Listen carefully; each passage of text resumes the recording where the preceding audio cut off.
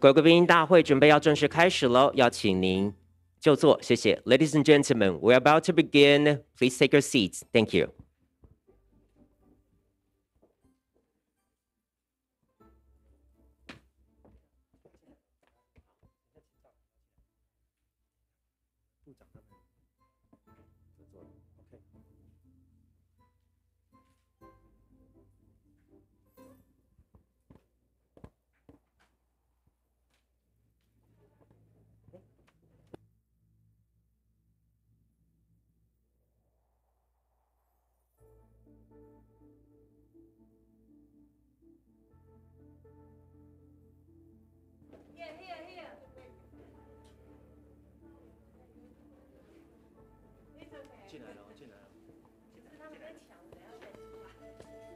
各位贵宾，行政院苏贞昌院长、行政院李孟燕秘书长以及政府机关代表团团长罗秉成政委已经莅临会场了，我们试试掌声欢迎院长，也欢迎经济部王美花部长。Ladies and gentlemen, please welcome Premier Su Zhenchang, ROC Taiwan, and also we have the Secretary General Li Mengyan of the Executive Yuan, and also Minister without Portfolio, 罗秉成. Thank you so much. 那我们也有请我们这一次呢第4次国家报告的国际审查委员会的5位委员就座 ，and we are also very honored to be joined by 5 members of the International Review Committee. Thank you so much. You may take your seats right now. 有请我们的贵宾就座，谢谢。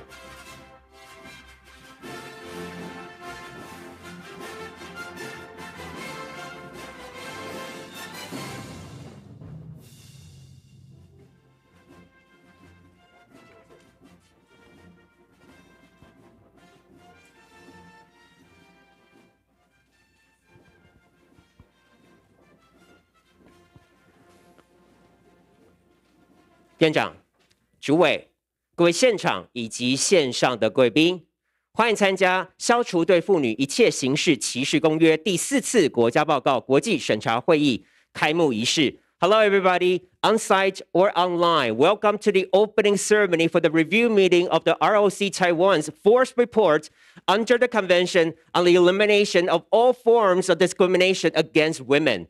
We'd like to firstly thank all the representatives of NGOs and government agencies for your participation. And of course, special thank you to all the members of the International Review Committee. 我们要非常谢谢今天呢有非常多的 NGO 代表以及政府机关的代表与会。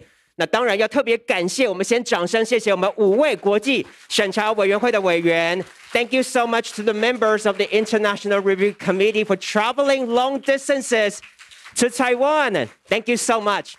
We believe by working together, we're going to move one step closer to a discrimination-free and gender-equal environment. 我们相信呢，我们会持续一起合作，打造一个更加性别平等以及没有歧视的友善环境。那接下来我们开幕仪式的一开始呢，首先为各位介绍莅临我们仪式的贵宾，也请唱名道的贵宾呢先起身跟我们挥挥手致意一下。And now let me introduce to you our distinguished guests joining us this morning. 首先当然就是行政院苏贞昌院长 Premier Su Zhenchang, ROC Taiwan.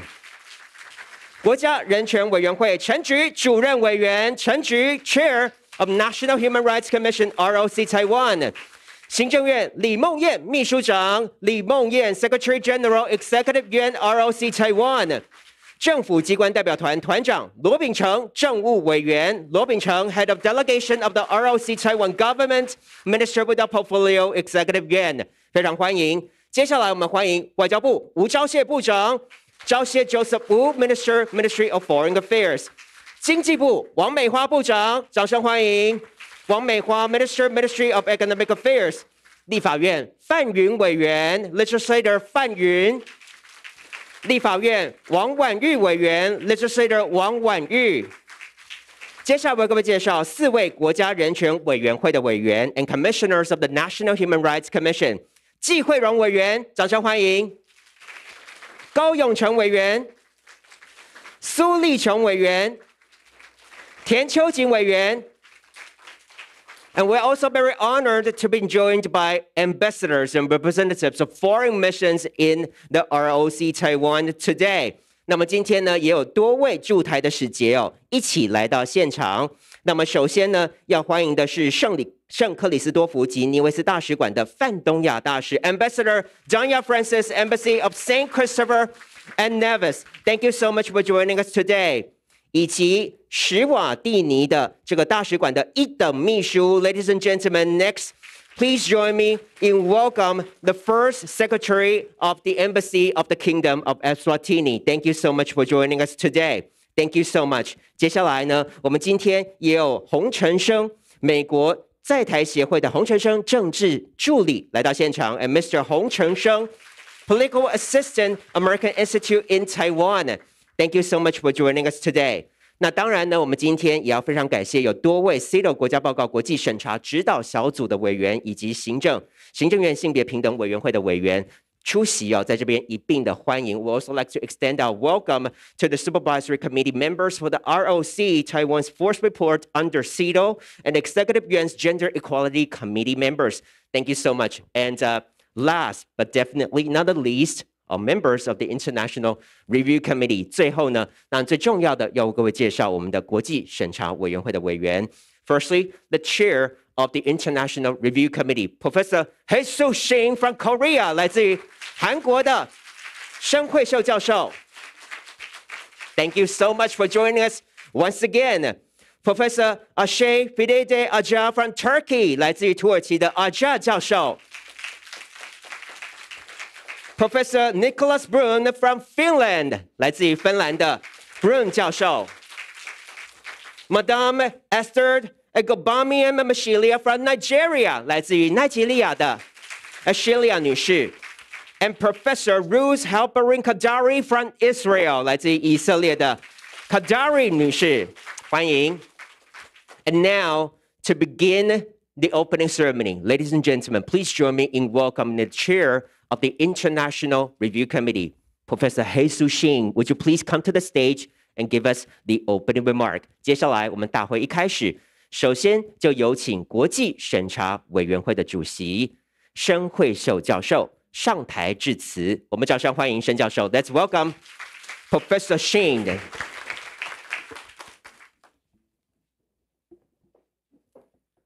主席有请。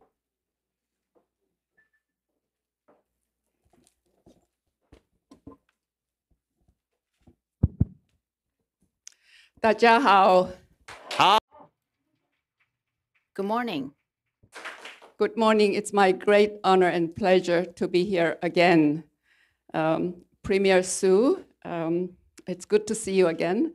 And Chairperson Chen Chu of the National Human Rights Commission, Prime Minister, Minister Lo, as well as other ministers from the Executive Yuan, distinguished legislator of the Legislative Yuan, and commissioners of the National Human Rights Commission, ambassadors of the foreign missions here, and representatives from the civil society in Taiwan. Ladies and gentlemen, very good morning.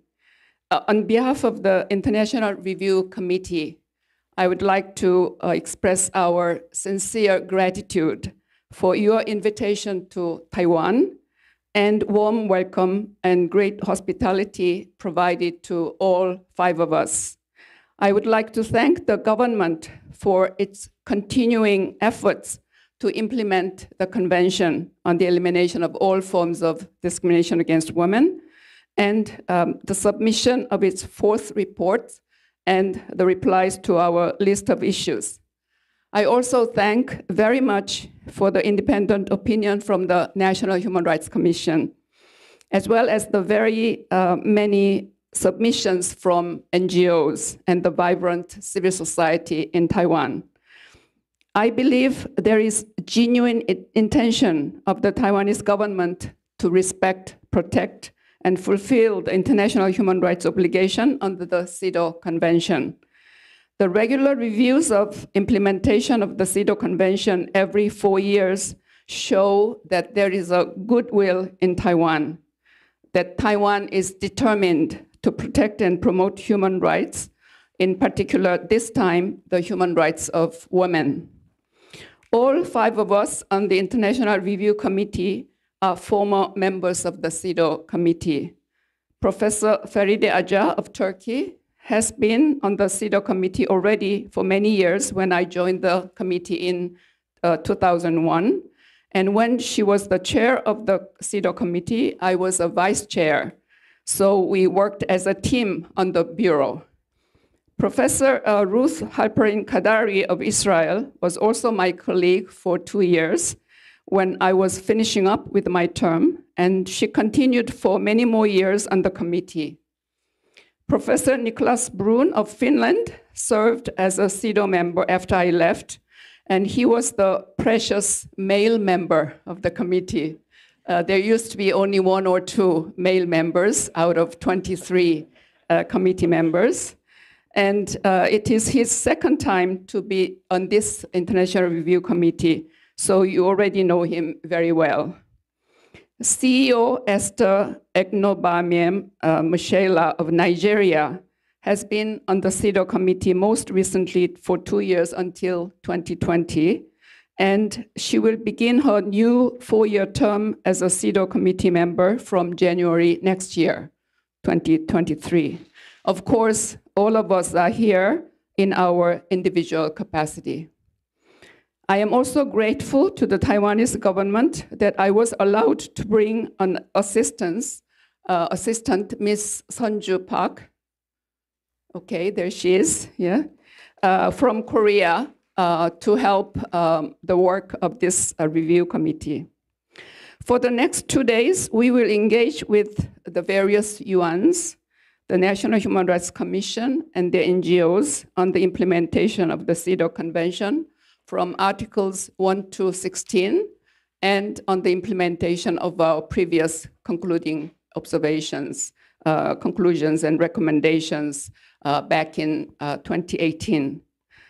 In a way, this review of Taiwan is better than the practice within the UN.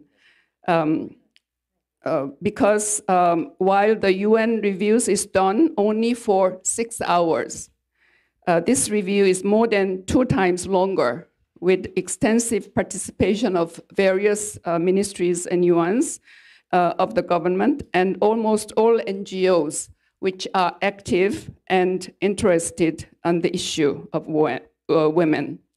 The UN review happens in Geneva, far away from home many times, so only a limited number of government delegation and NGO representative can attend. But here, we will have the press conference also right after the review.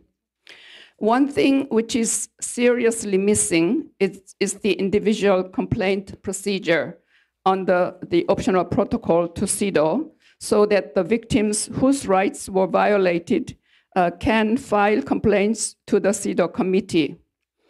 The individuals should be able to claim their rights domestically and internationally. It is a pity that Taiwan is not a member of the United Nations, so this additional safeguard cannot be provided to women in Taiwan. However, the good intention and continued practices to implement the CEDAW Convention and other core international human rights treaties will be known to the world. Using this opportunity, I would like to inform you the recent developments within the UN human rights system. There have been discussions for 2 more additional human rights treaties. One on regulation of the human rights violations by the business enterprises, whether operating within a country or extraterritorially. It is also the responsibility of the government to let the business companies, especially the transnational corporations, abide by the human rights obligations. So the discussion has been going on to come up with a new treaty for the businesses to keep up with their human rights obligations. Another area is regarding the human rights of older persons. In New York, the UN General Assembly established the Open-Ended Working Group on Aging back in 2010 and has been discussing various issues of rights of older persons. In 2013, the UN Human Rights Council appointed the independent expert on the human rights of older persons. Last year, the Office of High Commissioner for Human Rights published an analytical study which concluded that the existing human rights mechanisms, including the treaty bodies, are not adequately protecting the human rights of older persons. The Korean National Human Rights Commission, which I'm still affiliated with as an advisory member for the rights of older persons, has come up with a zero draft of the potentially new convention on the rights of older persons, which was discussed at the international conference on Wednesday last week in Seoul. So just last week. The zero draft will be revised and will be presented to the Open-Ended Working Group on Aging, which will meet in April next year in New York. Of course, it'll take many more years for these two new conventions regarding business and human rights and the human rights of older persons to be actually adopted by the UN. From now on, however, Taiwan can start to pay more attention to the activities of Taiwanese business companies so that they will not violate the human rights of people, whether in Taiwan or abroad. Taiwan is also becoming an aging society, so the rights of older persons, especially of older women, should be protected. After all human rights are universal, indivisible, and interdependent, as affirmed by the Vienna Declaration and Program of Action back in 1993. Taiwan is a democratic society, and I sincerely hope that Taiwan will truly advance and become a human rights champion, in particular, a champion of women's human rights, not only in Asia, but in the world globally. I look forward to a truly constructive dialogue with the government and fruitful exchanges with the National Human Rights Commission and the civil society for the next few days. Thank you very much. 谢谢. Thank you so much to Professor He Shuxin, Chair of the International Review Committee. You may return to your seat. Thank you once again. 再次谢谢国际审查委员会主席申惠寿教授。And just joining us. 那接下来呢，为各位介绍刚才到场的几位驻台的使节，包括了有海地共和国大使馆丹尼耶拉大使夫人 Madame Daniela Jacques, Embassy of the Republic of Haiti. Would you please stand up? Thank you so much for joining us this morning. 图瓦鲁大使馆潘恩纽大使 Ambassador Bikanibu Paenu, Embassy of Tuvalu. Thank you so much for joining us this morning. 以及奈及利亚驻华商务办事处阿麦德处长 Mr. Ibrahim Ahmed, Trade Commissioner, Nigeria Trade Office in Taiwan. Thank you so much. 再次感谢。那接下来呢，我们要有请国家人权委员会陈菊主任委员上台致辞。我们掌声欢迎陈菊主委。Ladies and gentlemen, next we're going to welcome to the stage 陈菊, Chair of National Human Rights Commission, ROC Taiwan. 有请主委。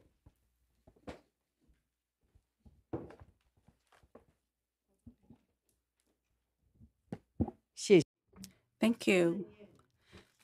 Premier Su, Minister Luo, and representatives from government agencies, Chair Xin of International Review Committee, and all members of the IRC, and Legislator Dr. Fan, Ms. Wong, and all members of the NHRC, as well as their friends from the civil groups who are concerned about the rights of women and gender equality. Good morning. During the 1990s, the NGOs in Taiwan began working to advocate the establishment of a National Human Rights Commission. And in 2009, when the first International Review Committee, in the concluding observations, already recommended that an NHRI should be established. And then in the subsequent 3 concluding observations, the International Review Committees continuously recommended that we must establish an NHRI. I think for 20 years, we have heard similar recommendations. And in the year 2020, finally, under the leadership of President Tsai, the NHRC was established. So now, on behalf of the Commission, I would like to say to all the partners, friends from NGOs, thank you for your support and prodding. And of course, we would like to thank the IRC for CEDAW National Report. Thank you for your encouragement and recommendations for so many years. So on behalf of the NGRC, I would like to extend my appreciation to all of you. In particular, Professor Xing, who has come to Taiwan to review the national report under CEDAW for 4 times. And for 3 times, she served on the IRC for the national report under the ICCPR and ICSCR. So she knows the situation in Taiwan. I would like to thank you for your support and assistance. Between 1949 to 1987, Taiwan underwent 30 years of martial law rule. So it is not until 1987, when the martial law was lifted, that the women's rights movement began to flourish. Starting the 1990s, we began to promote a lot of advocacies and initiatives, as well as amending laws and regulations so as to change traditional concept of family and the patriarchy practices. Not to mention, a lot of new laws have been enacted to prevent and combat gender-based violence. In the year 2000, Taiwan experienced first transfer of power. I served as the chair of the Labor Affairs Council.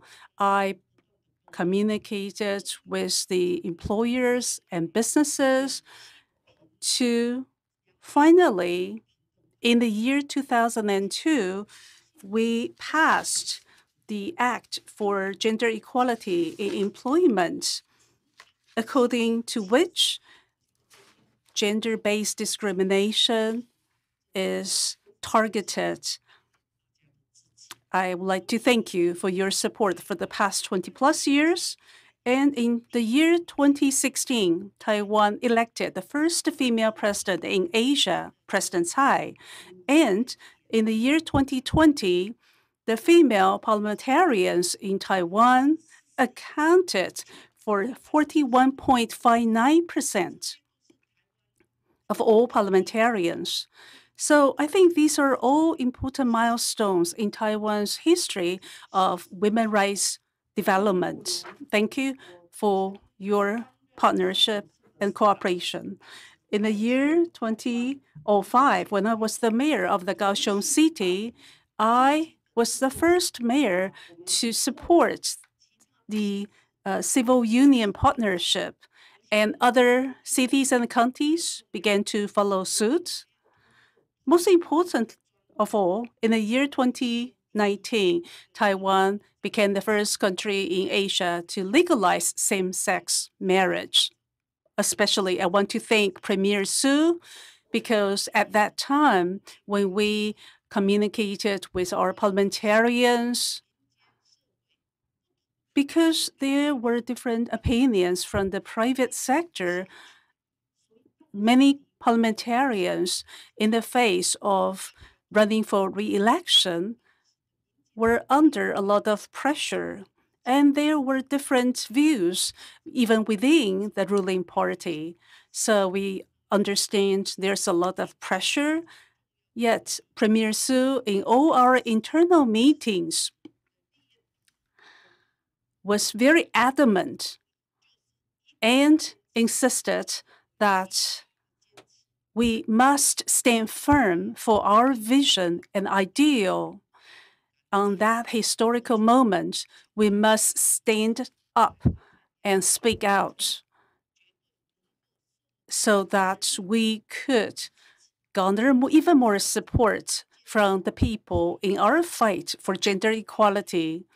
Because of his commitment and perseverance, in spite of such great pressure, parliamentarians were encouraged and passed the law to legalize same-sex marriage. So thank you, Premier Su. Thank you for your courage. Thank you for your perseverance. That is why Taiwan can be the first country in Asia to legalize same-sex marriage.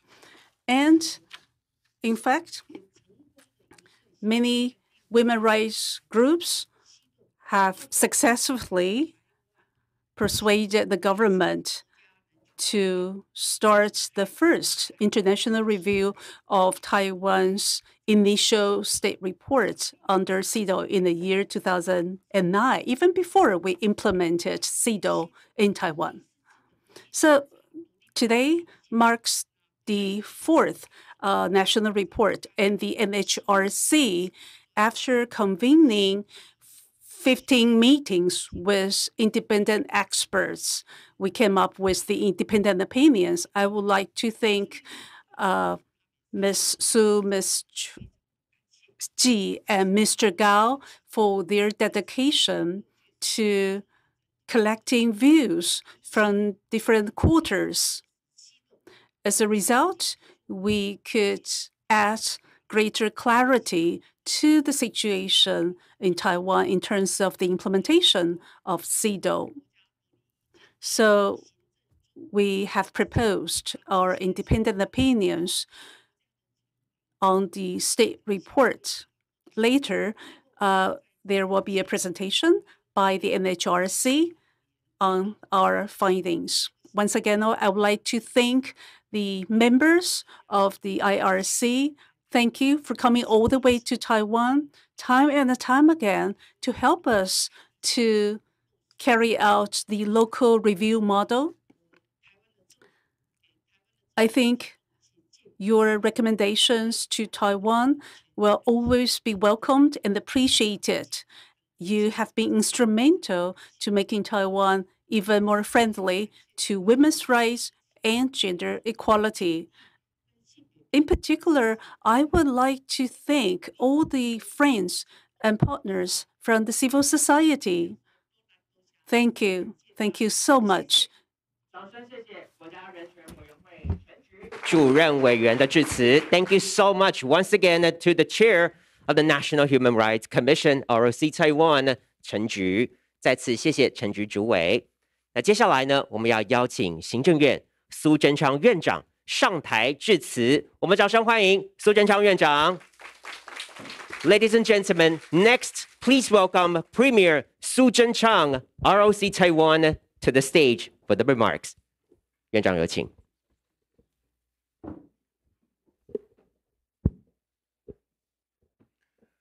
国际审查委员 Professor Xin and dear IRC members and Madame Chen Ju from NHRC, Ms. Wang, Ms. Fan from legislature, and foreign representatives, and heads of government agencies and organizations, dear friends from NGOs. Good morning.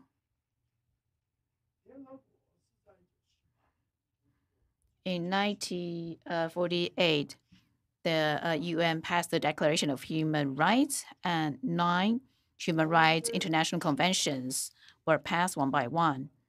Taiwan is not a member of UN, yet we believe that human rights are universal values, and protection of human rights is important for any member of the international community, and therefore we adopt these conventions voluntarily with our international partners. We make many efforts in implementing these conventions. Among the 9 international human rights instruments, 5 of them have been incorporated into domestic laws. We have the legislatures and NGOs and civil society to thank.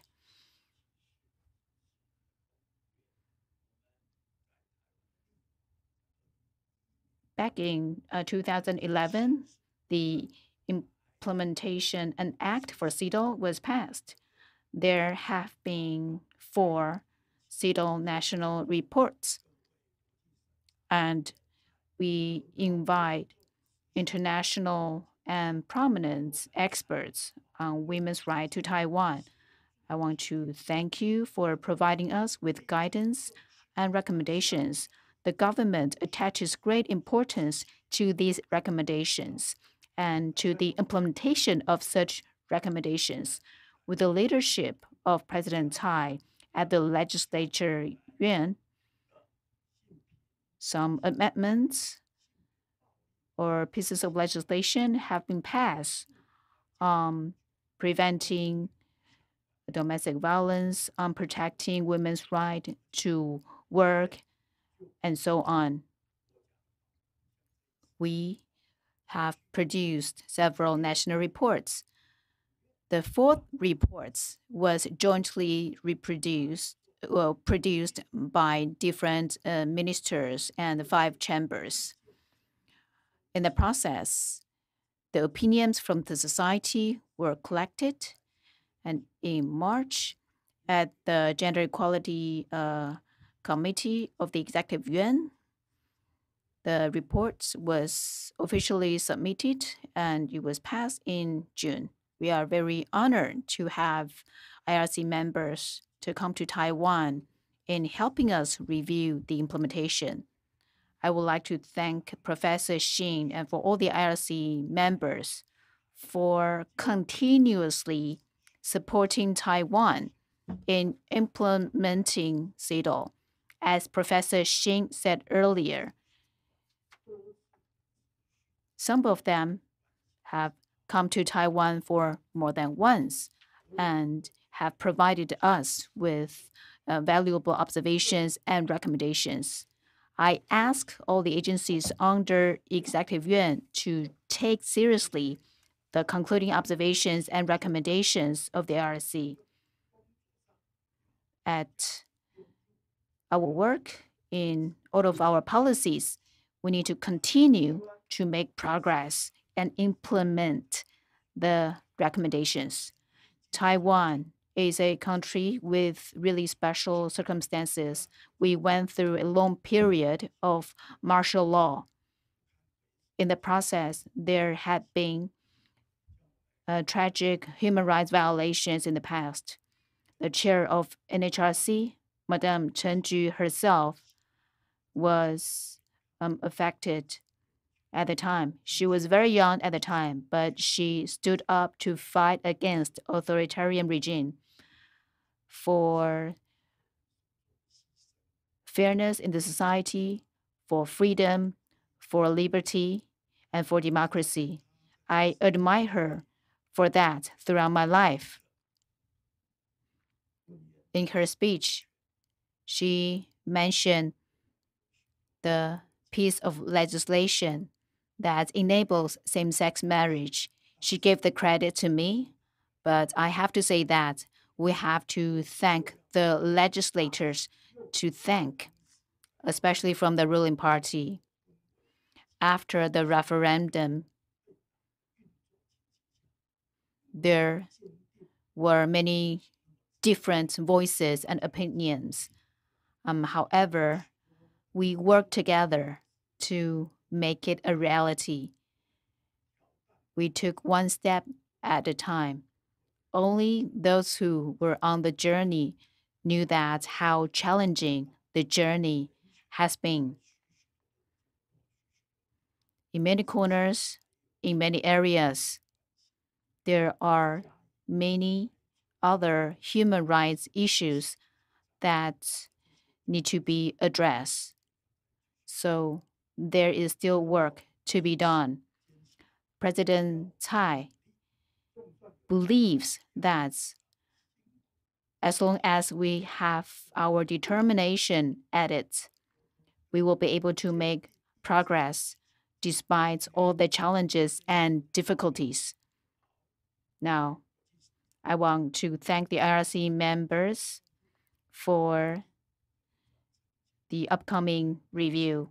Thank you for traveling from afar.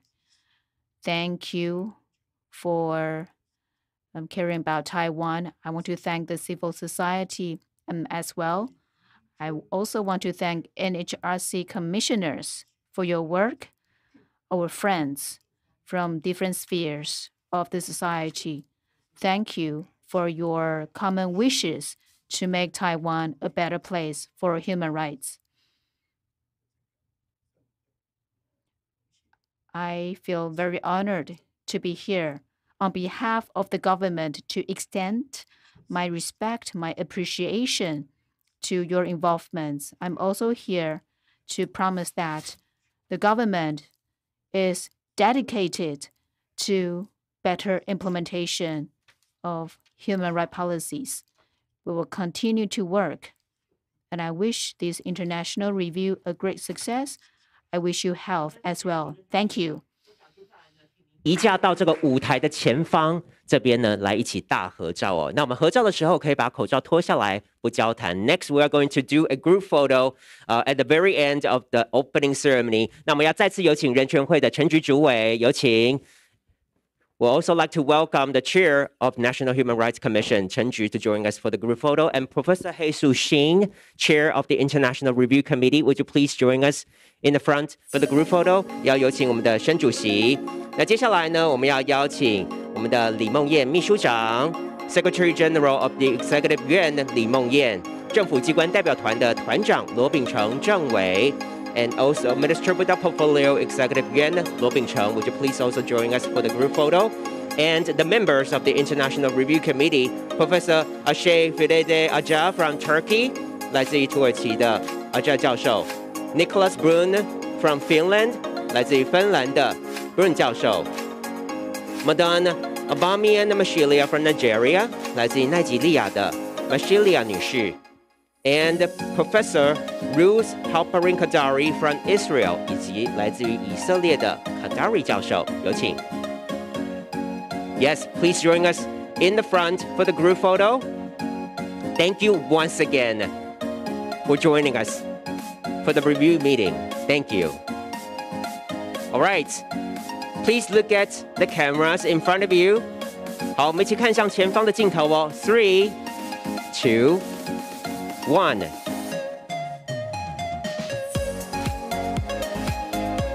好，接下来呢，我们请前排的贵宾哦，继续的留步，我们还要拍2张的合照，好吗？我们接下来第2张呢，要请我们的这个驻台的使节到我们的舞台上来，站在第2排。Next, for the second photo, we'd like to invite the ambassadors and representatives to join us for the group photo. Let's welcome Madame Daniela Jacques, Embassy of the Republic of Haiti.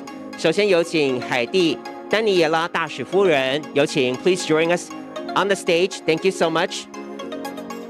And Ambassador Bikan Nibud Pioneer, Embassy of Tuvalu. 接下来我们有请图瓦鲁大使馆潘恩纽大使。Next, we'd like to welcome Ambassador Danya Francis, Embassy of Saint Christopher and Nevis. 圣克里斯多福及尼维斯大使馆泛东亚大使。Mr. Ibrahim Ahmed, Trade Commissioner, Nigeria Trade Office in Taiwan.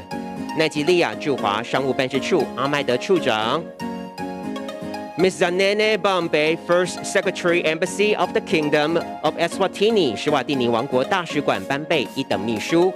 and Mr. 洪承生 Political Assistant American Institute in Taiwan 美国在台协会洪承生政治助理 Yes All right We're going to take one more photo everybody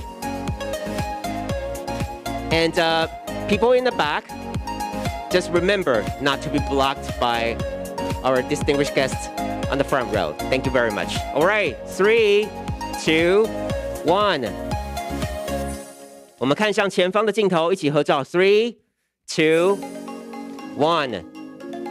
Thank you so much. 我们院长，我们第一排呢，再拍一张，好不好？Please remain in the front, and our ambassadors and representatives, you may return to your seats. Thank you so much. 我们先请台上的这个大使贵宾哦，再回座。我们第3张的合照呢，要邀请其他更多在台湾推动平权的贵宾一起加入。有请。All right, we're going to do photo number 3. 我们首先有请倡民道的贵宾站在第一排，立法院范云委员 ，Legislator 范云。立法院王婉玉委员 ，Legislator 王婉玉 ，Please join us in the front row。国家人权委员会的委员 ，Commissioners of National Human Rights Commission 季惠荣委员、高永成委员、苏立琼委员以及田秋瑾委员，我们请站在第一排。接下来倡民道的贵宾，我们请站在第2排。外交部吴钊燮部长，有请。钊燮 Joseph Wu, Minister of Foreign Affairs. 经济部王美花部长，王美花 Minister of Economic Affairs. 劳动部王尚志次长，王尚志 Deputy Minister of Labor. 接下来我们也有请文化部萧宗煌次长，萧宗煌 Deputy Minister of Culture. 农委会陈天寿副主委，陈天寿 Deputy Minister of Agriculture. 接下来我们有请 CEDAW 国家报告国际审查指导小组的委员们，尤美女委员、关晓薇委员以及李平委员 Supervisory Committee members for the ROC Taiwan's fourth report under CEDAW. 有请。接下来呢，我们要有请行政院性别平等委员会的委员 Executive Yuan's Gender Equality Committee members. Please also join us on the stage for the group photo. 叶德兰委员有请。曾梅玲委员。薛文珍委员、黄新惠委员、尤美惠委员、廖福特委员、秦继芳委员 ，and we also like to welcome the Assistant Professor Jesus Shin, Mr. Pa Su-jun. Would you please also join us on the stage? 申惠秀主席的助理，我们吴淑慈性平委员，我们请站在第一排就可以了，谢谢。以及行政院性别平等处吴秀珍处长 and also Director 吴秀珍 Department of Gender Equality Executive Yuan. All right, okay, we have a lot of people for the third photo. Everybody please stand a little bit closer, would you? 我们是不是请贵宾呢稍微靠拢一点点呢？不好意思，我们第三张合照人比较多一点。OK， 我们摄影师这样可以入镜吗？好，我们后排第2排的贵宾，我们稍微再靠拢一点点哦。OK， 好 ，All right, 3, 2, 1。好，我们最后再拍一张 A big smile, everybody. 3, 2, 1。我们试试给前排的贵宾一个最大的掌声 ，A big round of applause to all of our distinguished guests joining us for the group photo。也要非常谢谢行政院苏贞昌院长今天特别出席我们的开幕仪式。再次谢谢院长，也再次的展示我们政府对于推动性平的决心。Thank you once again to Premier Su Zhenchang for joining us for the opening ceremony. Thank you again. We can really feel the support from the ROC central government. 再次掌声，谢谢院长，谢谢。Thank you again. 谢谢，谢谢院长，谢谢秘书长，谢谢政委。再次感谢，也非常谢谢我们的各位贵宾呢，一同参加我们的开幕仪式。那我们的开幕仪式呢，就到这边告一段落。我们稍微休息，我们换场一下。等一下呢，我们10分钟之后呢，10点45分呢，要请各位贵宾继续回到会场哦。我们等一下回到会场之后呢，要进行的是委员会与国家人权委员会暨立法机关会议。Ladies and gentlemen, we'll take a 10-minute break and we'll be back by 10:45. We'll be back by 10:45 for the review committee's meeting with the National Human Rights Commission and Legislative Yuan ROC Taiwan. Thank you very much. 好，那我们稍微休息一下，等一下10:45再进行下一个场次，谢谢。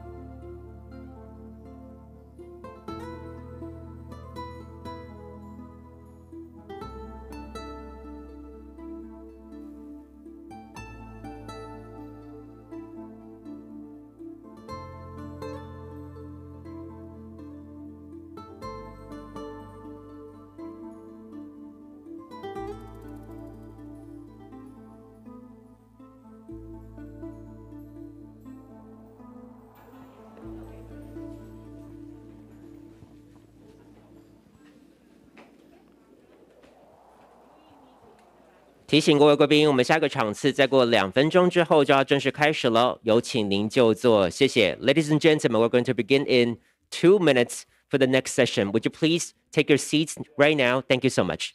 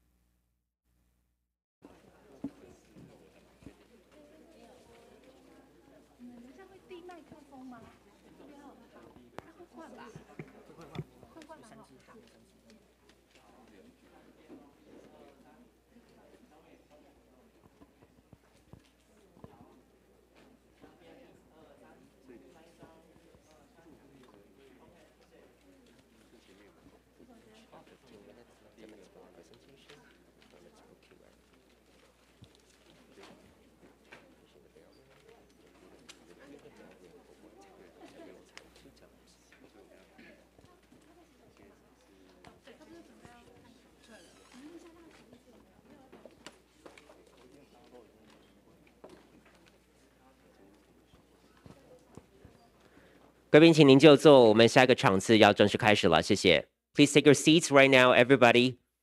Thank you.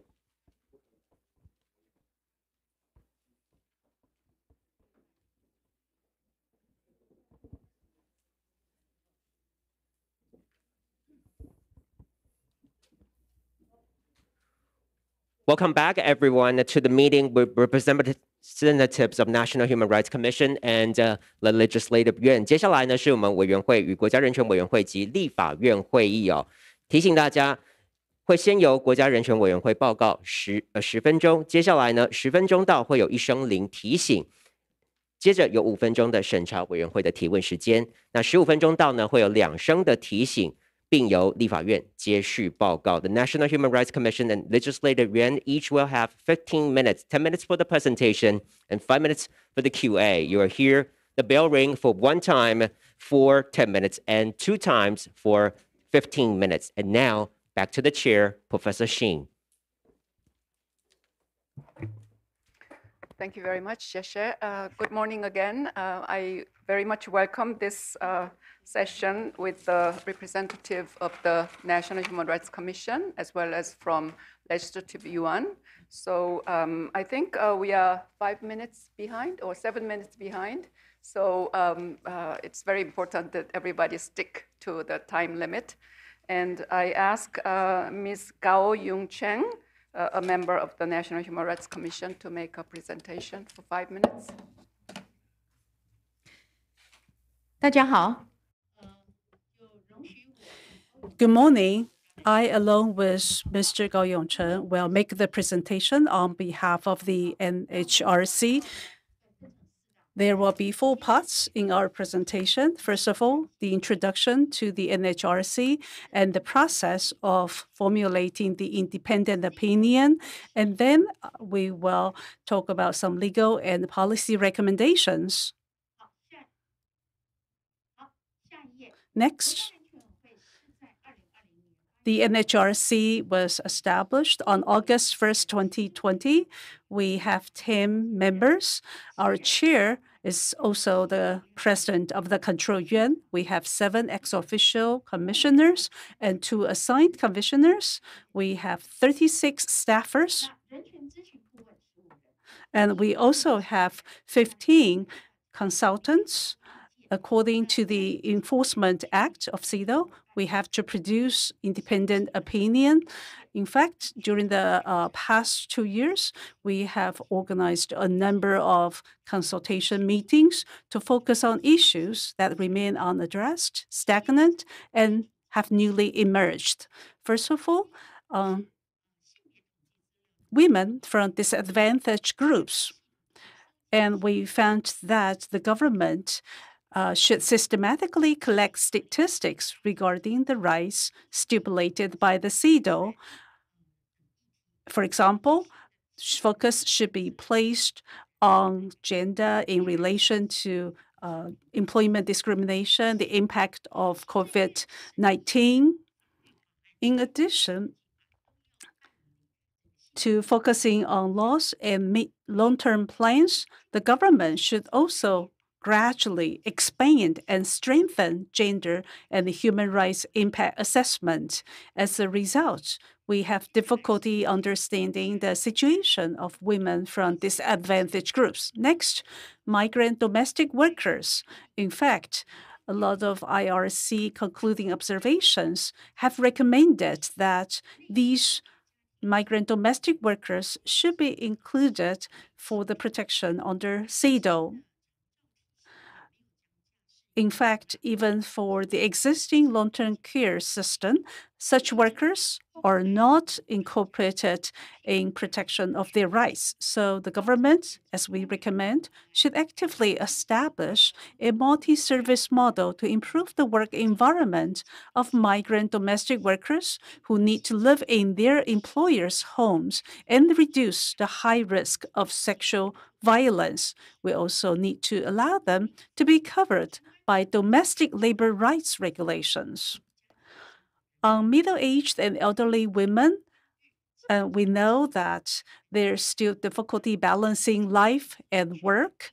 As a result, middle-aged and elderly women in their later stage of life would not have economic autonomy. Therefore, we should amend relevant laws such as Divorce Act to ensure their economic security. We also need to change and amend the labor pension scheme. Not to mention, we need to provide better child care and long-term care to help these women. As for women with disabilities, I think their employment conditions have not improved. There should be reasonable accommodation. Also, the government should amend the Genetic Health Act to revise discriminatory terms. Next, on indigenous women in rural areas. In fact, we know in rural areas, there are higher mortalities among pregnant women and babies, so improvements should be made ASAP. Not to mention, the female representation in local politics in rural areas is not sufficient. So there should be building capacity efforts to empower women. Next, on LGBTI plus groups, we recommend that the government must provide consultation and assistance to parents of intersex children under the age of 12 to prevent unnecessary and unauthorized surgery. Also, the gender change registration system must be revised. Gender-friendly spaces and facilities should be improved, and discrimination against marriages and adoption for transnational same-sex couples must be removed. I'll give the floor to Mr. Gao. Next, I would like to talk about the overall legal and policy recommendations.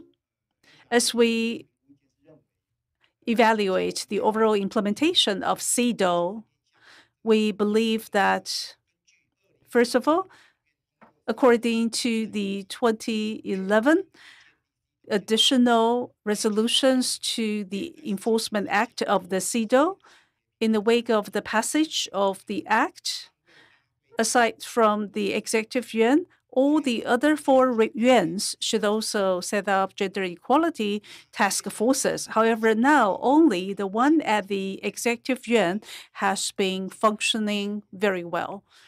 Next, on the executive branch, I think the Gender Equality Commission, along with other agencies and committees, have been responsible for producing or facilitating the international review of the CEDAW national reports. However, I think right now there are still a lot of room for improvement. For example, some laws have not been amended. Not to mention, it's difficult for the Gender Equality Department to intervene in the affairs of other 4 branches of the government. As for the legislative branch, basically, the legislative branch has should disclose information regarding gender equality mechanisms, and we believe that the legislative process to address issues such as digital violence against women should accelerate it. On the judicial branch, we believe that there should be collective approach to collecting gender-based violence, indictment, prosecution, conviction rate. Such information should be collected systematically. So this, of course, is in line with the concluding observations of previous international review outcomes. Moreover, the training and development of judicial officers and increasing the awareness of gender equality among judicial officers and interpreters, forensic interviewers should also be provided to help victims from disadvantaged groups. And we also need to provide more training for judicial personnel. For example, more case studies should be provided to help judicial personnel to know what constitutes, for example, sexual assault. Next, I would like to talk about the other NHRC actions. For example, we have conducted systematic inquiries. We focus on the sexual abuse issues in child and youth placement organizations and in schools. This is an ongoing project. In addition, we have been invited by the Constitutional Court to attend proceedings as friends of the court. For instance, we provide oral argument on the gender equality issue for successors of the Ancestor Worship Guild. We believe the current act on Ancestor Worship Guild is in violation of the Constitution, and it breaches the principle for gender equality. Therefore, we have been trying to make contributions to support the implementation of CEDAW. Thank you. To the 2 commissioners from the National Human Rights Commission, Ms. Ji and Mr. Gao, Thank you very much for your very concrete and up-to-the-point information. Now I would like to ask my colleagues on the International Review Committee whether there is any question. We are given 5 minutes to comments or questions. Thank you. Yes, Ruth Herpring-Kaderi. Thank you. Thank you very much. And I joined the chair in thanking and giving appreciation to the very detailed and structured overview of the Commission. 2 quick questions. First of all, could you explain the process of the election of the 7 ex officio members? And how and what is the length of their tenure? And how is the diversity guaranteed? I know it is there is awareness to the need to have diverse representation, especially gender representation. It's very clear, but how is it guaranteed? Then second, it was very interesting to hear that you were invited to give amicus briefs in the Ancestor Worship Guild case, but do you have the authority to initiate, to ask on your own initiative to join cases and not just be invited to join cases as amicus? Please elaborate on this task. Thank you very much. Before you give the answer, can I ask other colleagues whether there are any other questions? Yes. Thank you, Madam Chair, and I also want to thank you for this presentation. My question is a little bit about what possibilities do you have to deal with concrete cases? Can one complain in any way so that you can deal with the complaint, or how is it structured in your system? Thank you very much. I will add very short question myself. Yeah, in May this year, there was a review and then a recommendation from the 2 other human rights treaty reviews, ICCPR and ICSCR. And then the question and recommendation was, please apply for the membership to the Global Alliance of National Human Rights Institutions, as well as Asia Pacific Forum on National Human Rights Institutions. Has there been any efforts to reach out to this regional as well as international network of national human rights institutions? Thank you. And now 3 questions from us, so please.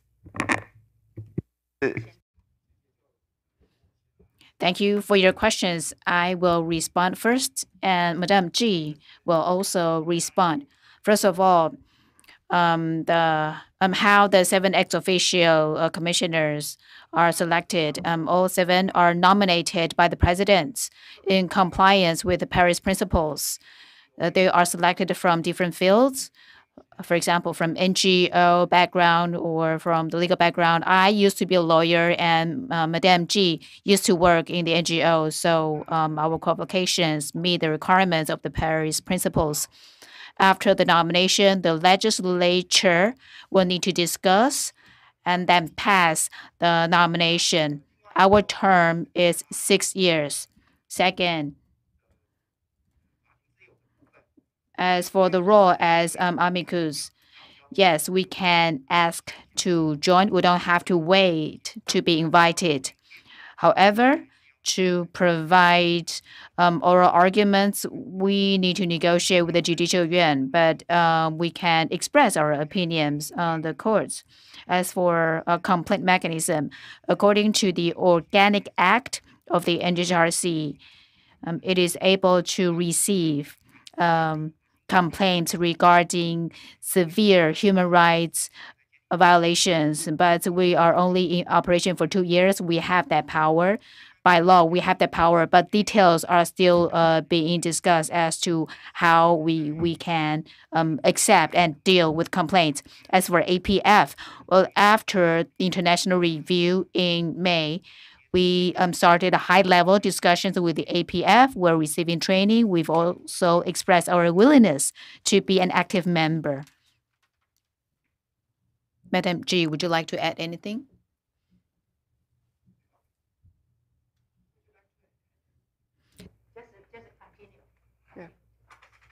Okay, I think the time is up. So we have to move to the legislative UN. Thank you very much for your contribution and answers. 谢谢。那接下来呢是委员会与非政府组织会议。Next, we'll proceed to the meeting with the NGOs. 那发言次序呢，依照 NGO 的英文字首来安排，每一个 NGO 发言以1.5分钟为限哦，亦可结盟共同发言。不好意思，那接下来是立法院。I'm sorry about that. Yeah. Next for the legislative yuan. Yes, yes.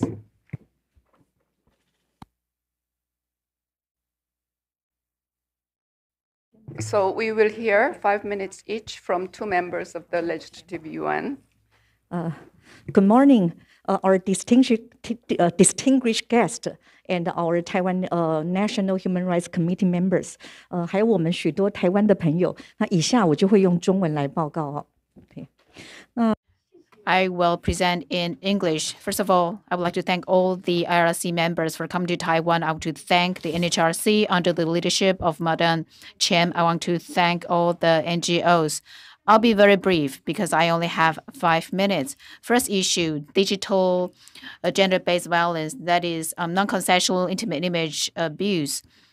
And there is lack of legislation. I think sexual images are not the target of shame, but it is a shameful thing to use them to threaten others. So we need to legislate to protect the victim, punish the perpetrator, and clear the sexual stigma. And we want to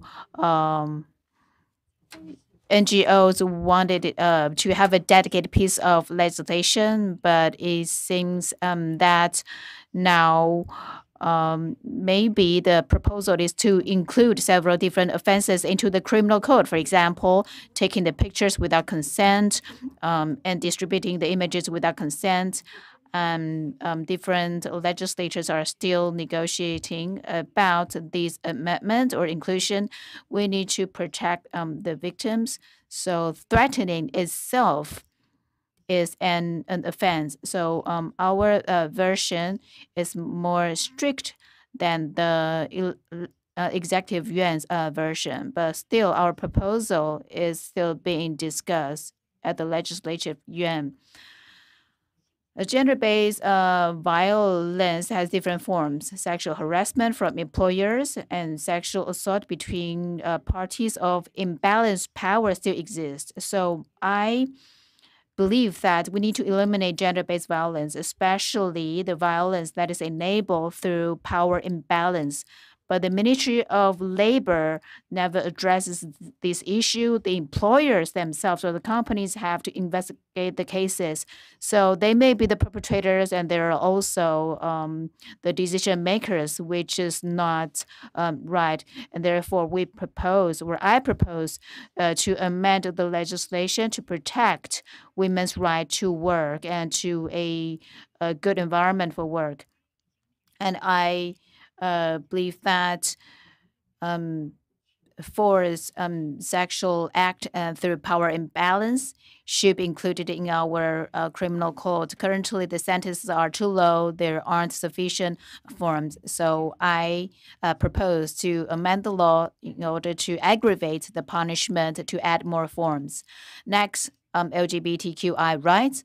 We are proud that we are the first in Asia to legalize same-sex marriage. However, this community still needs to have better protection on the rights for transnational marriage, adoption, artificial reproduction, and protection from violence. So at the Legislative Yuan, I propose that Domestic Violence Prevention Act should apply to same-sex families.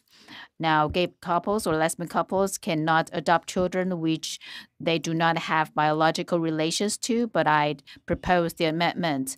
Transnational same-sex marriage, I propose additional human rights list to our constitution to stipulate that there shouldn't be any discrimination of based on sexual orientation. Currently, transnational marriage is only allowed if the spouse is from another country which has legalized same-sex marriage. So I propose to amend that. I also want to amend the artificial reproduction law to allow lesbians to be able to use artificial reproduction methods. Next, women's self-actualization. We think that women most of the time have to take care of the family. Well, last year an amendment was passed so that paternity leave of 5 days from before is now expanded to 7 days of leave for obstetrics and paternity leave. So we hope to post 7 paid family care leaves, 7 days to prepare for the birth, and 4 weeks of paternity leave and unpaid parental leave with allowance should be extended to 5 years old so that the environment is more friendly for women to give birth. And Taiwan needs to increase the percentage of women members of the cabinet. I will finish in 30 seconds. Taiwan lacks sex education and gender equality education, and we are able to include sex education in childhood education, but details need to be discussed. And next, the Institute of Gender Studies and Higher Education in Taiwan is very limited. There's only one institute, and one in the north, one in the south, and one of the institute is going to be closed. So I think we need more resources for such gender equality education. Thank you.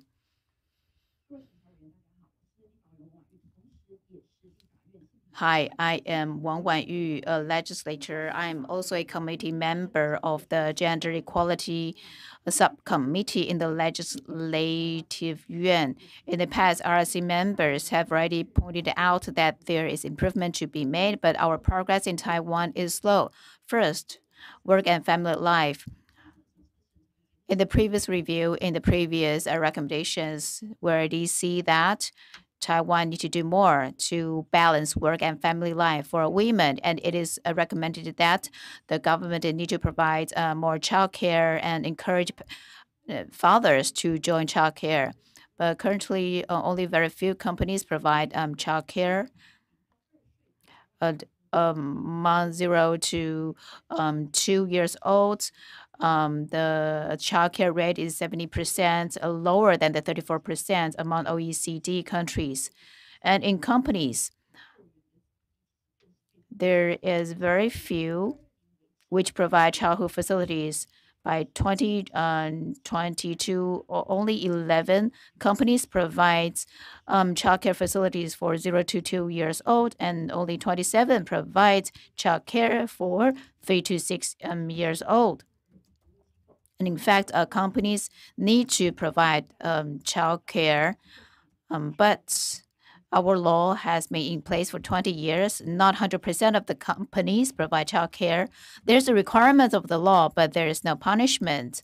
So in addition to encourage companies to provide childcare, there should be enforcement as well. So I propose legislation to regulate companies which haven't implemented the Gender Equality in Workplace Act. And again, from the previous review, it was suggested that the government need to encourage fathers to join childcare, but the leaves now only provide the fathers for 7 days, and mother's leaves is 9 times more. It seems that the burden to provide the care is proportionally imposed on the women, and it is also flexible hours in the gender equality in workplace. However, most of the companies are not willing to provide paid leaves, so employees dare not actually take the leave. So last year, I asked such days to be extended, and we need to encourage the fathers to take the leaves. As I said earlier, sometimes the companies do not want to provide paid or paid leaves. So there should be some subsidies from the government in order to encourage the companies to allow their employees to take the leaves. And however, last year we amended this Gender Equality in Workplace Act, but most of the agencies were too conservative. So they only added 2 days extra for fathers. So I think this progress is very little and difficult to encourage fathers to join childcare. Ms. Fan also mentioned that women's fall as victims of the distribution of their sexual intimate images.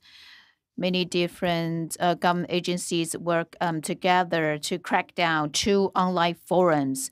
These 2 forums collect and sell non-consensual pornography and also include personal information of the victims. These victims are harassed in the real world, and the 2 forums were able to profit millions. There are 250,000 members in total, which is no less than the 260,000 members in the Nth Room case. But there are many other forums which remain uncracked or unnoticed. The criminal ring in the back was not cracked either. So the government doesn't have a dedicated unit to crack down such cases. Victims will report these cases, but these cases are considered to be individual cases. But now it is spotted that organized crime may be behind such forums. After the N. Ruth case in Korea, I think there is a dedicated unit that deals with this kind of digital violence crime, especially when it has become an industry chain. I believe so too. I think there should be collaboration between police or women specialized units. We must not stay passive. We need to take the initiative to fight against digital violence crime. So I think all of these are areas that require an improvement, but most of the agencies are still too conservative. Thank you. Thank you very much, Legislator Fan and Legislator Wang, for your very detailed presentation. And I'll ask my colleague on the review committee to ask any questions. Yes, Nicholas? Yeah, Feride first, and then Nicholas. Thank you very much. I would also like to thank all the contributors to this very valuable meeting. And let me, not to take too much time, let me just ask a very basic type of question. I've listened with interest to the presentation by the legislator Fan Yu. And now she mentioned that there is need to have a criminal law amendment, that the punishments are too low. I'm talking about sexual exploitation. My question is that it seems to me like there needs to be a better understanding of the basic relationship between violence and violence against women, including sexual violence, and the gender inequality. And this is what RECIDO is about. So my question directly is, how much is there of that kind of basic fundamental understanding in among the legislators, and to what extent are there efforts to increase that understanding among members of the Legislative Yuan? In other words, are there specified trainings, if you want to call that, or seminars for the national legislators to grasp the relationship between gender inequality and violence against women, so that everything else flows from that? And so that's what my question is. Thank you. Thank you, Feride Ajar, and then Nicholas Brun. Thank you. Thank you, Madam Chair, and thank you for your presentation from the point of view of the legislators. And I'm interested more generally in the legislative practice, because when we look at your act which implements the CEDAW Convention, you have the National Act from 2011, and there it's clearly stated that in all laws and all regulations that are adopted in Taiwan, there should be an assessment whether it's relevant for CEDAW, and CEDAW should be taken into account. So how is this done in practice? Is there assessments of CEDAW in all legislation? Is this a practice, and how does it work? Can you give us some explanations? Thank you very much. I again add my very short questions to. Oh yes, okay, Esther, you go for it. Thank you very much, Madam Chair, and also to commend the presentation, but to ride on what Professor Nicholas has said is concerning the legislature, your oversight functions for budgets. I just would like to know what instruments you use to weight budgets for gender sensitivity, because that is so critical in ensuring that the resources are available within and across ministries and departments, and in particular, the legislation that you have that regulates the private sector, so that there's ownership of gender beyond the executive wing, but in the private sector, there's accountability towards gender equality. What kind of mechanisms do you use for that scrutiny of budgets? Is there a weighting system, or do you have any other mechanisms? I would be really very interested. Thank you. Thank you, Esther. And then my question would be first to Legislator Fan Yun. Thank you for your effort for amending the digital violence related law. And I know that for victims of this sexual image assimilation and threatens, etc., it is very important for them to delete or erase the images from cyberspace after the perpetrator is captured and then punished. So does your proposed legislation include that part? So that would be my question. And then to Legislator Wang, regardless of which party you belong to within the Legislative Yuan, are there a close cooperation, at least among female members? And then the percentage of female members of the legislators are very high. So are there any close cooperation across party lines? Thank you. And then we'll ask from two of you to answer these many questions in 5 minutes. Sorry about that. Sure, I will answer first. 第一个问题是关于就是说那个法则，然后立法院的委。So the first question is whether or not we increase the gender sensitivity among the legislators.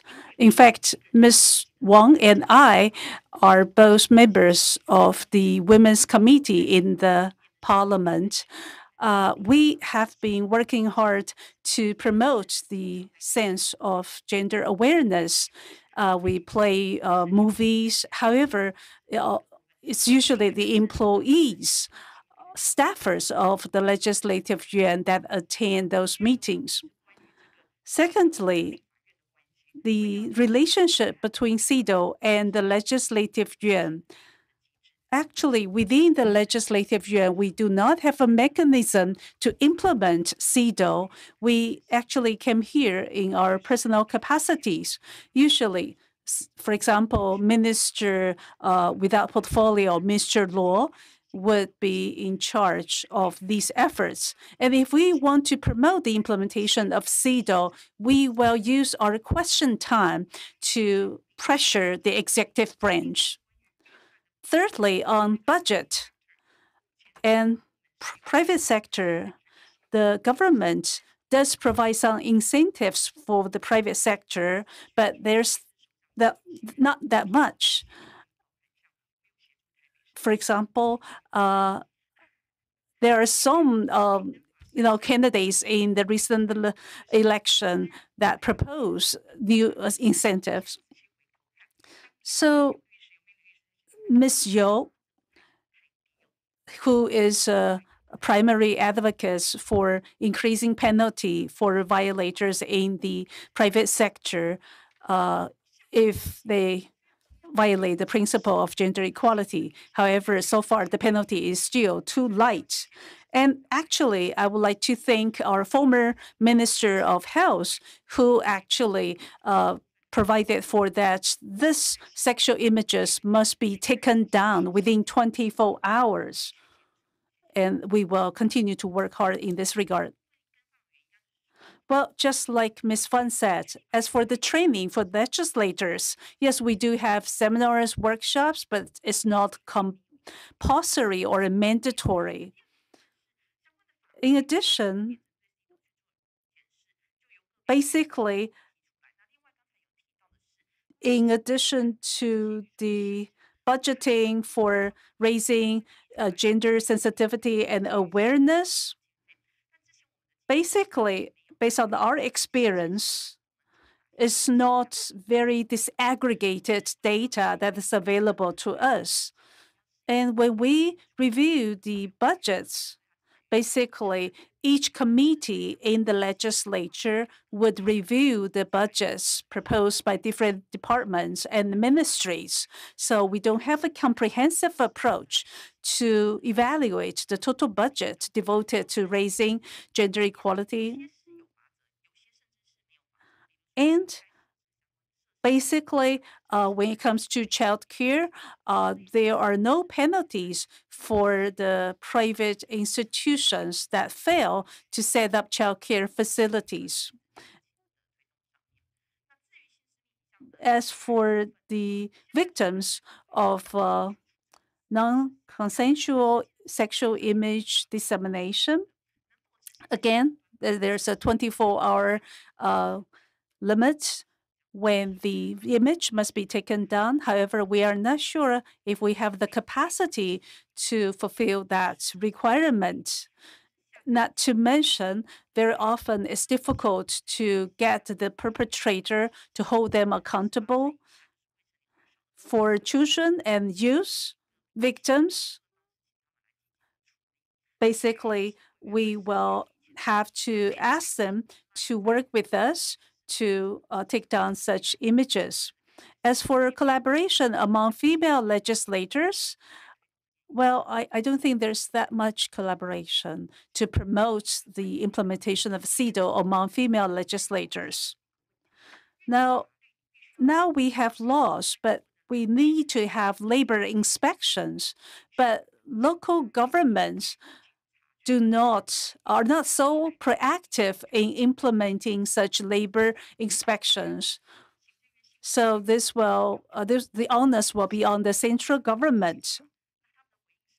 And I asked the Ministry of Labor if they can increase such inspections, but they say occupational safety inspections are not done enough, so there's not enough capacity. Thank you. I know that the time is not enough, but we have to close this session. So I thank the two commissioners from the National Human Rights Commission, as well as the two members from the Legislative Yuan. Thank you very much. 谢谢。接下来我们进入委员会与非政府组织会议。Next, we proceed to the meeting with the NGOs. 发言以 NGO 的英文字首来排序。每个 NGO 呢，发言以1.5分钟、1分半为限。那在发言之前，请大家先举手，让这个摄影机能够找得到您哦。那30秒前我们会响铃1声，那时间到我们会响铃2声，要请您停止。Each NGO has 1 minute and a half, and before you talk, please raise your hand so that camera can find you, and you will hear the bell ring for 1 time when you still have 30 seconds left, and 2 times, please wrap up. And Madam Chair? let me first check. I didn't count how many NGOs will speak during this time slot, but please do not repeat and then just read out what you have already submitted, because the time is very short. Just go straight to the point and emphasize 1 to 3, not more than that, yeah? And then for the interpreters, I was asked to ask you not to speak too fast so that the interpreters can follow. Yes. So I think there is an order, although I was not given the information. So, okay. 好，那接下来呢，我们就首先有请国际发光中华民国分。So first of all, Aglow Taiwan. So I speak on behalf of Aglow Taiwan. In October this year, 举手之后再发。 Can you raise when before? Thank you. I already raised. Okay. in October this year, a news report about a male college student who used the gender-friendly bathroom to take creeper shots. So I believe women should have the right to gender-specific bathrooms. So we hope that while we recognize gender-friendly spaces should be provided, we should also respect women's right to feel safe and secure when using public toilets. That's one. Secondly,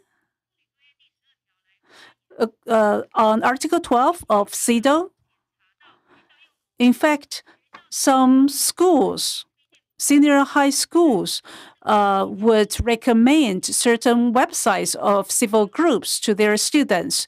On that website, the information encouraging students to use drugs, narcotics, was found. So I think that is a mistake, a remiss on the part of the Ministry of Education.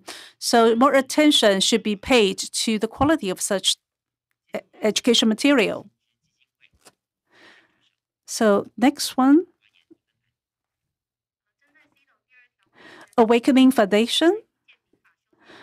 So on the amendment of the Civil Code, well, according to the draft, basically, there's still the provision requiring that alimony is awarded only if one party cannot support themselves after divorce. This has deprived some divorced women from obtaining or claiming alimony. So we believe that it is essential to take into account one party's devotion to the family life, which results in their reduced economic autonomy when determining the amount of alimony.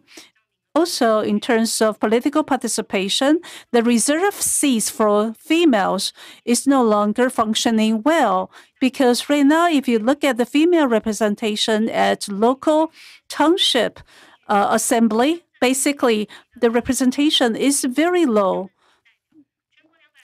And in fact, you can see there are 16 local township assembly. You would find no female councillors at all. In addition, you will see that only 4 out of 307 female councillors elected in 2018 that benefited from the female reserve seat system. Next, Blue Sky Action Alliance. I have 3 questions. First, based on the conference proceedings, all IRC members are former members of the CEDAW committee, but none of you are current members. So are you here to represent CEDAW committee to perform the international review? Secondly, the National Human Rights Commission is part of the organizers of this meeting, But since the Democratic Progressive Party took power, basically more committees have been set up. Many of the commissioners have not passed national examination. So how can we sure about their qualifications? How can we sure that they will listen to the opinions of the people, not the ruling party? And we know that under the UN, there are many committees, and many committees actually have proposed contradictory assertions or recommendations. So I will give you more examples. For example, the UN. Okay, thank you. 催生联盟 Next, Childcare Policy Alliance. Hello, I'm from Childcare Policy Alliance. I want to talk about CEDAW Article 9. In Taiwan, the amount of childcare is not sufficient. It's difficult to support women's employment and dual-income families. The government doesn't have enough good policies, and therefore the birth rate is very low in Taiwan. So parents have to pick up their children, but sometimes children are sick or the child care, the nannies service is suspended. There is family care leaves, but there are only 7 days and they're unpaid. There is paid parental leaves, but they are in months instead of in days, and they can only be taken until children are 3 years old. So mom's career usually is sacrificed. So fathers seems to use these leaves more flexibly, and after returning to the workplace, the father who took the leaves before now understand that it is important for him to take care of the children too. And so we propose there should be flexible leaves that can be taken in days or hours. We propose the amendment to the law. So flexible leaves are international trend. It's good for the family and the country. Time is up. Next, Chinese Buddhist Bhikshuni Association. You have 1 minute and 30 seconds. According to Article 5 and Article 11 of CEDAW, it is suggested that assistive social services should be provided in order to provide child care for mothers. The religious circles will like to support the mothers. So we organize many nursery schools to help the believers with a place that they can send their children to with peace of mind. However, it is very difficult to acquire religious land. The government has too much discretion. And after the land is acquired by religious groups, the tax as high as 30%, but religious groups are not profitable groups. So because of these two reasons, it's very difficult for religious groups to set up or to legalize nursery or child care institutions. That's why when we know that religious women want to send their children to religious groups, they have no such places to send their children. So child care in Taiwan is never sufficient, and the religious groups would like to help. Yet, since it's difficult to acquire religious land or legalize the use of land is difficult, we're not able to do as much as we want. Thank you.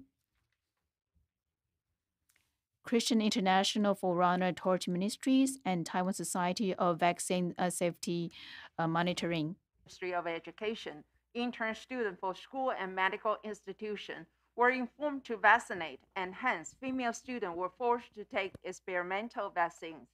The government also stipulated that workers in 24 types of workplaces where female workers are the majority must receive 3 doses of vaccine or be subjected to rapid screening weekly. Lastly, many people have reported adverse reaction after vaccination, but few are compensated. Women are the main caregiver of the family, and their injury should be taken care of seriously in order for our society to thrive.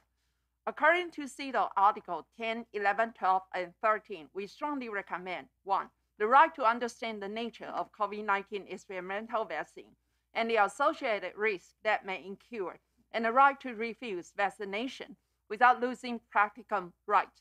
2. For female and children injured by EUA vaccine, the government should formulate a special compensation plan promptly. 3. We demand immediate subsidy allowance for female members of the family. 4. We demand efficiency of review process and recommend increasing staff for the review if necessary. And 5. Once the experimental vaccine injected are followed by the listed adverse reaction, the female victim do not need to prove the cause-effect relationship between the harm and the vaccinations. Mr. Zhang was a healthy young adult, was requested to take AZ vaccine by his company and experienced serious side effects. His wife didn't take the vaccine and was rejected by the hospital to visit him in ICU. Mr. Zhang unfortunately passed away. The mandatory vaccination and related policy broke apart Mrs. Zhang's family and seriously violated women's rights. According to CEDAW Article 3, 11, and 12, we strongly recommended 1. Refusal of any form of medical bias and return the human freedom, work, and health right to the people. 2. The government should examine the components of different brands actively and make public announcement. 3. The mandatory vaccination policy must be suspended once serious injury has occurred. 4. It has been proven that one gets infected whether one is vaccinated or not. The government should stop such discriminatory treatment. 5. Government should monitor hospitals strictly based on the medical ethics. 6. We would like to create the board or committee for competent authority intervening the investigation on legitimacy of in-hospital regulations. 谢谢。接下来有请立新社会福利事业基金会发言1分半。大家好。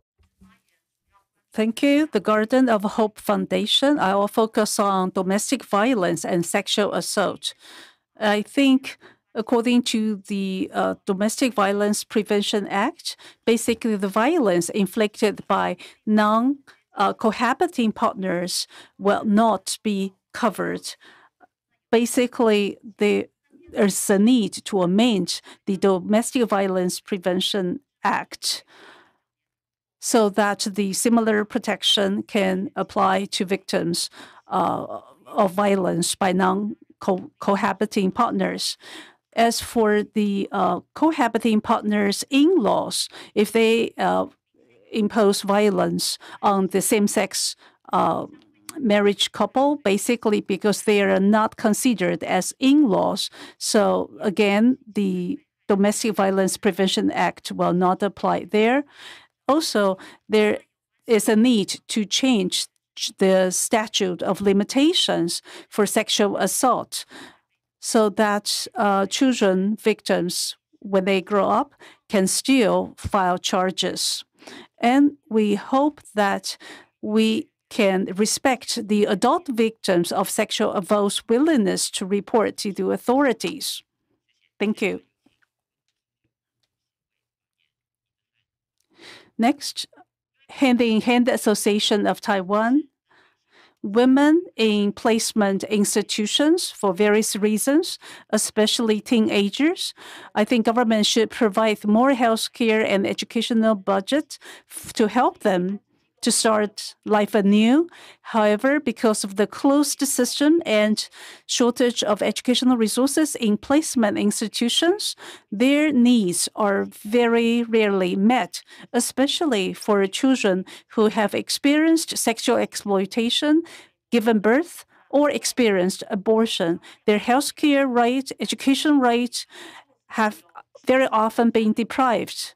And also, during the past 2 years, on the grounds of pandemic control, the placement institution has restricted these young women's right to return home and meet with their families, nor were they allowed to continue with their education. So there's a need for the government to have a comprehensive survey of these young women's situation in the placement institutions.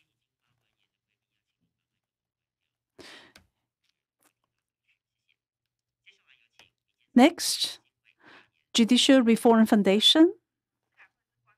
So we focus on the gender equality issue in the judicial system.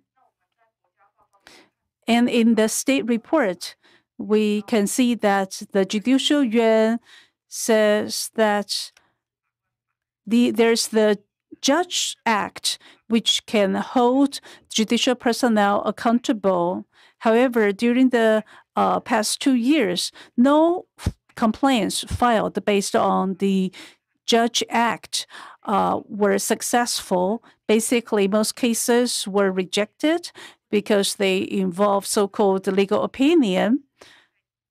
So we would recommend that in the judicial system, if there are cases involving gender awareness, we should perform case studies.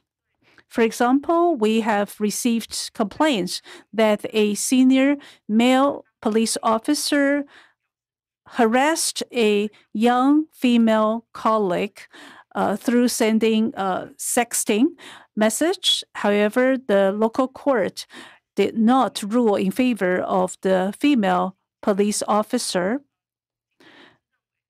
Also, in terms of the police, basically, the state report says there's no cases of violation of CEDAW by police officers. This is different from our understanding. Next, 3 minutes for Kaohsiung Association of Parents Organization and Kaohsiung Alliance of Parents Organization. So I want to talk about sex education. Well, the curriculum guidelines in Taiwan are comprehensive, and it is regulated that sex education should be included. However, we don't have enough teachers for that. Some groups that promote sexual liberation, in fact, have some of these teachers and deliver incorrect sex education to our children. The governments need to attach great importance to proper sexual health of children. There should be proper training to ensure that teachers have the correct information and knowledge on sex education. Also, it is important to develop good materials. There should be pediatricians, research teachers, and professionals from family education to join the team to develop materials for sex education. The governments need to promote communication between parents and schools. The government hasn't done its job. It doesn't verify the information in the textbook. The parents indicates that there are mistakes in the textbooks. We win in the courts about our case, but the government refused to admit their mistakes. I think the CEDAW recommendations show that the government need to invite professionals and to communicate with the parents. But we are very disappointed. There was a sex education conference last month, but no parents or sex education experts were decided. So the government has a special ideology when it promotes sex education. I think it violates Article 12 of CEDAW. Thank you very much.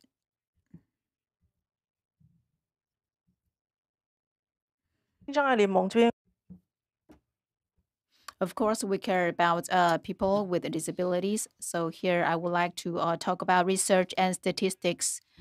There are national statistics and statistics about gender issues, but we see very little of statistics for women with disabilities. So we don't know that among all the sexual harassment or sexual assault cases, how many victims are women with disabilities. We don't have such numbers, so we are not able to understand the realities faced by women with disabilities. So hopefully in the future, when the government collect stats, they will consider the intersectionality of the stats. Second point on research. Very little research is on women with disabilities.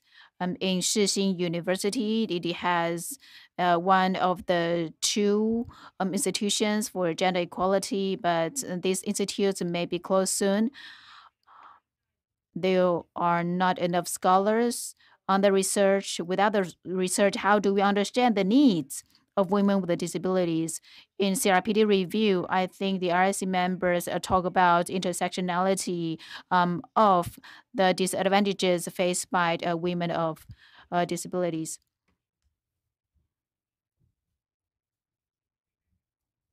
Hi, I'm from Mental Health Association in Taiwan.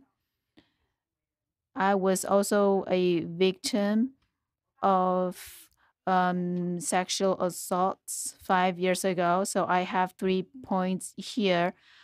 First, online media regulation and petition for gender equality. Well, CEDAW in general recommendation number 35 identifies gender-based violence can be committed by states or private persons. Yet, if we look at the 2017 incidents, when a YouTuber humiliates women-dominated nursing professionals, as example, the Taipei City government and the National Communication Commission failed to respond appropriately. My second point, gender and mental health impact analysis of COVID. Taiwan is moving toward a new normal. The government, however, has not yet provided any gender impact assessment of COVID-19 related measures taken by central or local governments. We think that mental health in all policies need to be taken seriously. Third, women's health policies and related issues. The Women's Health Action Plan should be announced, and the progress of the years need to be made public as well. And we need to mainstream gender equality awareness in the health system and medical education. Next, Modern Women's Foundation. We are going to talk about domestic violence and sexual assault in our intervention on the marginalization of sexual violence or gender-based violence.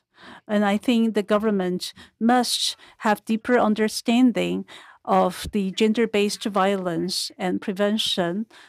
We know that now there is the so-called pre-trial mediation system. However, the mediators should have been trained in terms of gender equality and gender awareness. As for sexual assault cases involving authority, right now, the review still focuses on the authority in form, but actually, authority can come in many different forms. And for child victims of sexual assault or sexual assault undertaken by crime school teachers or supervisors in the workplace, all these cases should be considered as sexual assault cases involving authority. So the government should increase training of the judicial personnel so that they know more about authority-involved sexual assaults. Again, please raise your hand before you speak. Next, National Alliance of Taiwan Women's Associations. Are you here? Please.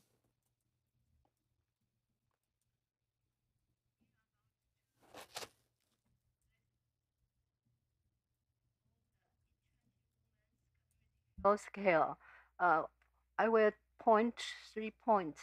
The first one is women's cancer community screening equipment needs to take into account the safety, privacy, and diversity, and friendly use of space facilities during the women's screening process.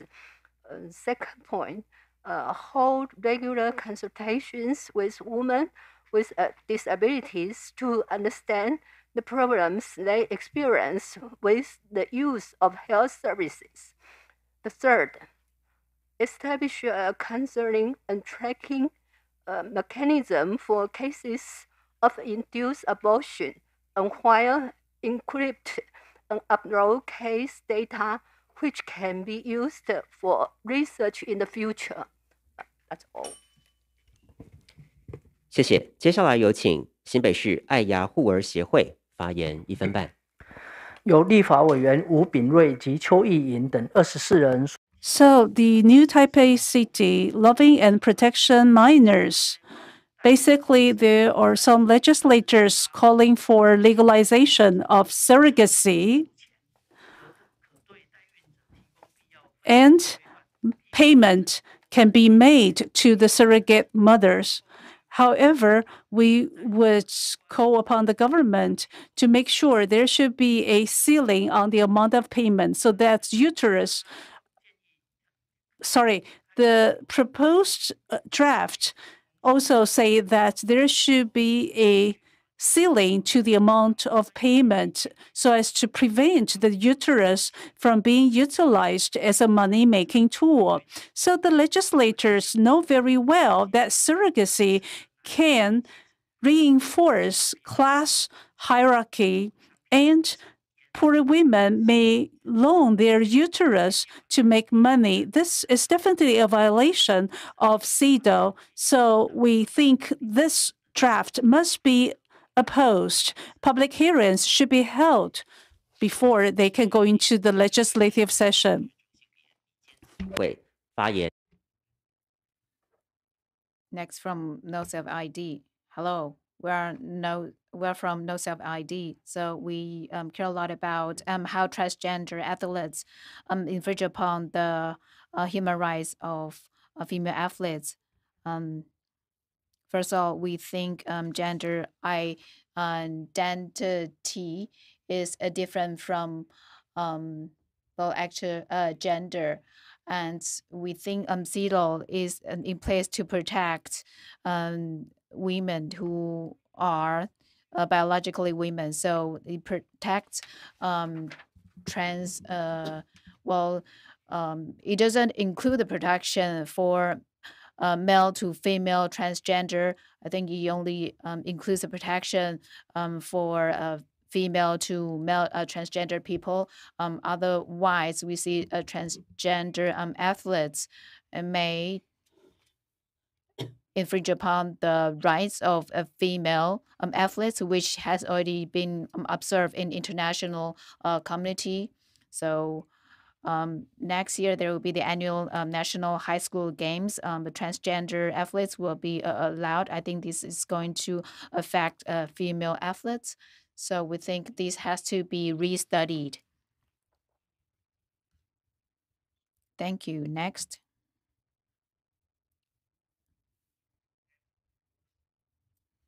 Mechanism to protect the women's rights and welfare, or the best interests of the child, leading them to poverty and all kinds of risks.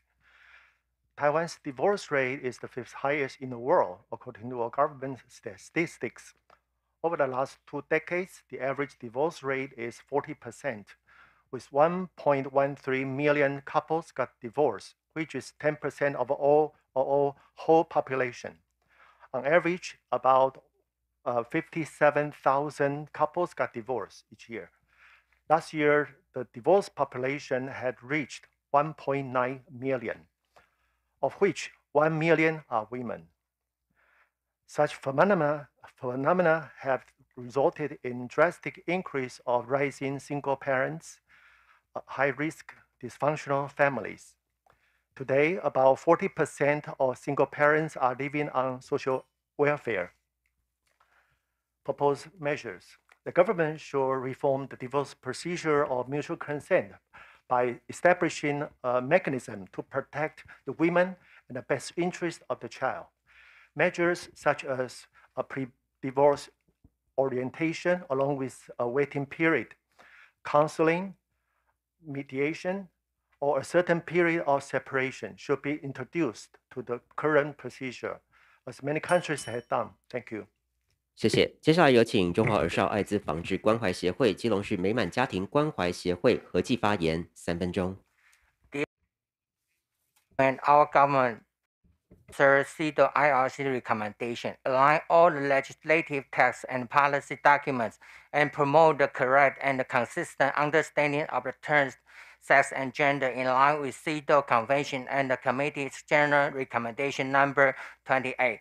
The definition and usage of the terms sex and gender keep ambiguous in our government documents.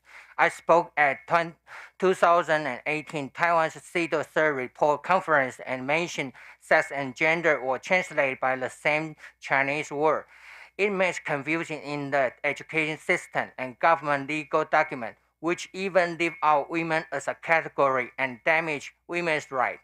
After that, our executive yuan held some meetings to review the use of the term of sex and gender in Taiwan. However, the situation got worse in 2020. February, the executive yuan held an expert meeting in which it was decided that there was no inappropriate conceptual and practical use of the term sex and gender in Taiwan. They even issued a Chinese to English translation guideline demanding all bureaucracy to follow it. This guideline totally used gender to replace sex. The concept of the term of sex was totally deleted. Sex is matter. We cannot neglect the biological difference between men and women. It is the foundation of accurate women data collecting, employment equality, medical and pharmaceutical research budget planning, and research processing. Clarifying this term accurately facilitates the public to understand the perspective need of DSD, disorder of sex development, intersex people, and trans people. They are completely different groups. Emphasizing women as a category also facilitates preventing intersectional discrimination against the minor groups. That's all. Sorry to intervene, but I think the statements of those two gentlemen who just spoke are not included in the text. So can we have it in writing later? Okay. Yeah, thank you. 谢谢。接下来有请人权公约施行监督联盟。Next, Covenants Watch, Taiwan LGBT Family Rights Advocacy, and Human Rights Network for Tibet and Taiwan, Taiwan Access for All Association, Taiwan Alliance to End the Death Penalty, Taiwan Education Association. Of the 28 NGOs jointly submitting the Pearl report by Covenants Watch, I will be representing 6 of them and talk on 4 issues. The first is on legislation on discrimination.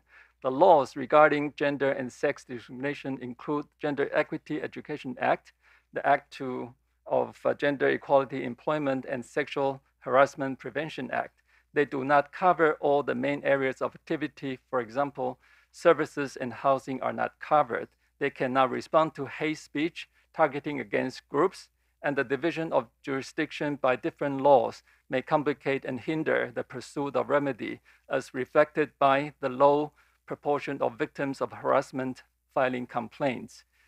And some forms of discrimination, such as humiliation or harassment, may cause mental suffering that constitutes degrading treatment. While the duty to eliminate discrimination is imperative in its own right, in addition, state obligations to prevent torture and other cruel, inhuman, or degrading treatment is non-derogable and demand immediate action. We urge the government to streamline the complaint, settlement, and litigation processes before a comprehensive anti-discrimination law is in place. As mentioned earlier, the Legislative Yuan does not have a human rights mechanism overseeing the legislative processes in individual committees, and the Legislative Yuan does not have to carry out a human rights impact assessment or a gender impact assessment to make sure that the laws are compliant with human rights conventions. When there is a conflict between domestic law and CEDAW, CEDAW does not take precedence. We therefore recommend that the act to implement CEDAW be revised. The second issue is on National Human Rights Commission, the NHRC. The NHRC has not announced its strategic plans or established its working method in conducting surveys, monitoring, or inquiries. Therefore, it is still not clear how the NHRC distinguishes itself from the control yuan. As a result, we don't know what methods the NHRC will adopt to monitor the implementation of CEDAW or the concluding observation of this review. In fact, the NHRC has not yet responded to many of the recommendations of the review of the two covenants in May this year. In the independent opinion submitted to this committee, the NHRC provided 25 recommendations, but it is not clear whether the NHRC plans to take these recommendations to Parliament or governmental agencies and to persuade them in making improvements. One of the NHRC's mandates is to investigate incidents involving torture, human rights violations, or various forms of discrimination, and to provide remedy according to the law. The NHRC should focus on the prevention of forms of discrimination, for example, harassment and violence that amounts to cruel, inhuman, or degrading treatment. We recommend that the NHRC consult international experts and local NGOs to formulate its strategic priorities and working methods. The third issue is on women with disabilities. Women with disabilities have lower labor force participation rate than men with disabilities and women without disabilities. It may reflect the lack of support provided to women with disabilities in education and occupational training programs. Women with disabilities face potential threats of sex and disability-based discrimination and face particular difficulties in resorting to grievance procedures or judicial remedies. The government should devise positive measures directed to women with disabilities that are flexible and meeting personal needs, and implement workplace policies requiring reasonable recommendation and supports for employers. And women with disability often face barriers in accessing medical facilities. When hospitalized, women with disabilities generally rely on care provided by family members. During COVID-19, they face particular challenges when families are not allowed to accompany them. Problems due to inaccessibility to facilities and shortage of nursing staff are exacerbated by COVID-19, and the caring quality and personal privacy were compromised. The Ministry of Health should issue accessibility standards for both physical environment and medical equipment, and issue guidelines for outpatient and in-hospital care of women with disabilities. Thank you. Thank you very much. Since you were speaking on behalf of 28 organizations, we allowed more time. Please kindly also provide written submission. Yeah, that would help. Yes, yeah. it's there. Thank you. Okay, now it's okay. Thank you. 谢谢。接下来有请台湾同志家庭权益促进会彩虹平权大平台合计发言3分钟。委员好，在此代表台湾同志家庭权益。So, speaking on behalf of the Taiwan LGBT Family Rights Advocacy and the Taiwan Equality Campaign and Taiwan LGBT Family Rights Advocacy, we believe that the state should review the regulatory system in relation to same-sex marriage and the gap between the same-sex marriage and the heterosex marriage, including assisted reproduction, adoption. We call upon the government to come up with a draft to amend such different laws so as to reduce the gap. Secondly,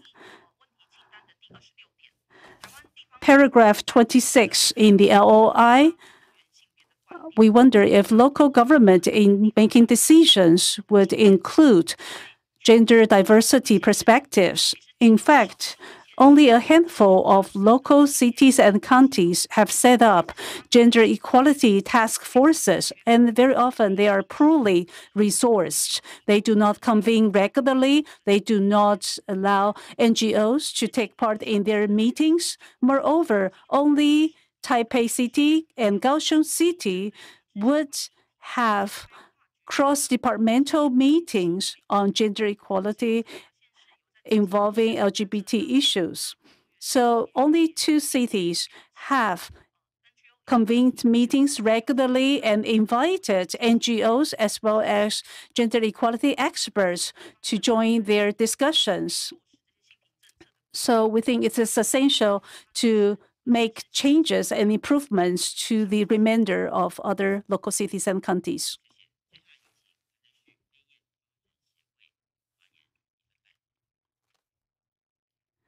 Next, Tainan Feiyan Development Association. So paragraph 44 on government's response, we would like to see more opportunities provided for middle-aged and elderly women. And paragraph 35 and 36, Taiwan faces low birth rate and aging society. And we believe the parental or maternal leave for women can be more flexible in practice. For example, one job can be shared by 2 to 3 people so that women will be able to balance life and work. Women will not lose income all of a sudden because they have to go on maternal leave. And maybe after 2 to 3 years, when they return to the workplace, they will be they may face a lot of difficulties. So this approach will help them when they return to the workplace. Thank you. 台北市双胞胎协会。Thank you. This is from Taipei Twins Association. I want to thank the IRC members for pointing out that mothers of twins are usually neglected because for a very long period of time, they have more burdens physically or mentally. It's difficult to go out. And the Social Safety Net Program 2.0 emphasizes that the governments want to catch these families and children, but this program doesn't cater to twins because in many surveys, twin children is not even included as an option in the responses. For families with twins, it's possible that there is more domestic violence or abuse against children because they have more burdens, and the government didn't collect information for twin families, and therefore there's no program. The manual for mothers doesn't include the special needs for mothers with twins. So we want the government to put more emphasis on the mothers, on the pregnant women of twins, to pay attention to their emotional need, physical need, mental need, and the importance to build family resilience so that such families can be a family that are happy, so that we can believe that the government truly want to support the families that have multiple children. Thank you.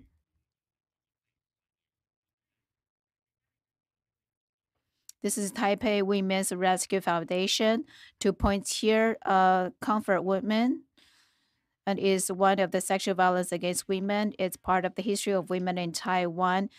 Government has provided care for comfort women survivors, but it hasn't taken this history seriously. There's no national level gender human rights museum, and the issue of these isn't in the current high school curriculum. So the history textbook in the non-governmental mentions this now, but maybe not in the future. So we suggest that the government should put this issue of comfort women in the curriculum and include this in the history museum. And second, we think there are many intimate sexual images are being taken. Women are threatened. So we hope that there should be a chapter that includes offenses that distribute such sex images. Sometimes when the government is not able to remove the pictures, the perpetrator should be required to take off the sexual images. When sexual images of victims are continuously posted on website, the government need to disconnect such internet access.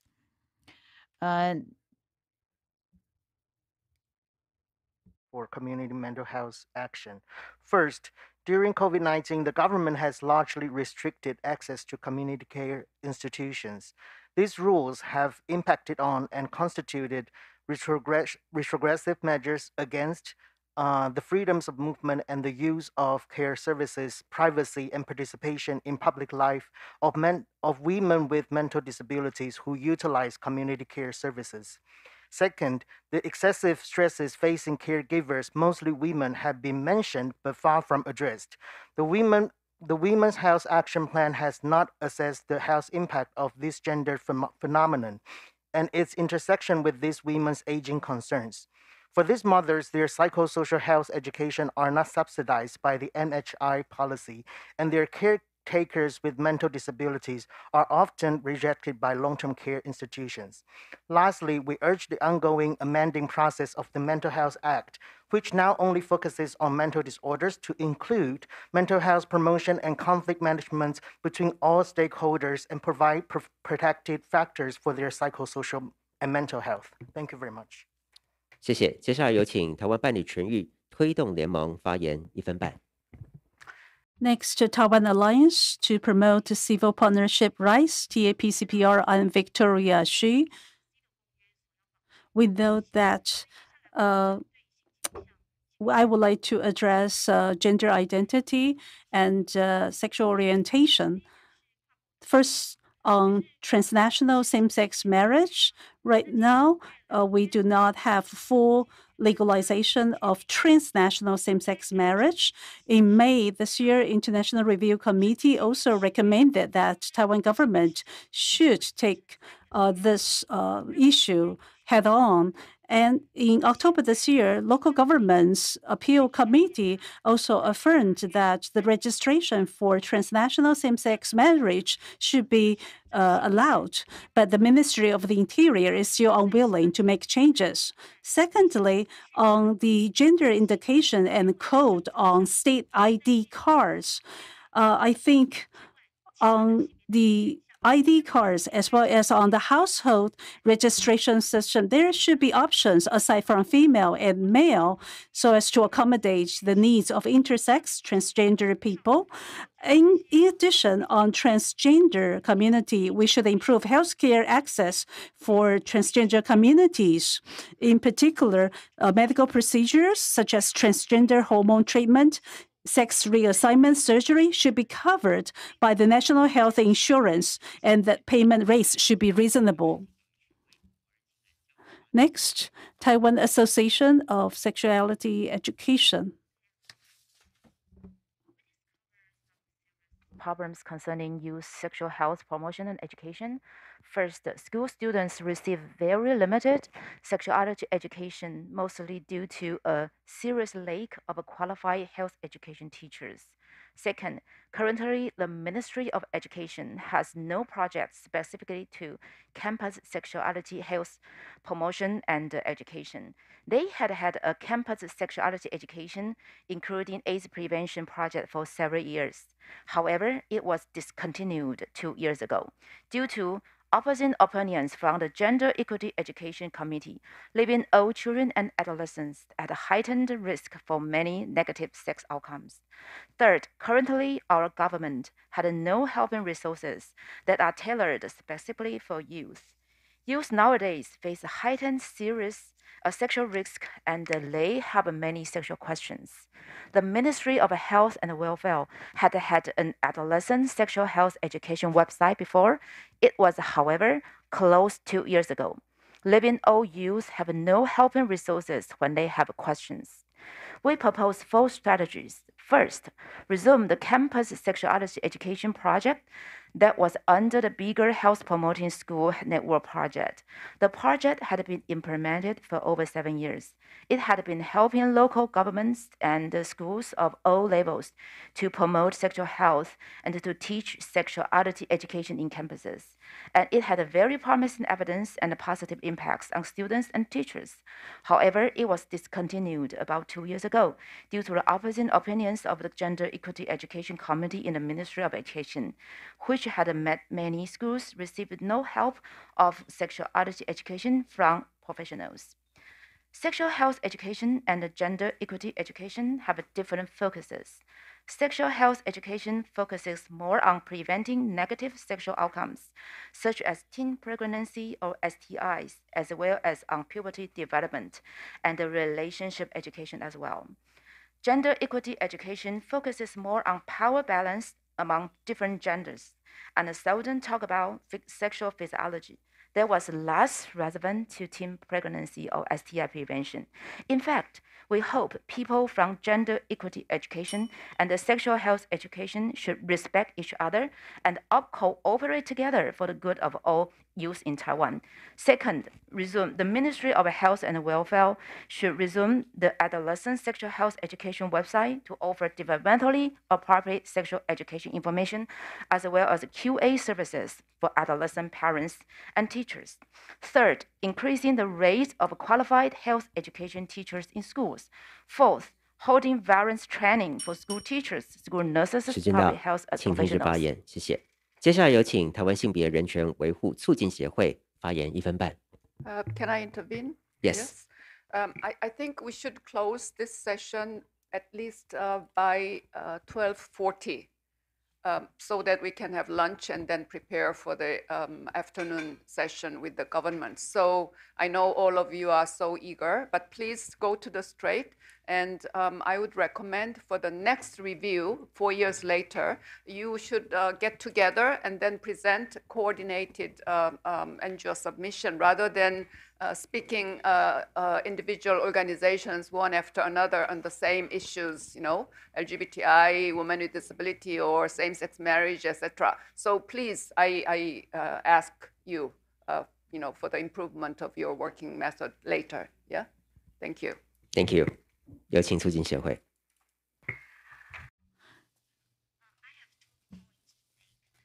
The first point is the terminology should be defined and the translations needs to be corrected. Second, all the intersectional factors should be included in the act. The governments use the same Chinese terms to indicate different concepts.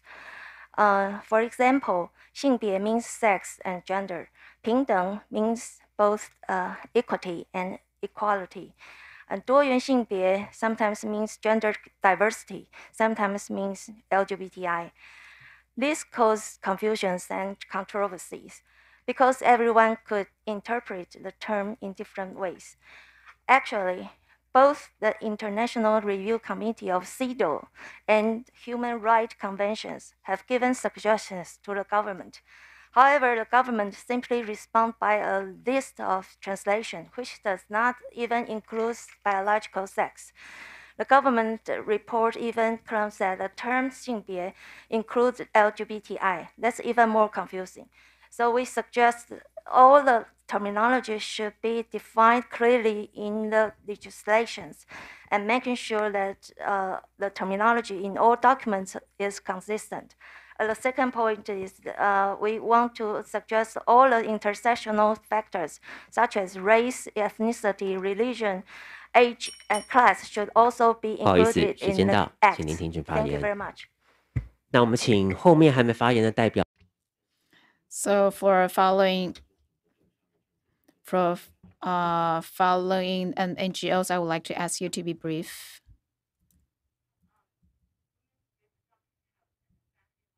Responding to Article 12 and 16, artificial reproductive technology has potential risks to women's reproductive health and health of their future children. Women may be misled to think egg freezing as something they can do to today starting a family more than they otherwise would, but not knowing that there is not enough data to indicate how long eggs can remain viable, and ART babies have high risk of defects. The reports of ART in Taiwan is incomplete. There is no follow-up of women receiving ART, and there is no data of defects of babies that were not found at birth, such as autism, mental retardation, and many others. Taiwan is working on legalizing a new ART act, including surrogacy. Surrogacy will cause classic exploitation of disadvantaged class and invades one's most intimate family life of surrogate mothers. And because surrogate mothers have no genetic connection with the fetuses, they will have higher risk and complication during pregnancy that will threaten their health. We suggest government should report the health condition of mothers and children who underwent ART, and including congenital anomalies and neurological disorders not found at birth. Provide scientific and evidence-based information to help women increase the chance of natural conception. And subsidy natural reproductive technologies to treat the cause of infertility. The law governing ART needs to be reviewed, and the health of women and children should be prioritized.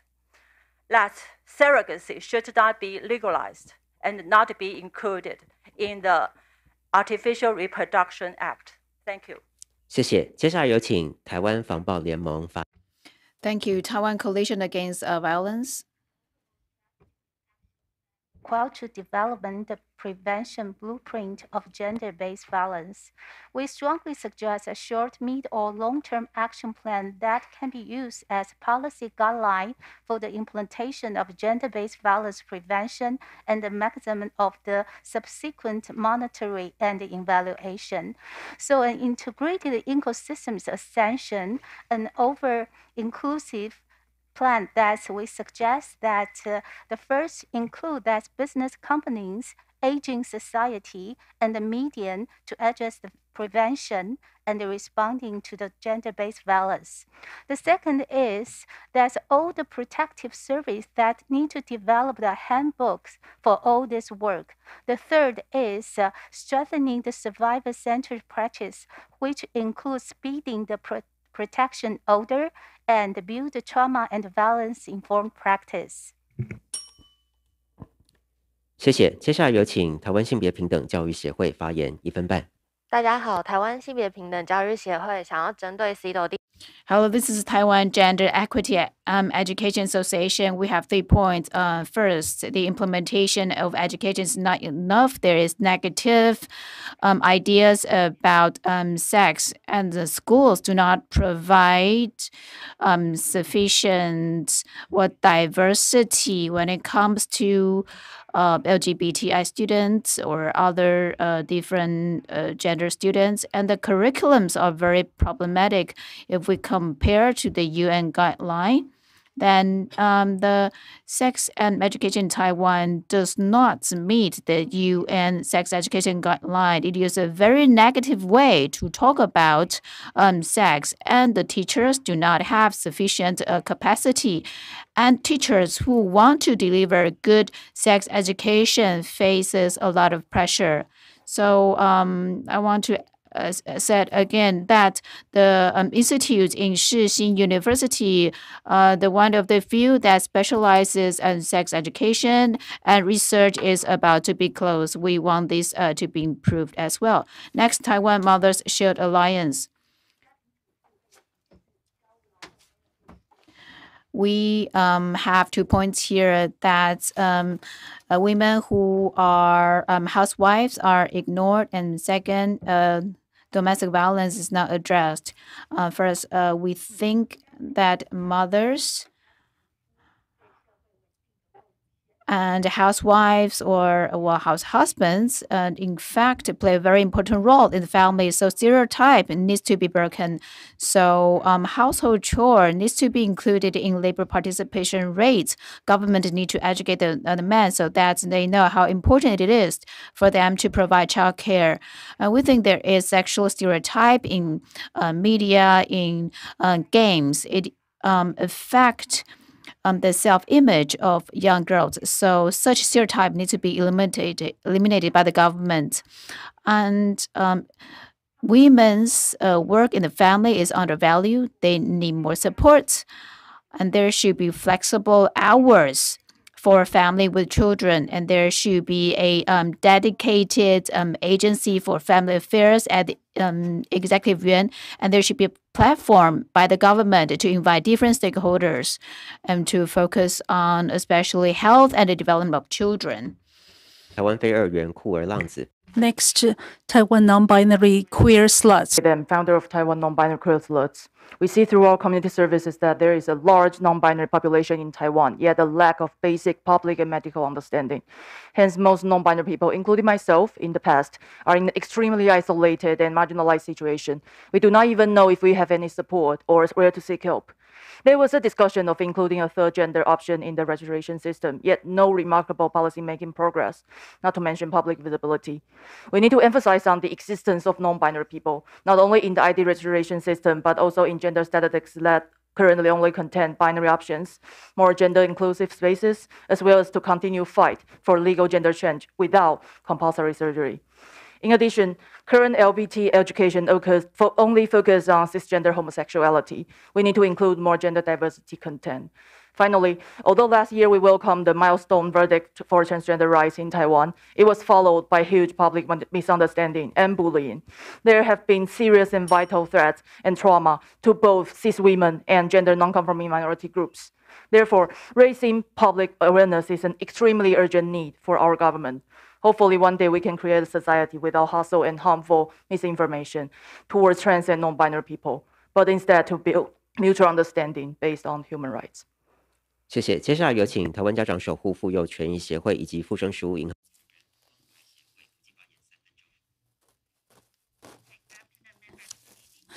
Taiwan Parents Protection Women and Children Association, and the Resurrection Food Bank. Penis between his legs, took another woman's ID card, and entered a hot spring bath in Taipei that is exclusively for women.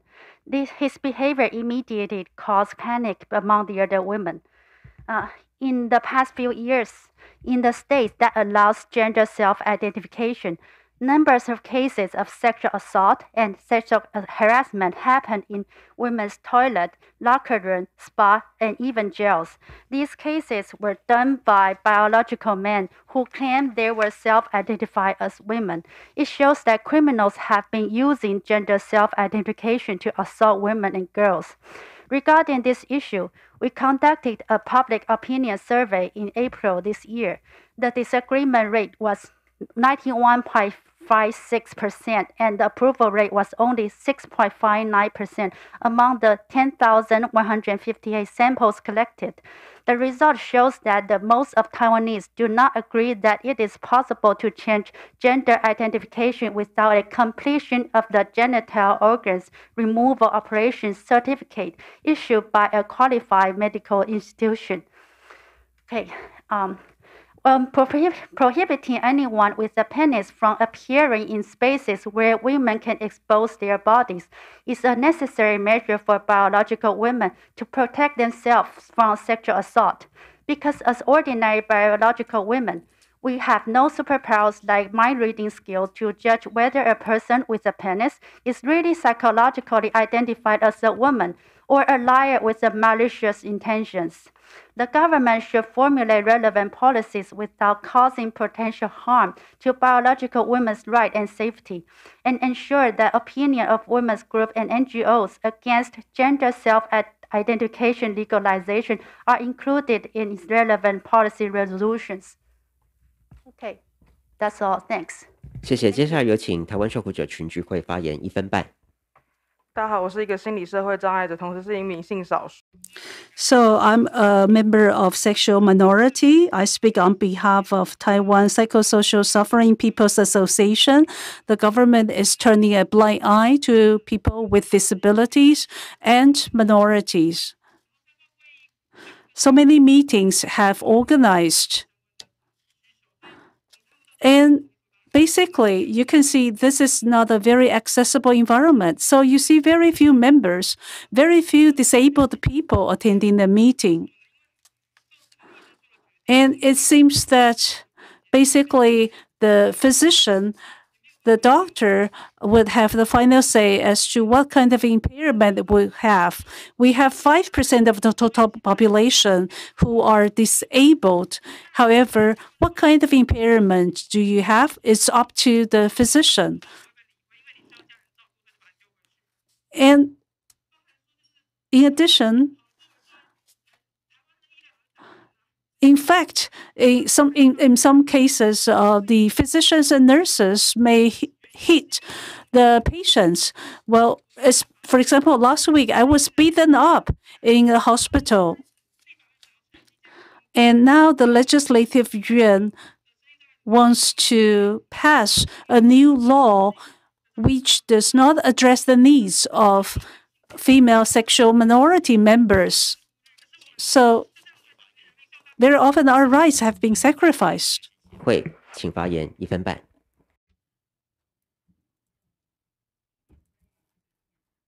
Next, from Taiwan Tongzi Hotline Association. First, I want to talk about equality in workplace because, well, sexual orientation, while it happens, the numbers are not all reported. So, Ministry of Labor need to research more on the hidden cases of discrimination in workplace to understand why those victims are not willing to file complaint.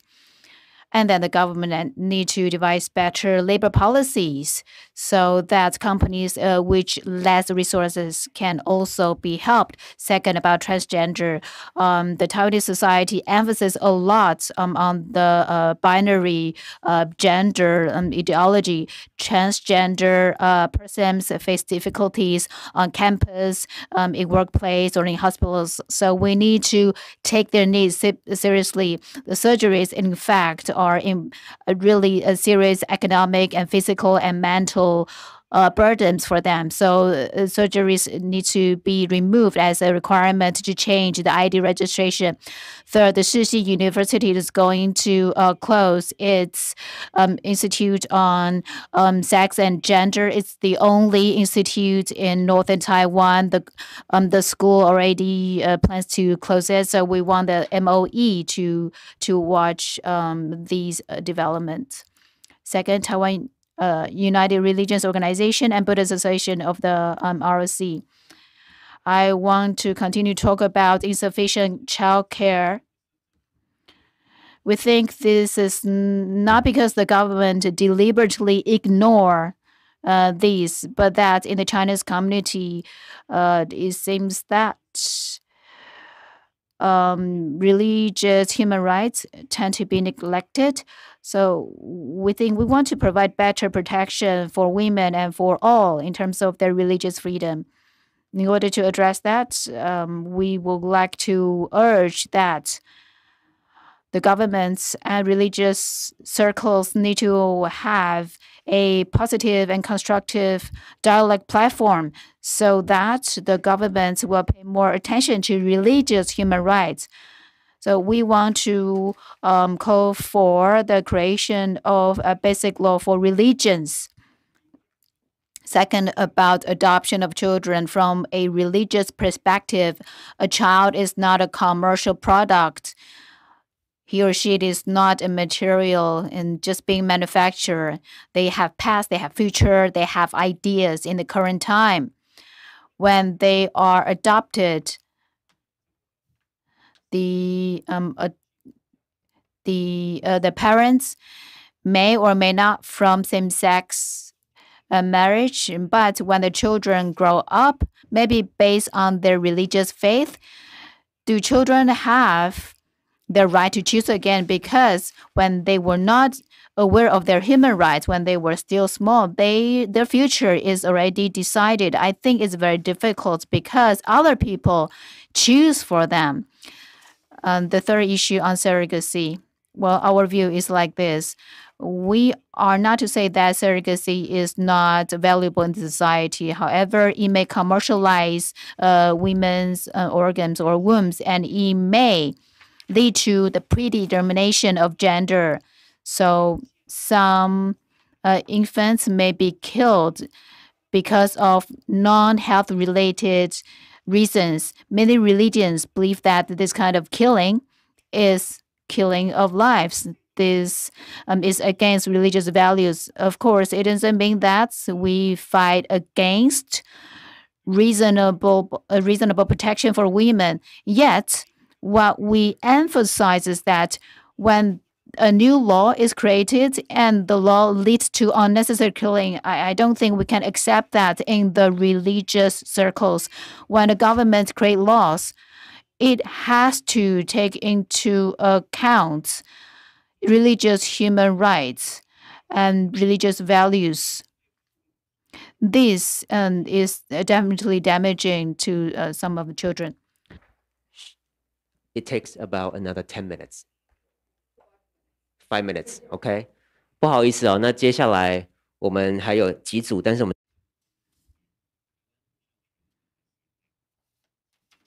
Next, Taiwan Women and Children Rights and Benefits Association, please be brief. There are 2 suggestions. First, NCC and other government authorities need to bear their responsibilities to supervise, to come up with a mechanism to reduce the nude images on TV or in the media. And second, we suggest that on the rules on gender stereotype and bias in Article 5 in the CEDAW, there should be affirmation of the value of family caregivers, and equity on education should be provided from elementary school to high school. Women in Digital Initiative, we know that it is very common to see gender-based violence arising from digital technology, from the dissemination of distribution of sexual images to cyberbullying. So we recommend that the Taiwan government must discuss with NGOs as to the definition of digital gender violence. Second, the concept of digital gender-based violence should also be part of the process for assessing the impact on different genders. Thirdly, the data should be collected to understand the gender-based violence in the cyberspace. Next, Taiwan Disabled Women's Alliance for Equal Rights.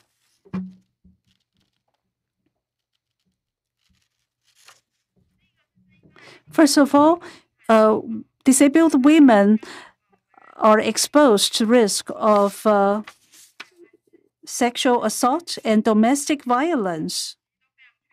In fact, very often when it comes to the support system, the disabled women's disability and their type is not taken into consideration.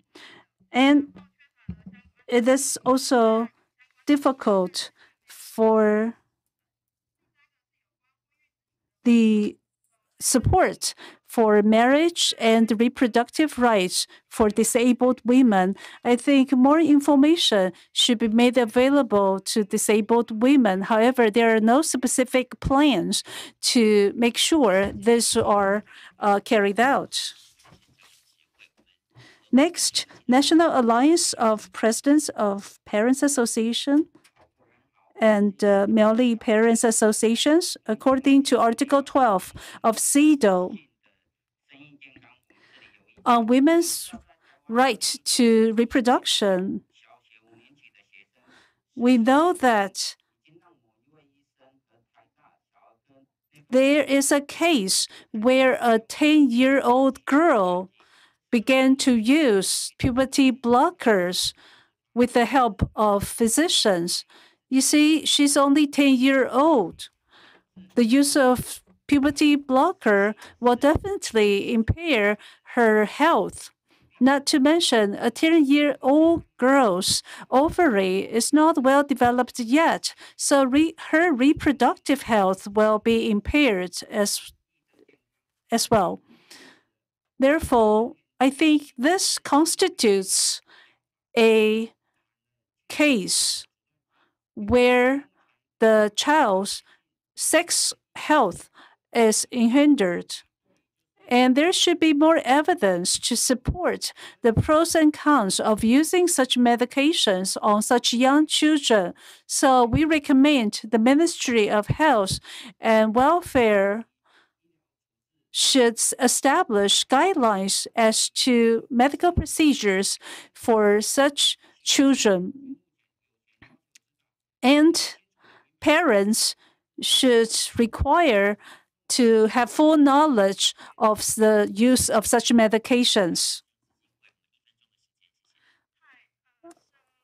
First, I want to talk about corporate accountability. There have been numerous cases of widespread sexual assault, discrimination, and exploitation of women in the value chain of Taiwan's businesses overseas.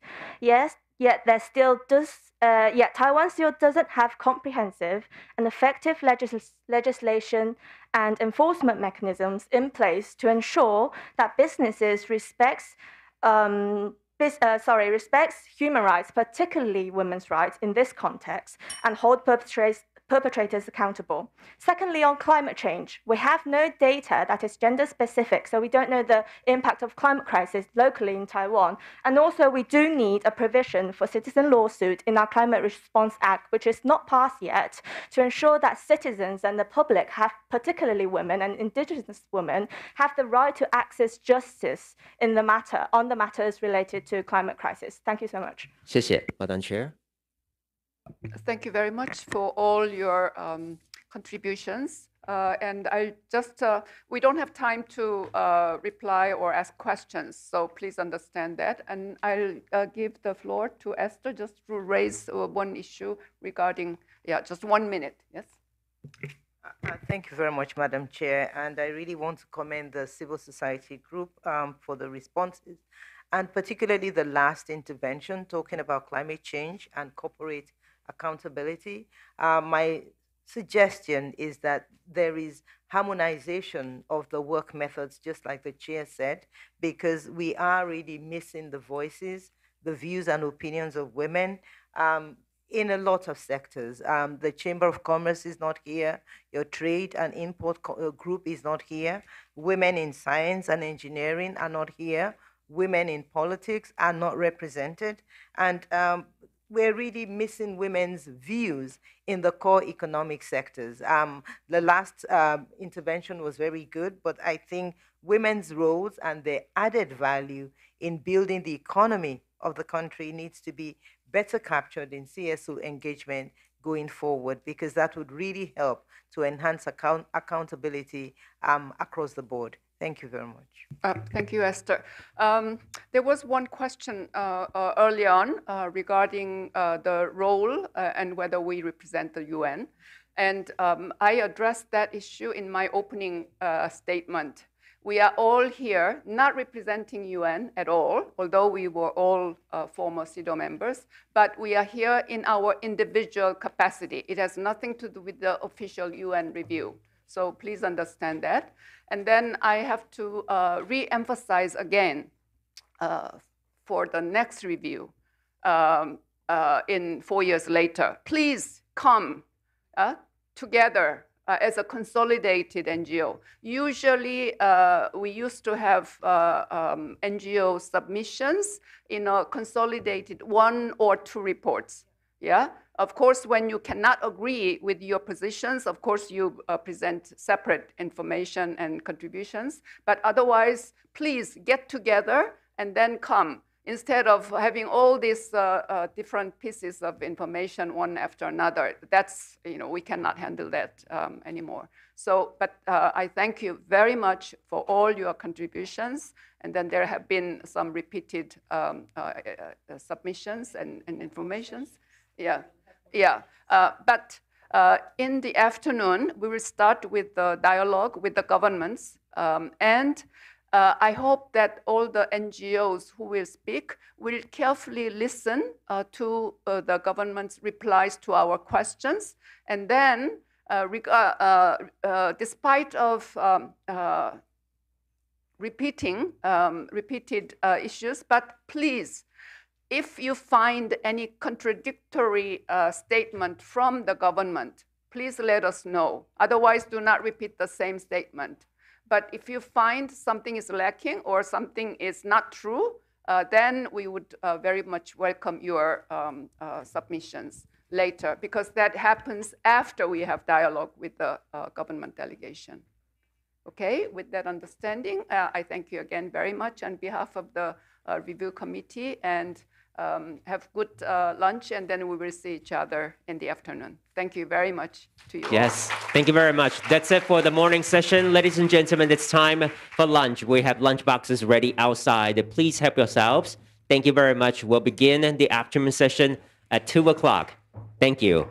那接下来是我们中午休息的时间，我们在场外呢备有餐盒，请各位贵宾凭您的识别证领取餐盒，可以回到我们的原场地来用餐。那么下午场呢是2点，2点正式开始，谢谢。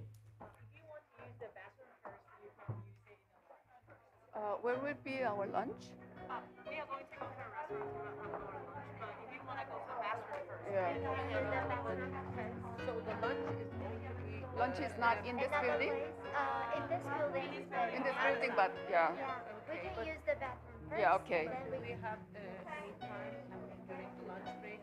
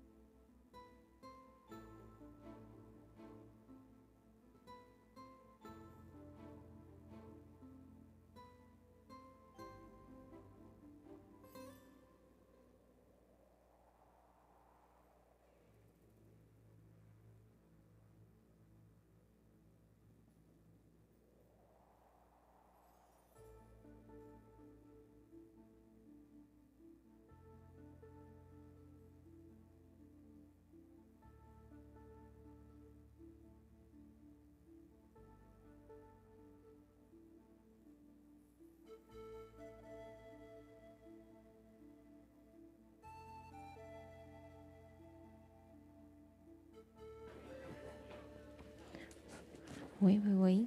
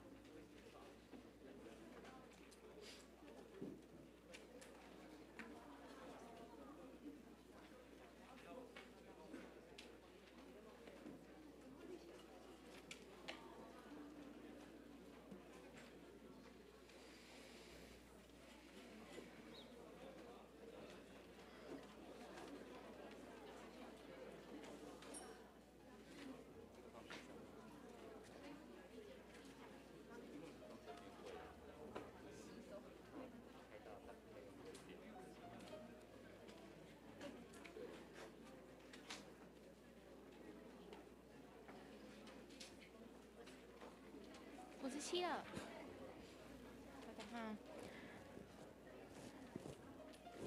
消除对妇女一切形式歧视公约第4次国家报告国际审查会议第1场次与政府机关之审查会议共同核心文件第1到第5条将于3分钟之后正式的开始。请各位贵宾呢，我们可以尽速就座，并将您的手机呢转为静音或是震动的模式。感谢大家的配合。那如果您有要宣读文件的话呢，请先提交一份到报到处。感谢您的协助，谢谢。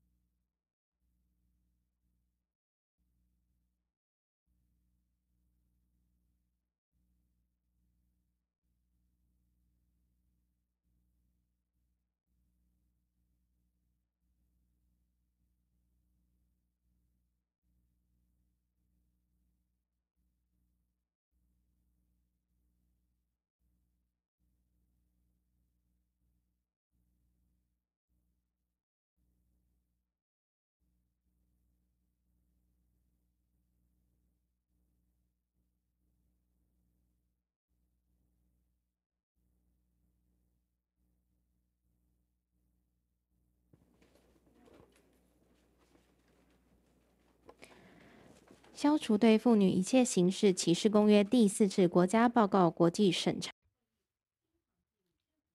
This is the first session with the governments, which will cover Articles 1 to 5. This is the announcements. First of all, when government representatives respond to the RSC, you have 3 minutes each time. 30 seconds before your time is up, the bell will ring. And if you've gone over time for 15 minutes, interpretation will stop. Before you speak, please identify your affiliation, your position, and your name, and raise your hand to show to the IRC members and the camera where you are. Please be brief and concise in your response. Please refrain from reading only the laws or the regulations.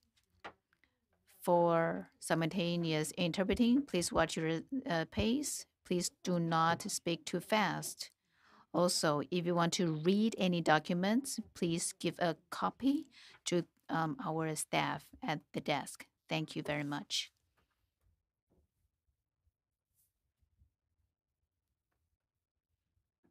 The session will start momentarily.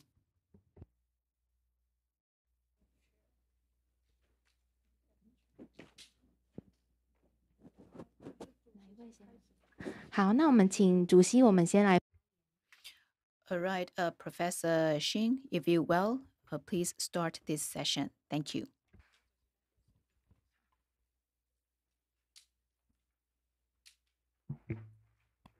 Thank you. Good afternoon, everyone. Welcome to this first constructive dialogue with the government delegation from Taiwan. I welcome Minister Law again and all the members of the government delegation. Thank you for this opportunity. And maybe I want to explain how the 2-hour session will proceed. First, we will ask questions regarding each article from Article 1 to 5 from the International Review Committee. And then after dealing with Article 1, we'll ask the government delegation to respond to our questions. And then we'll go to Article 2 up to Article 5. And then if there is time left, we will ask any follow-up questions from the review committee, then ask the government again to respond within this 2-hour time frame. I hope that's okay. Yeah, so, and then I would like to be flexible in terms of time allocation. So I will limit my colleagues' intervention if it's too long. As well, if the government delegation replies too long, then I will ask you to summarize and then wrap up. Yes, thank you. I hope we'll have plenty of time. Okay, so this 2-hour session will deal with from Articles 1 to 5. But before I go to Article 1, because I'll be the one who will pose the questions on Article 1, I want to point out one issue about Common Core document. We received the Common Core document on CEDAW, which is this one. And then the original idea of Common Core document is that it is to be used by all treaty bodies regarding CRC, CRPD, ICCPR, ICSCR, Convention Against Torture, etc. So it should be the same.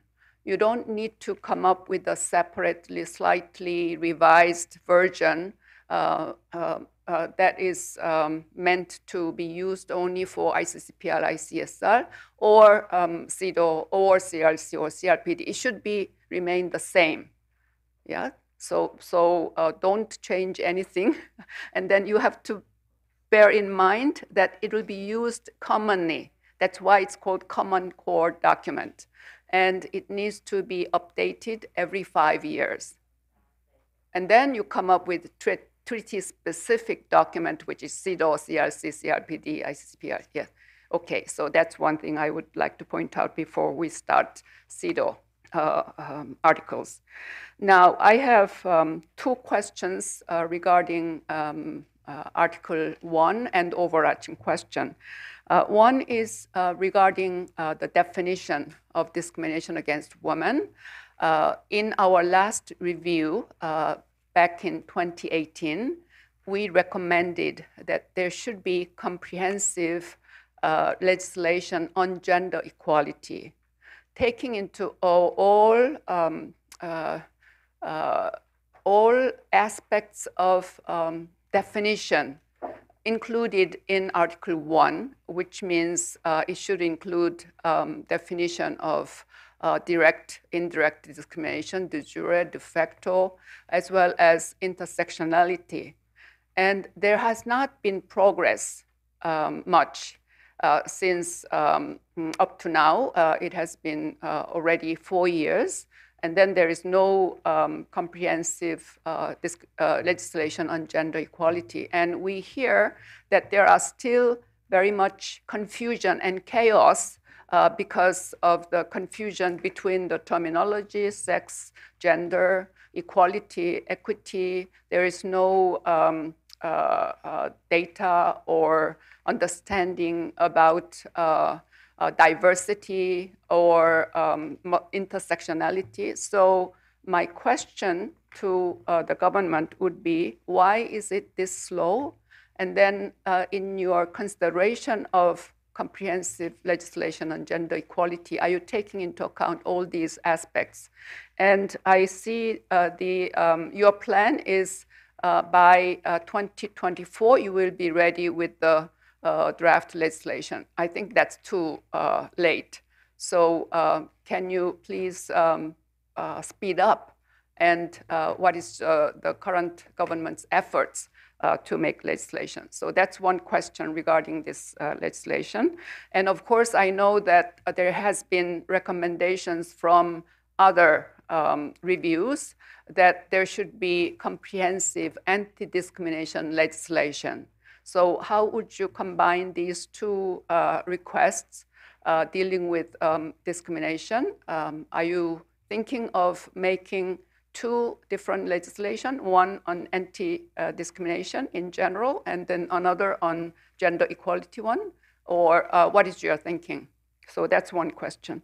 My second question would be regarding COVID-19. We asked you because there has been a very negative overall impact on women in many areas, employment, education, health, etc. And then Taiwan has been very good in the beginning, but there has been no gender impact assessment of COVID-19, especially considering the higher rate of violence against women, as well as higher unemployment, etc. So what is your measure to come up with gender impact assessment of COVID-19? Plus, there have been information regarding negative effect of vaccination. And then people are asking for compensation from the government and then remedies. So are there any contemplation of these measures on the negative impact of vaccination? And then the third aspect of this, what is your plan for recovery from COVID-19?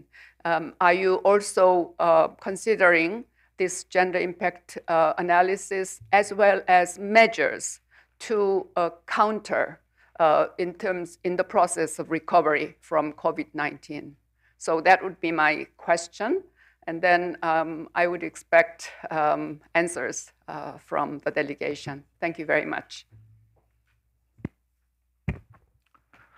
好，谢谢主席。 Thank you very much, Chair, for your questions. I would like to address the first one, Gender Equality Act. And I will ask Ministry of Health and Welfare to respond to the question on gender impact assessment of COVID-19. Yes, from the third international review, it was recommended by the ARC to create the Gender Equality Act. There have been many discussions and interagency meetings, as well as commissioned research. The current policy direction is to create a comprehensive equality act or comprehensive anti-discrimination act. During discussions, indeed, there were many issues that require to be addressed in a comprehensive equality act or comprehensive anti-discrimination act. So it goes beyond the issue of gender. So gender equality will become an element of comprehensive equality act. It is not that Taiwan does not have any legislation regarding anti-discrimination or equality. It is just that they are in different pieces of laws or regulations. Now we're discussing if we need one act or we need multiple legislations. For example, many indigenous legislators mentioned that they required an anti-discrimination act or equality act for indigenous community. I think to create different laws for different communications may be better or not, well, depending on some expert opinions. Maybe they are more conservative in creating multiple laws. And however, creating a comprehensive act, it takes many discussions. It's a lot of work. Research points out that many countries address equality issues or discrimination issues for different communities with one same act. And there are some difficulties if we ask one ministry or one branch to deal with this act. However, this year, the Department of Human Rights and Transitional Justice under the Executive Yuan was created. So this issue is taken over by this Department of Human Rights and Transitional Justice. It is also included as a priority in the National Human Rights Action Plan that passed this year. So the Department of Human Rights under Executive Yuan will be the main responsible agency. And you ask if we can speed up. Yes, we will do our best to do that. In the future, if we have a comprehensive equality act, is it still necessary to create another piece of legislation on gender equality? We will see if it is necessary. Currently, we don't have that plan, but in creating the Comprehensive Equality Act, if we're not able to include all the communities or the different populations in it, then maybe it is necessary to create other laws. That's my response to the first question, and MOHW will respond to the following questions. Yes, before you speak, please raise your hand so that the RC members and the camera know where you are, and please also identify your affiliation and your name. Thank you. This is CDC.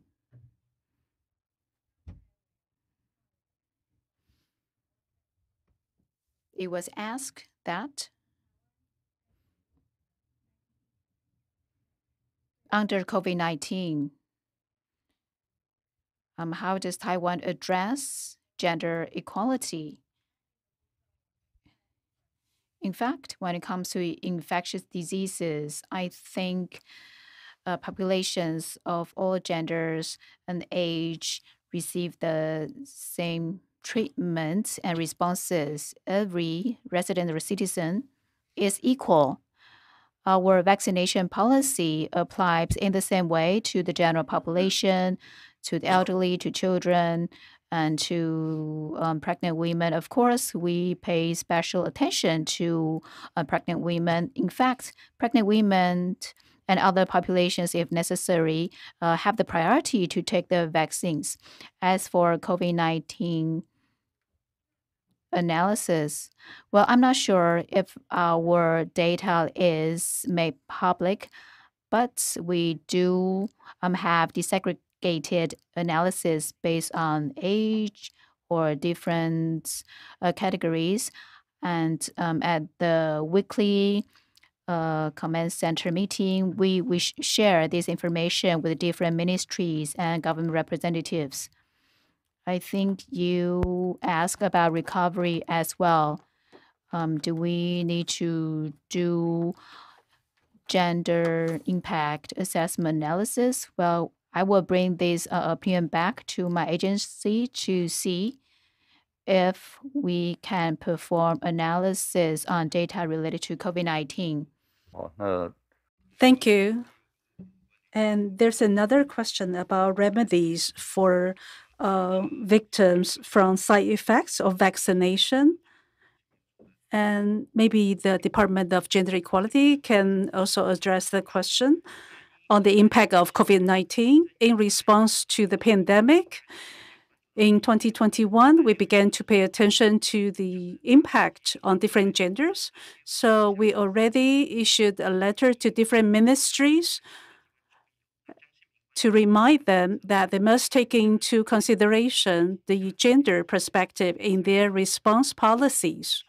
In order to understand the gender issue under the pandemic, we also referenced the Gender Equality Commission of the Executive Yuan, their meeting results, as well as the EU recommendations and the Gender Equality Initiative at the EU.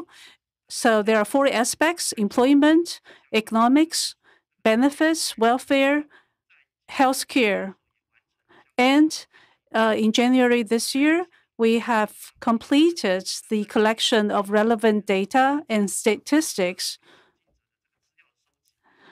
And in particular, for data concerning disadvantaged groups, we are continuously collecting data and perform analysis. So we will build on the data we have built during the past 2 years. As for employment responses through gender statistics and monitoring, we are watching closely the impact of COVID-19 on people of different genders and those in disadvantaged situations. Moreover, we provide one-stop service for laborers. As for migrant workers, we have formulated guidelines for migrant workers to help them respond to the pandemic. As for social safety net and care for the family, in view of the fact that many families face economic difficulties because of the pandemic, more subsidies are provided for disadvantaged people. In terms of indigenous people, we provide interest-free loans, and for elderly people who live alone, we also give them phone calls on a regular basis to care for them. So these are different approaches we have adopted so far. Now, please, the Ministry of Health and Welfare, remedy for vaccination side effects. Well, for the vaccine or vaccination side effects, actually, our ministry has a committee providing remedy for people suffering from vaccination side effects. Basically, anyone who have received COVID vaccines or other vaccines and suffer side effects, they can file complaints. They can fill out a application and send it to local health agency or department. Then we at the CDC will receive all the applications. The committee will convene meetings to review the situation. So the vaccination side effects remedy, I think we do have existing mechanisms in place to provide remedy for anyone who suffers from side effects from vaccination. Thank you. So that's the answer in response to the remedy. Well, the IRC members are concerned about the speed. The legislature is also very concerned about our review process. I believe we have accelerated the review process.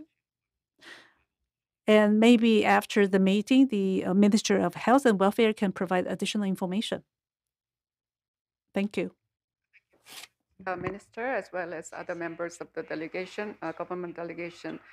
If there is any follow-up questions, we will come back to that after we deal with other articles up to 5.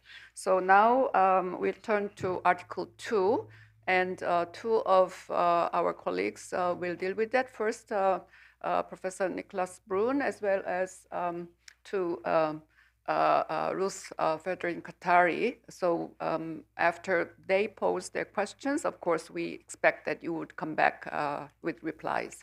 Thank you. Thank you, Madam Chair. Just a comment to the earlier debate. I think we will come back to the COVID-19 also within the context of the different articles, because when we speak about employment and health, there might be more specific questions to deal with. But my task now is to deal with Article 2, which is a very important article in the convention. And of course, I think one can start by once more commending you for the historical step you took when you decided to implement the CEDAW Convention by an act of law, implementing the CEDAW into your national legislative system so that it is now binding by law, which was adopted more than 10 years ago. But as we all know, a law has to be applied and used in practice in order to be really efficient. And in this regard, we have some concerns. According to the CEDAW Act, all rules, regulations, ordinances, and administrative measures shall be in accordance with the articles of CEDAW, which they should all be reviewed in that respect. And it seems that there is no real mechanism in place in Taiwan to make sure that this really happens in the legislative yuan. And from your legislation, it is difficult to see that the CEDAW conformity check or review has taken place when legislation in different fields is adopted, and not only when we speak about sex discrimination and perhaps some very gender-specific issues, but more broadly. And I think the problem is not only related to the legislative process. We heard this morning from the presentation by the NHRC that among human rights conventions in your court proceedings, in your courts, you very seldom refer or quote the CEDAW Convention or the legislation, the enforcement legislation of CEDAW. It's astonishing that only in 76 cases you have quoted CEDAW, but we have more than 4,000 cases relating to the CRC. So from this point of view, we want to ask what you are doing to educate judges on the point that the CEDAW Convention actually can be and should be used by the courts. We think there is a massive educational challenge for the courts and for the judiciary in order to really domesticate the CEDAW to become a part of your national legal practice, also on the level of judicial decision in courts and in other areas. And we also do think that perhaps this terminological clarity could help when you try to make the courts understand how to use the CEDAW. If I still come back to this legislative process, my question would be that have you considered to establish some control mechanism to make sure that legislative acts or legislative initiatives are fully in accordance with the human rights instruments that you have adopted as law before they are submitted to the legislative yuan or adopted there? Thank you very much.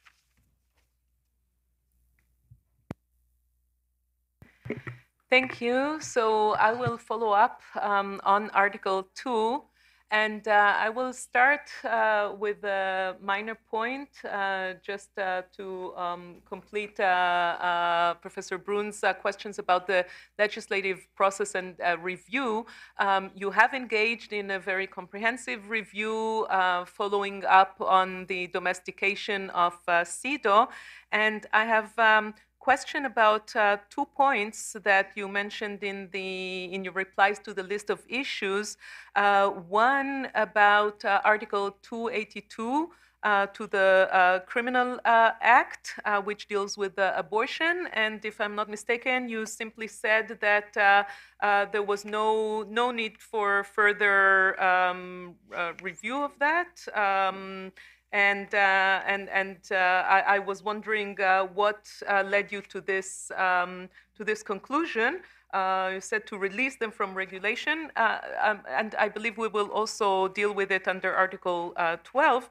And the other one is the Act for Ancestor Worship Guilds, which you do realize that it needs to be amended, and the amendment was put to the Executive Yuan for review in 2020, and we are now almost at the end of 2022. So I would appreciate an update on that. Now, 2 issues relating to Article 2. One, which was already mentioned a few times today, and it's the Human Rights, National Human Rights Commission, and we really appreciated the very comprehensive overview of this very important institute. We commend you on establishing this institute between the 2 CEDAW reviews. We understand that it was a long process, and it's good that it had already come to fruition. But I would appreciate hearing a little bit more about how you guarantee the independence of this institute. In the previous CEDAW review, it was specifically said that the institute, the Human Rights Commission, should preferably not be established within the presidential office or the Control Yuan or any other part of the existing government structure. And we realize that it is part of the Control Yuan, although it is established by a special act, but it's part of the Control Yuan. And I'm not sure I read the Paris Principles. With all due respect, I'm not convinced that this is in full compliance with the Paris Principles. And just to mention, one of the principles said that in order to ensure a stable mandate for the members of the national institution, without which there can be no real independence, their appointment shall be effected by an official act. We heard that the appointments of the ex officio members, they are nominated by the president and they are approved by the Legislative Yuan. I'm not sure this is full independence. It wasn't clear to me where the budget comes from, and is it guaranteed separately from the Control Yuan? So please provide more information on that. We understand that the Institute still lacks power to handle complaints. You did explain that there is the possibility to file a complaint, but it's not clear what happens after complaints are being filed, except for when they are being transferred to the Employment Bureau or the Education Bureau, which already have separate mechanism for dealing with complaints. But what about general violations, human rights violations, complaints about general human rights violations? It seems that the Human Rights Commission does not have power to deal with them, maybe except to just make some suggestions, but not to give concrete remedies for concrete individual cases. Lastly, I want to pose questions about the LGBTQI community. This goes directly to the issue of a comprehensive anti-discrimination act, which the head of the delegation explained that you are contemplating this. Will there be, provided there is such a comprehensive act, will there be specific reference to LGBTQI community?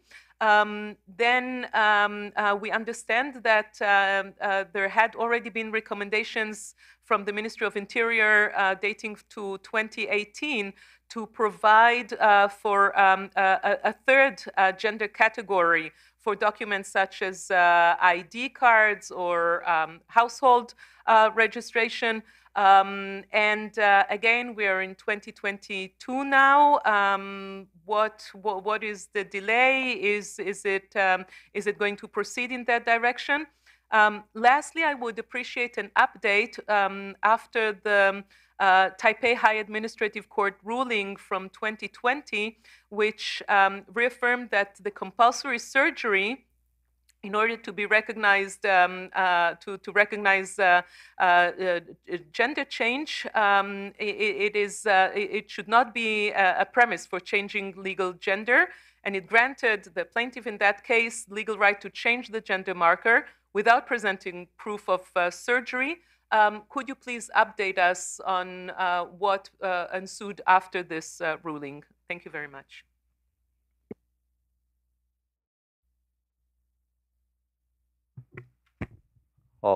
两位委员所提到。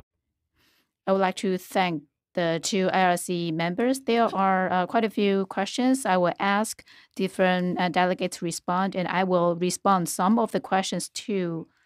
First, according to Article 6 of the Enforcement Act, the review of legislation, well, these standard applies to all the domesticated international human rights conventions. So all the rest of the laws and regulations have to be reviewed in light of CEDAW and CEDAW's general recommendations. Yes, we did 3 reviews, and 10 more laws or regulations remain to be amended. There are many factors which are explained in our reports, so I will not go into the details. And you talk about Act for Ancestor Worship Guilds.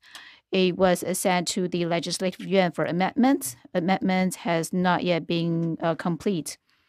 So that act, in fact, is among one of those laws that should be amended. As for the third gender category, yes, we are promoting that. As for gender registration change, the Executive Yuan is leading an interagency meeting. Now, we have an administrative letter or administrative measure to deal with this. And the current one of the current element is surgery, and indeed, so the court believes that the level of an administrative measure is not sufficient enough as to what's the elements required to change the gender registration. It requires more discussions, interagency, because what elements there should be, which government agency should be the agency to confirm. I think the practices are different among different countries. In some countries, court is the one that makes that decision, and some countries allow administrative branches to make that decision. So ministries and agencies now are discussing how we can address this. As for the numbers of quotation or citation of the convention and Article 282 in the criminal code, the offense of abortion and so on, maybe it has something to do with the genetic Health Act. Maybe MOHW can respond to that. As for the independence of NHRC, whether it complies to Paris Principle, I will ask NHRC to respond. First, Judicial Yuan on the use of convention. Thank you, Minister Luo, and thank you all the IRC members for performing the review. I am a the head of the court for juvenile and family affairs courts from the Judicial Yuan. As for the use of CEDAW, I think there were 151 judgments of the courts that invoked CEDAW, according to the latest data I have. And ROC, Taiwan, made this international commitment. We incorporate CEDAW into our domestic law through the Enforcement Act. As for the citation of the convention in courts, as for why the number is so little, maybe it is because there are other laws or regulations such as Domestic Violence Prevention Act, criminal codes, civil codes. It's about how the court interpret the scope of different laws and regulations. But of course, CEDAW has been domesticated, and the Judicial Yuan received the prompt from the Department of Gender Equality, so we are doing gender mainstreaming within our Judicial Yuan. First of all, we want to explain to judges how they can apply CEDAW in their cases. On this, capacity building is very important for judges and other legal personnel. So in Judges Academy, we continue to have the training, and for the courts at all the 3 instances, for specialized courts such as juvenile courts or family affairs courts or administrative courts, we continue to roll out capacity building programs. Based on capacity building, we will also want to provide more resources for the judges when they conduct cases. Last year, the Judicial Yuan, led by the presidents of the Judicial Yuan, convened a committee for human rights and children's rights. This committee decided to commission scholars and experts to conduct a research on how we can roll out a manual for conducting of the cases.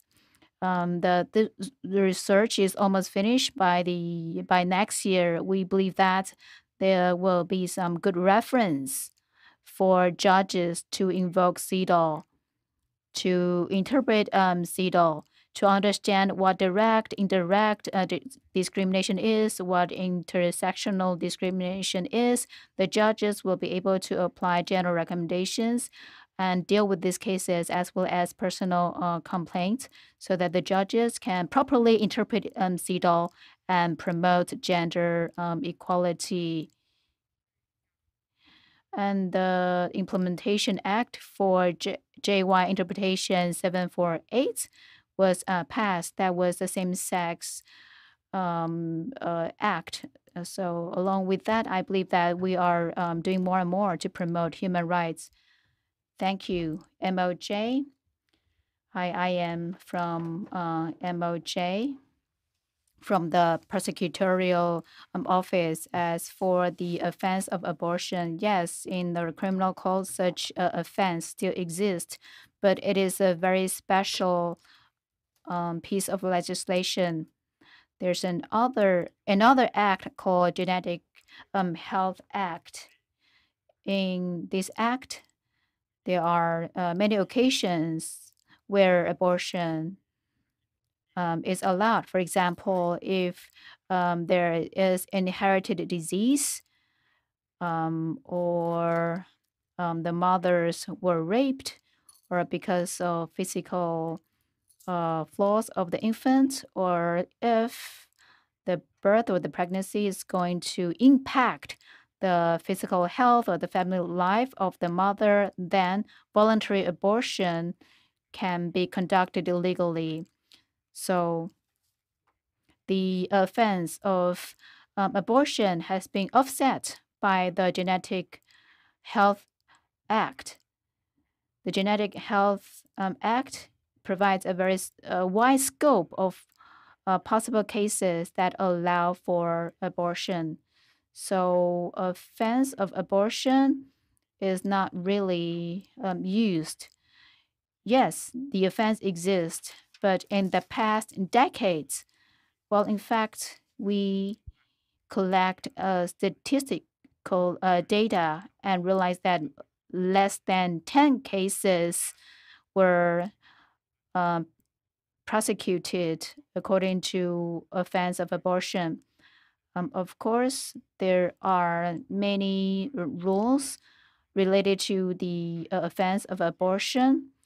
And if the mother conduct the abortion herself, or other artificial abortion, or the third party performing illegal abortion or abortion for benefits, these are not allowed and therefore constitute the offense.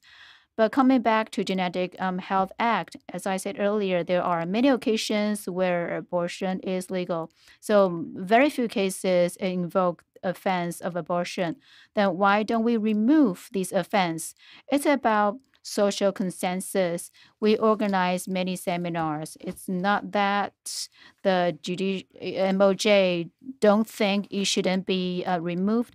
In fact, in March this year, MOJ convened a meeting gathering different ministries to discuss whether we want to remove this offense. But there was no consensus. So this offense of abortion is still being discussed. It's not that MOJ don't think it doesn't have to be amended. It's that we're collecting different opinions. Thank you. Next, NHRC. Okay. I am Ji Huirong from NHRC. On the question of how we can ensure independence, maybe Chen, our executive secretary, can respond to that. Hi, I'm from the NHRC as well. Regarding independence of NHRC, when the presidential office had a advisory group on human rights, APF's Runan in 2017 thought that, but after the feasibility evaluation, maybe and having the NHRC under the control yuan is possible and complies with Paris principles. First, National Human Rights Commission is created with a specific organic act. The first article of this organic act says that NHRC is created according to Paris principles. Second, there's a special chapter in the Control Act. So this special chapter is different from other chapters that regulate the control yuan. This is to ensure that we are independent. Even though we're under control yuan, the control yuan also has a audit department, but this audit department is also an independent department, just like NHRC. It is not intervened by NHRC. Fourth, NHRC has independent budget financially.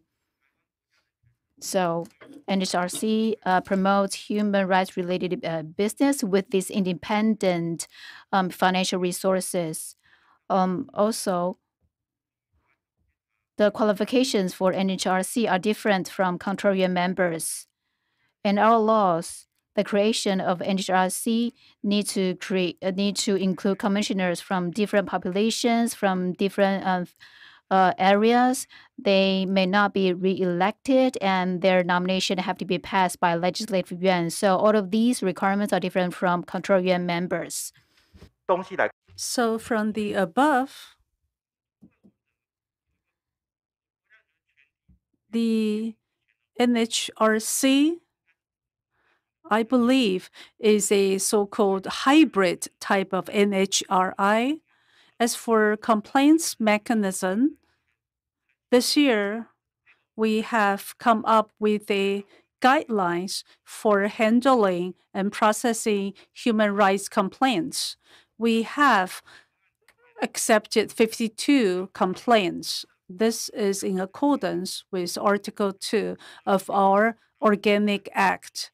So we have been coordinating with government agencies to improve human rights. Thank you. Very much. We'll now turn to Article 3, but always, if we have time, we will come back to these issues with follow-up questions. So regarding Article 3, Esther will speak and pose questions. Thank you very much, Madam Chair. I really would like to write on the questions that have been raised by Professor Nicholas. I commend the responses from the government and the Human Rights Commission. However, there seems to be lack of clarity on my part in terms of some of the actions that are taken to implement Article 3. Because earlier we had asked the question about the law, specific laws that domesticate CEDAW, and that's in the process. If it's in the process, the key questions that I would like to pose is, what's the legal basis for some of the guidance notes that you are now implementing? For instance, you have the bill on the guidance note on gender responsive budget. You have a note on examination of bills to the legislature, and and then you have the task force for different ministries that are supposed to help to promote accountability. If there is no active legislation in place, do you then have any executive order, any acts, any edicts in place? What form of law gives muscle or power to the work that is being done in terms of delivering on these guidance notes? I also see that you have legislation in different places. That's what the Honorable Minister said, that there are existing legislation in different places, but that is not very clear when you read the document. So if those legislation are not clear, the actions and the mainstreaming system that you have put in place, how will they draw power? How do you expect people to execute the requirements that are placed largely by the Gender Equality Department? I also observed that you had legislation, you had a response that talked about the gender responsive budgeting system and your administrative and management system working. And you had actually some results to show that for education was the highest allocation for gender responsive budgeting, with 16.47% in Ministry of Education and 4.5% in the Ministry of Health and Welfare. So if you have that kind of budget allocation, what specific things are those budget allocation then delivering if you do not have a firm basis and the indicators are not clear? What kind of accountability mechanism are you following? Because the SDG talks about 50-50. You've made progress, and you have some departments that have, some sectors that have achieved 16.4 or 0.5. But what's the content, and how does that content align with the CEDAW principles? And you also talked about review of sectoral policies. How many are there examples of some specific sectors that have reviewed their policies? That is aside of the guidance note. A note is a direction on what to do. It doesn't really have the power of control, neither does it drive market-based restructuring. It appears in looking at Article 3 that all of the interventions that you have are more coercive and voluntary, rather than deriving from law or tied to your markets. because we also don't see any corporate social responsibility that is in place. Some of the things that you say is that there are selection of benchmark of companies that implement gender-friendly measures to improve corporate image. That is commendable, but that is not a benchmark that aligns with CEDAW. We should know what the expectation is with regards to corporate entities. Do you have women on board scheme? Are there any targets set for these private sector company? Or do you have incentives and disincentives for corporate entities that abide by the order or the edict that you have? I would really want some clarification, particularly because in looking at what we have, there's no clear coordination system, even within the executive yuan. How do you coordinate the policies? I know you have a coordination department, but how are the policies coordinated? How are the guidance notes coordinated? Where's the baseline? And if you don't have a baseline, how do you then measure progress over time, although we're seeing increases in some areas? I would really be glad if I can get some responses to some of those. Thank you. Now, who is going to answer? Thank you.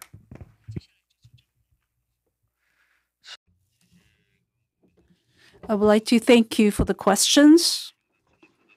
In terms of the promotion of gender equality policy, the legal basis includes the Enforcement Act of the CEDAW, in particular Article 8 of the Enforcement Act of CEDAW.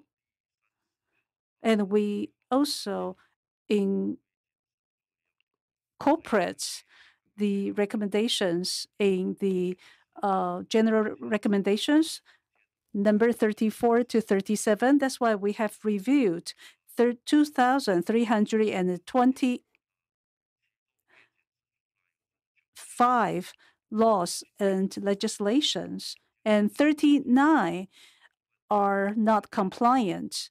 And we have amended 19. 10 remains to be amended. I think the situation is similar for other international human rights conventions. For example, the ICCPR and ICESCR. So basically, the Executive Yuan Gender Equality Commission under the leadership of Premier is continuously reviewing the progress. For example, however, there is still a shortage of consensus on the removal of the abolition penalty in the criminal code. And for other parts, some proposals have been made to the legislature. However, for amendments or new legislations, the parliamentarian support must be garnered first, and we are still working on that. As for the SDG, maybe the National Development Council and the Department of Gender Equality can provide additional information. Now, for the corporate sector, we start with the state-run enterprises. We provide them with incentives. Well, of course, we can discuss how we can provide legal requirements on private enterprises. We can definitely discuss that further. But as you say, we can also use policy as incentives to drive changes. Now, I would like to ask the National Development Council to respond first. In terms of SDG, SDG 5 is about gender equality. But when it comes to goals for gender equality, there's more beyond that, because among the SDGs, there are other indicators. For example, poverty eradication in SDG 1, SDG 2, hunger elimination, and quality education, health education, health quality. So there are 53 SDG indicators which are related to the gender issue. And in total, there are 66 indicators, SDG indicators related to gender.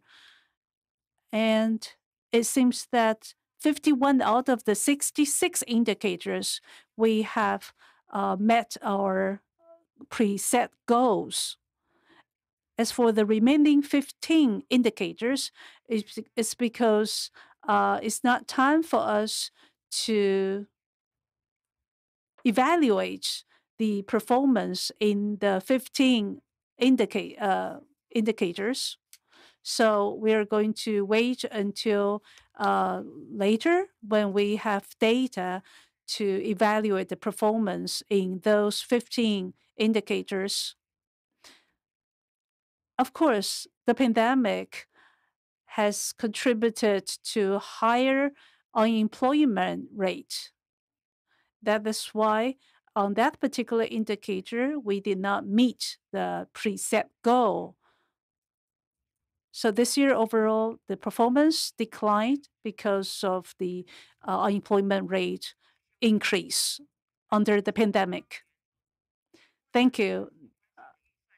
Department of Gender Equality speaking. So what is the legal basis for gendered budgeting? According to Article 7 of the Enforcement Act of CEDAW, all government agencies at different levels must prioritize setting aside budget to promote gender equality. So the Enforcement Act of CEDAW is the basis on which the gendered budgeting system is set up in different ministries and departments. In particular, gender equality policy guidelines at the executive yuan plays a critical role. According to the guidelines, different government agencies and ministries would set up gender equality task forces, which convene every 4 months. So this again is in line with the Enforcement Act as well as the gender equality policy guidelines. The gender budgeting system was first launched in the year 2009. In 2019, we amended, revised the system so that the gender budget at different ministries and agencies will continue to prioritize the budget for gender-related issues. And they also need to lay out their gender-related policy goals. Therefore, I would say the Enforcement Act of CEDAW, along with the Executive Yuan's Gender Equality Policy Guidelines, are the legal basis to push different government agencies and ministries in deciding their budgets and initiatives. Moreover, these ministerial gendered budgets will have to be approved by their respective gender equality task force, on which you can find private or civic group representatives. Okay. On the gender ratio on the board in companies, maybe MOEA, you can talk about state-run enterprises. And in FSC, please respond to the question that for companies which are listed, it seems that there is no law to require them when it comes to gender ratio. Yes, this is Ministry of Economic Affairs, MOEA. In 2017, we amended a note to require 1/3 gender ratio. I think all the state-run companies have reached this 1/3 ratio among all the board directors and supervisors. Thank you. All right, FSC, this is Financial Supervisory Commission, FSC, for listed companies and the proportion of female board directors. Female directors are part of the diversity of the board. Of course, board diversity will promote the performance of a company, even though it is not mandatory for companies to set up a ratio for female board directors, but we have a practical manual for listed companies to require them to make sure that 1/3 of the directors are female. We also disclose, or we also ask them to disclose their diversity of the board in their annual reports and through their self-evaluation. We encourage companies to set up at least one female director on the board, and one single gender should reach at least 1/3 of the ratio. Through some education, promotion, and training, we encourage companies to diversify their board to include more female, so that listed companies will pay more attention to gender equality. Thank you. For a single gender ratio is a requirement that started among state-run enterprises. So MOEA representative said that we work hard to reach 1/3 ratio of a single gender. We will continue to work toward that direction. But indeed, there aren't enough laws to regulate private sector. I know some of the countries use laws to mandatory ask the listed companies to reach this 1/3 ratio, and if not, they may need to face legal consequences. Well, in Taiwan, we can discuss the possibility of using that mandatory law. But currently, we want to focus on incentives. We are willing to listen to more opinions. If you have some good recommendations, we will welcome them. Thank you.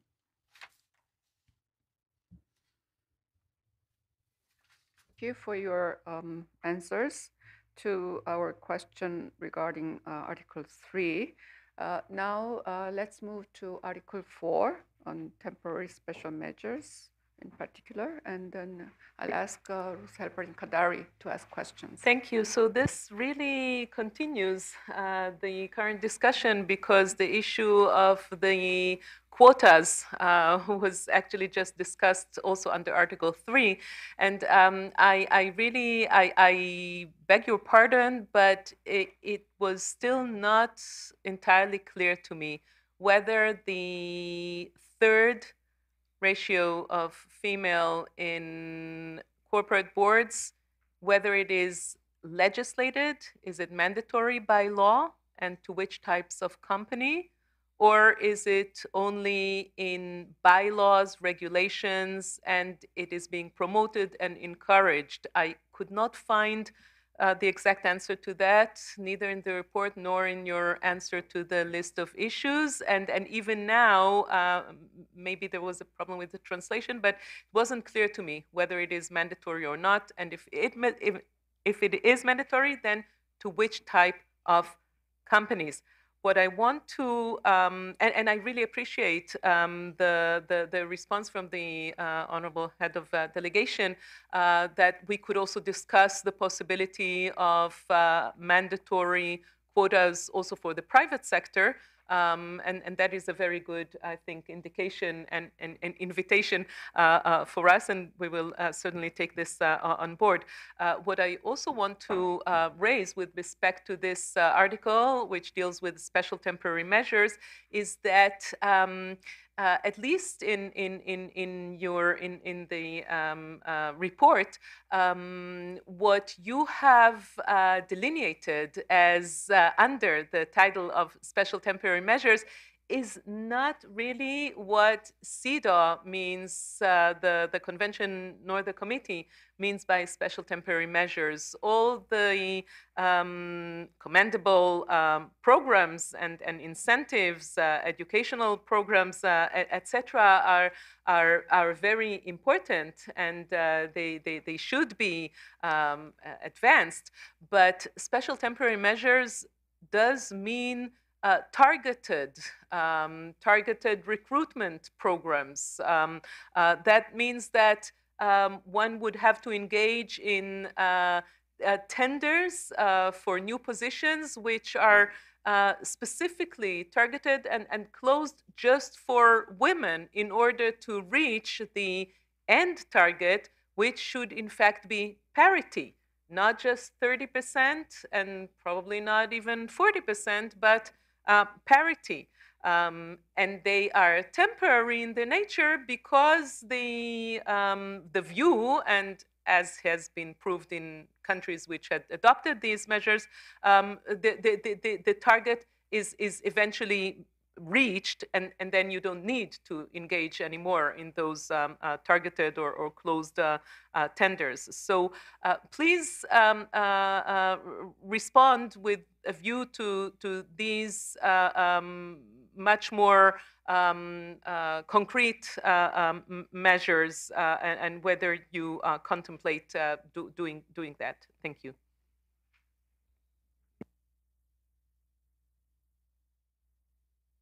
I give the floor back to the 好 honorable. 谢谢委员的提问。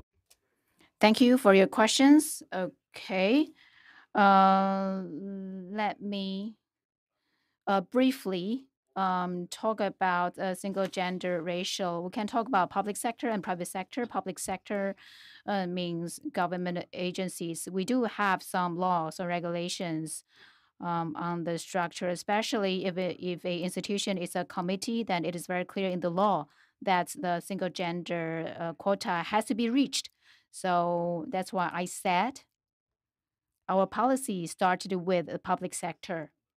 As for private sector, let me put it this way. In private sector, there are different forms of companies. Some are purely private companies. Some companies are run by the state. They are incorporations, but are run by a state. But for public-run companies, the board directors can be regulated by government policies, and therefore it doesn't require laws. Government can use policies to regulate that. So MOEA said that policies are used to influence the single gender ratio on the board in state-run companies.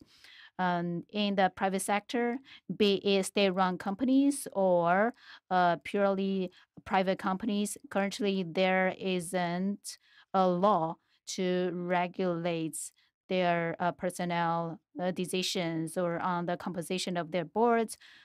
And there's no law regulate that they have to reach the 1/3 gender ratio. As for temporary special measures, I would like to ask the Department of Gender Equality to respond. As the head of delegation said, when we promote gender ratio or gender quota, we started with public sector, but we're moving toward state-run companies or public sponsor associations or organizations, which means that some private organizations that are influenced by the government. So the policy is that, well, 1/3 is the minimum and 40% is the goal. We have a deadline for that. In 2018, we ask public sponsor organizations when they hire their committee members, I think by this year or by next year, when they're going to hire the next round of the committee members, the gender ratio has to be higher than 1/3. And for those organizations which already reach 1/3, they have to include these requirements in their articles and or chapters. And by 2024, they have to reach 40%. So 75% of these public sponsor associations have to reach the 40% single gender ratio. So that's that Executive Yuan is using policy to promote this. As for private sector, we ask the central governments or local governments to communicate with the private sector to promote female percentage, especially for management level positions.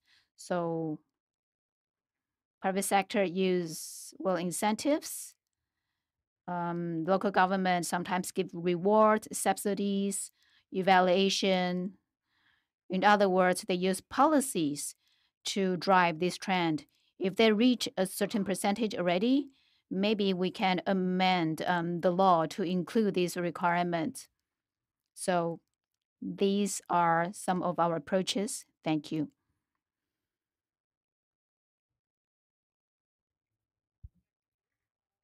So now we will go to Article 5, and I'll ask Professor Ferry-Diajah to ask questions regarding Article 5. You have the floor. So.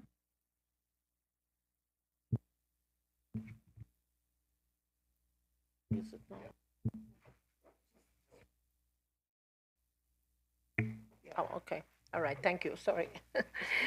Okay, I will be talking and asking questions on Article 5, which is in regard to gender stereotypes and domestic violence and violence against women in regard to that general heading.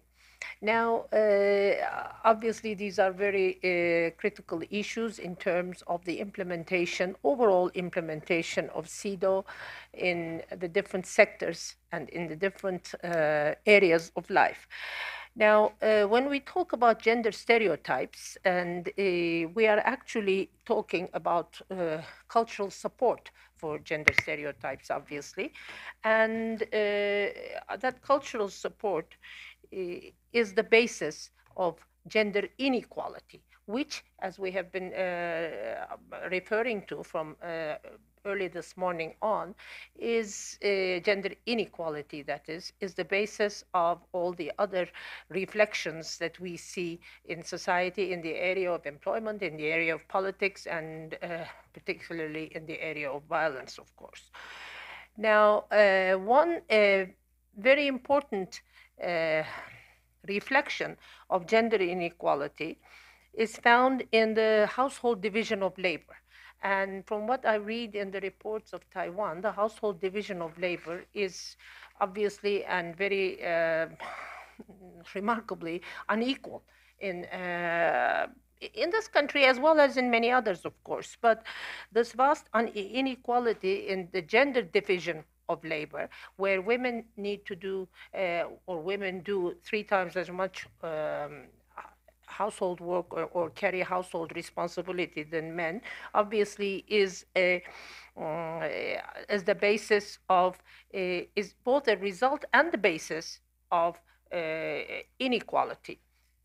Now, so my question is simple. What is being done specifically in this regard? And now I want to hear a little bit more programs and numbers and concrete results drawn from projects and programs that have been implemented. And I want to hear a little bit more about actual numbers of obtained from studies, from data of showing us some kind of change in the household division of labor, and thereby in the change in having implications in changing gender stereotypes in this country. So that is my first issue. Secondly, as I said, domestic violence is something that emanates from gender inequality. And I asked this question in the list of issues too, but either I did not get a concrete answer or I was not able to decipher that. But what is the total, what is the percentage of the budget, of the state budget, total budget that is allocated to the prevention and combating of violence against women in this country?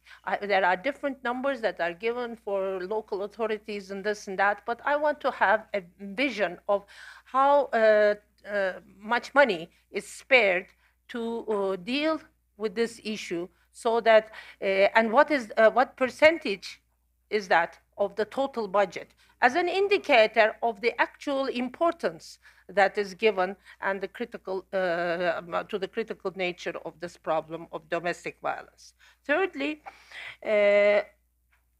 you do have a Domestic Violence Prevention Act, which is also amended in 2015, and one of the issues that relate to non-cohabiting factors has been addressed by this amendment, I understand. And those non-cohabiting members, because they're not family members, are nonetheless now allowed with the amendment, are able to apply for to secure protection orders and to bring cases, I understand. Could you please provide numbers of those and comparative statistics of some kind of non-cohabiting and cohabiting partners benefiting from this amendment and from this approach, and what is the situation now? Now, that's another way of asking, what is your statistics on this? Do you have, specific and targeted statistics on this? And a follow-up question to that is, how many of these complaints by non-cohabiting factors, as well as cohabiting couples, non-cohabiting, but particularly non-cohabiting, have actually ended up in cases in court? And if you have any data, what about the verdicts? What is the success rate of such appeals, I would say? And finally, now sexual assault is quite a bit mentioned and talked about in the report and in the answers to our list of questions. However, I got the impression that this was mainly in the context of sexual assault against children. Now, I want to learn more about what happens with sexual assault against adult women. And this, of course, is very much related to also the issue of sexual assault within the context of authority, because adult women are not exempt from this context of authority, as children are not, obviously. And so can you provide concrete evidence, concrete information on what is being done in this regard in Taiwan? I think that is more or less the my questions at this point. Thank you. Thank you, Professor Farida Jia. And now to these many questions, please. Thank you. So in response to your questions, I think the Ministry of Health and Welfare will be in the position to address the question, especially the data on the budget to combat violence against women. If the representative from the ministry has the data, please provide. Otherwise, please later provide additional information. As for the division of labor in the household, how do we change the gender role stereotypes? Maybe different ministries can respond. As for the cohabiting and non-cohabiting partners, their situation in response to the amendment to the Domestic Violence Prevention Act, As for the sexual assault data, basically, I don't think we exclude adult women victims. It's not just limited to children and youth. So in any case, I will give the floor to the Ministry of Health and Welfare. Thank you. Thank you for the question about violence against women in Taiwan. So I am the Director General for the Department of Protective Service. In terms of violence in intimate relationships, or let me begin with the budget question.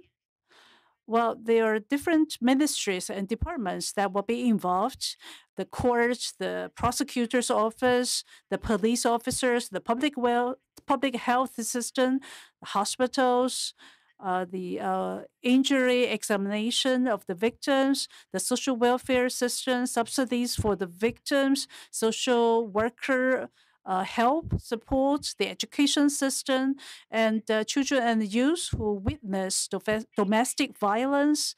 I think this covers so many different aspects.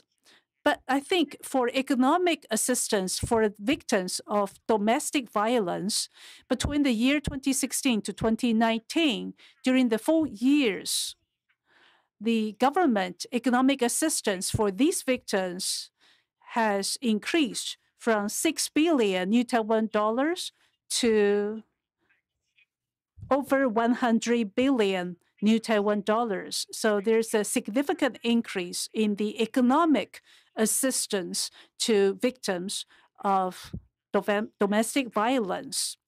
So I think this is an indication of the support the government provides for the victims and the families that suffer from domestic violence. As for non-cohabiting partners, in the year 2017, when we amended the law, even if the person is 16-year-old, but he is violently treated by his intimate partner or her partner, then we still consider him or her to be eligible for our protection and care.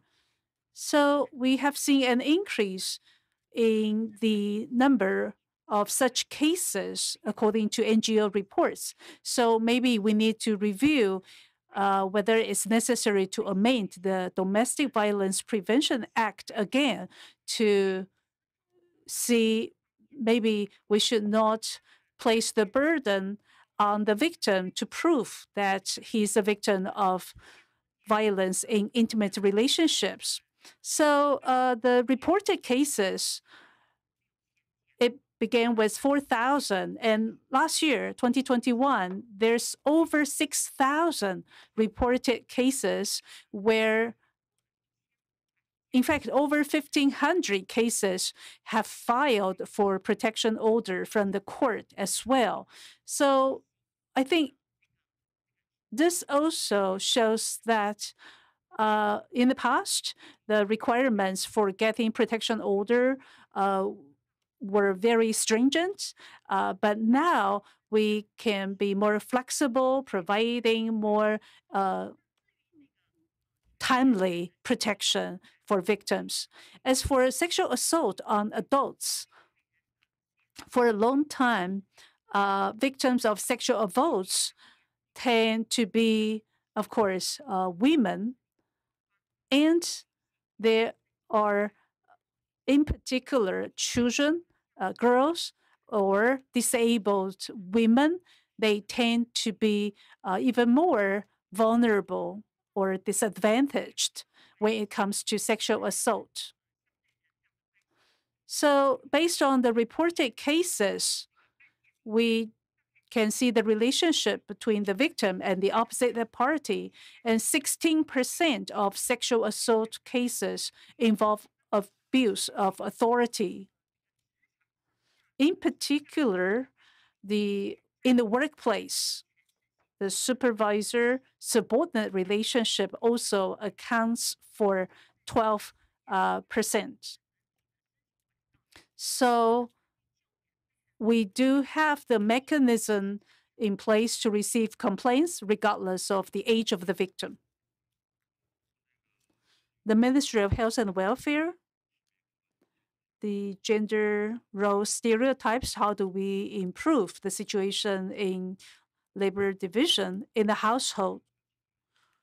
So it seems that we probably right now do not have the data on the percentage of the budget dedicated or earmarked for the prevention of domestic violence against women.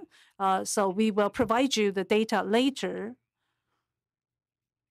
And again, for other ministries and departments, if you have relevant data, please feel free to jump in. So the Department of Society and Family Services from the Ministry of Health and Welfare, we have adopted a wide range of approaches to promote the idea of shared responsibility for domestic chores. And in the National Human Rights Action Plan, we also incorporate a similar notion that is to promote division of labor in the household. And from local to central government, there will be more advocacy and outreach programs. For example, we are going to survey the situation right now, and then the Ministry of Health, the Ministry of Education, and the Department of Gender Equality will work together to provide such promotion campaigns. What about the subsidies for parental or maternal leave to help more balanced sharing of household chores? Labor Ministry. So in terms of the application for parental and maternal leave, well, we can see that from January to October of 2022, compared to the same period of the previous year, the data shows that the total number of applicants, female increased 6%, male increased 48%. In fact, we just recently amended the Act for Gender Equality in Employment, so both father and mother can file for such applications to enjoy parental or maternal leave. Starting July last year, even if you want to have parental or maternal leave for less than 30 days, you can still apply for it. You don't necessarily have to apply for 6-month parental leave. And also, we have seen that 15% increase in female applicants and 69% in male applicants for less than 6-month parental or maternal leave applications. So we have seen increase in both male and female applications for such child care leave. So thank you to the Ministry of Labor for the explanation on flexibility increase in the application for parental and maternal leave.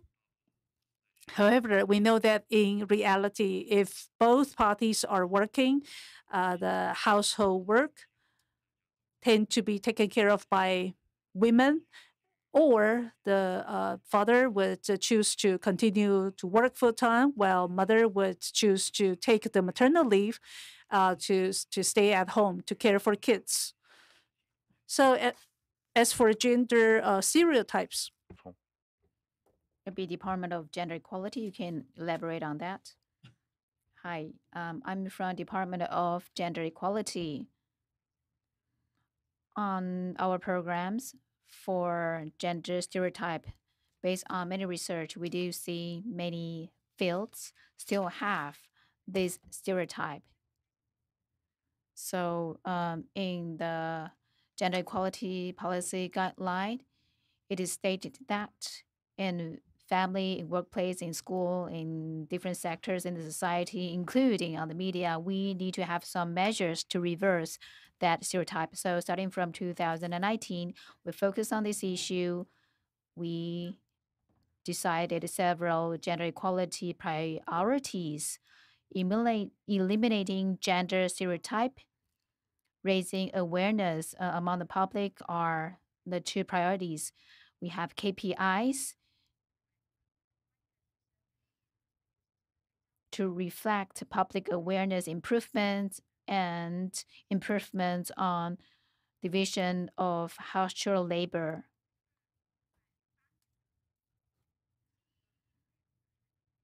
From 2019,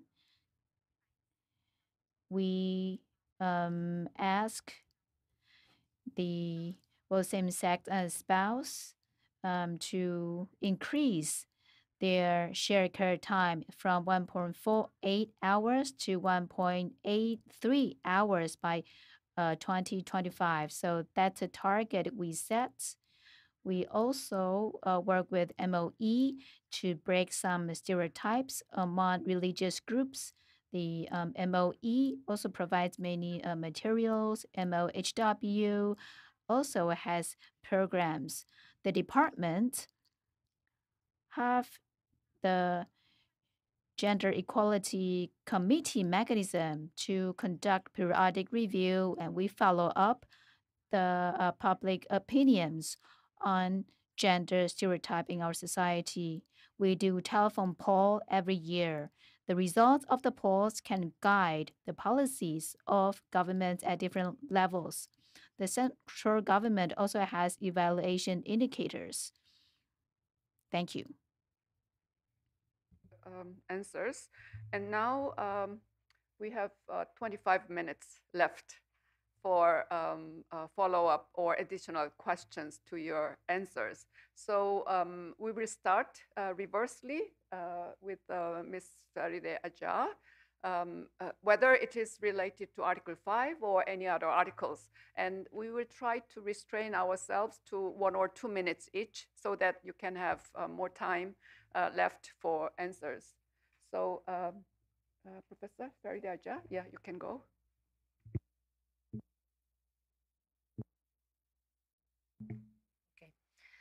Thank you, Madam Chair.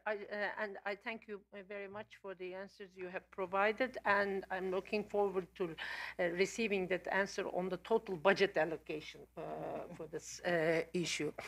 Now, I have one more question that I did not want to take time to ask before. What is the situation regarding shelters for women victims of violence in Taiwan? I mean, what is the number of shelters? Where are they located? And what is the situation over the years with regards to this particular? Because it is obvious that there is violence against women, and so shelters are a very critical part of providing refuge for the victims, for the survivors of violence against women. Thank you. Thank you. And then next, Professor Ruth Halperin-Kadari. Thank you, Madam Chair. I'll try to be very concise. First of all, on the quotas legislation, if we could perhaps receive the text of the law, because you said that there is a law that does relate particularly to certain kinds of corporations. Please provide the text of that law. Then with respect to the NHRC, I read that you did handle 69 or I don't remember the exact number of complaints, but in what way exactly did you handle that? And what were the outcomes of these procedures? Were they individuals whose rights had been violated, because I think that maybe 10 or 15 of them were found to be substantiated, that established the complaints? Did they receive any remedy? We need information on that. Third, relating to gender-based violence and the data that was asked. Do you have specific data on femicides, on the exact numbers of killings of women on account of them being women? We just heard that globally, UN Women released a report that every hour globally, 5 women are being murdered by members of their immediate families. Do you have numbers on these cases?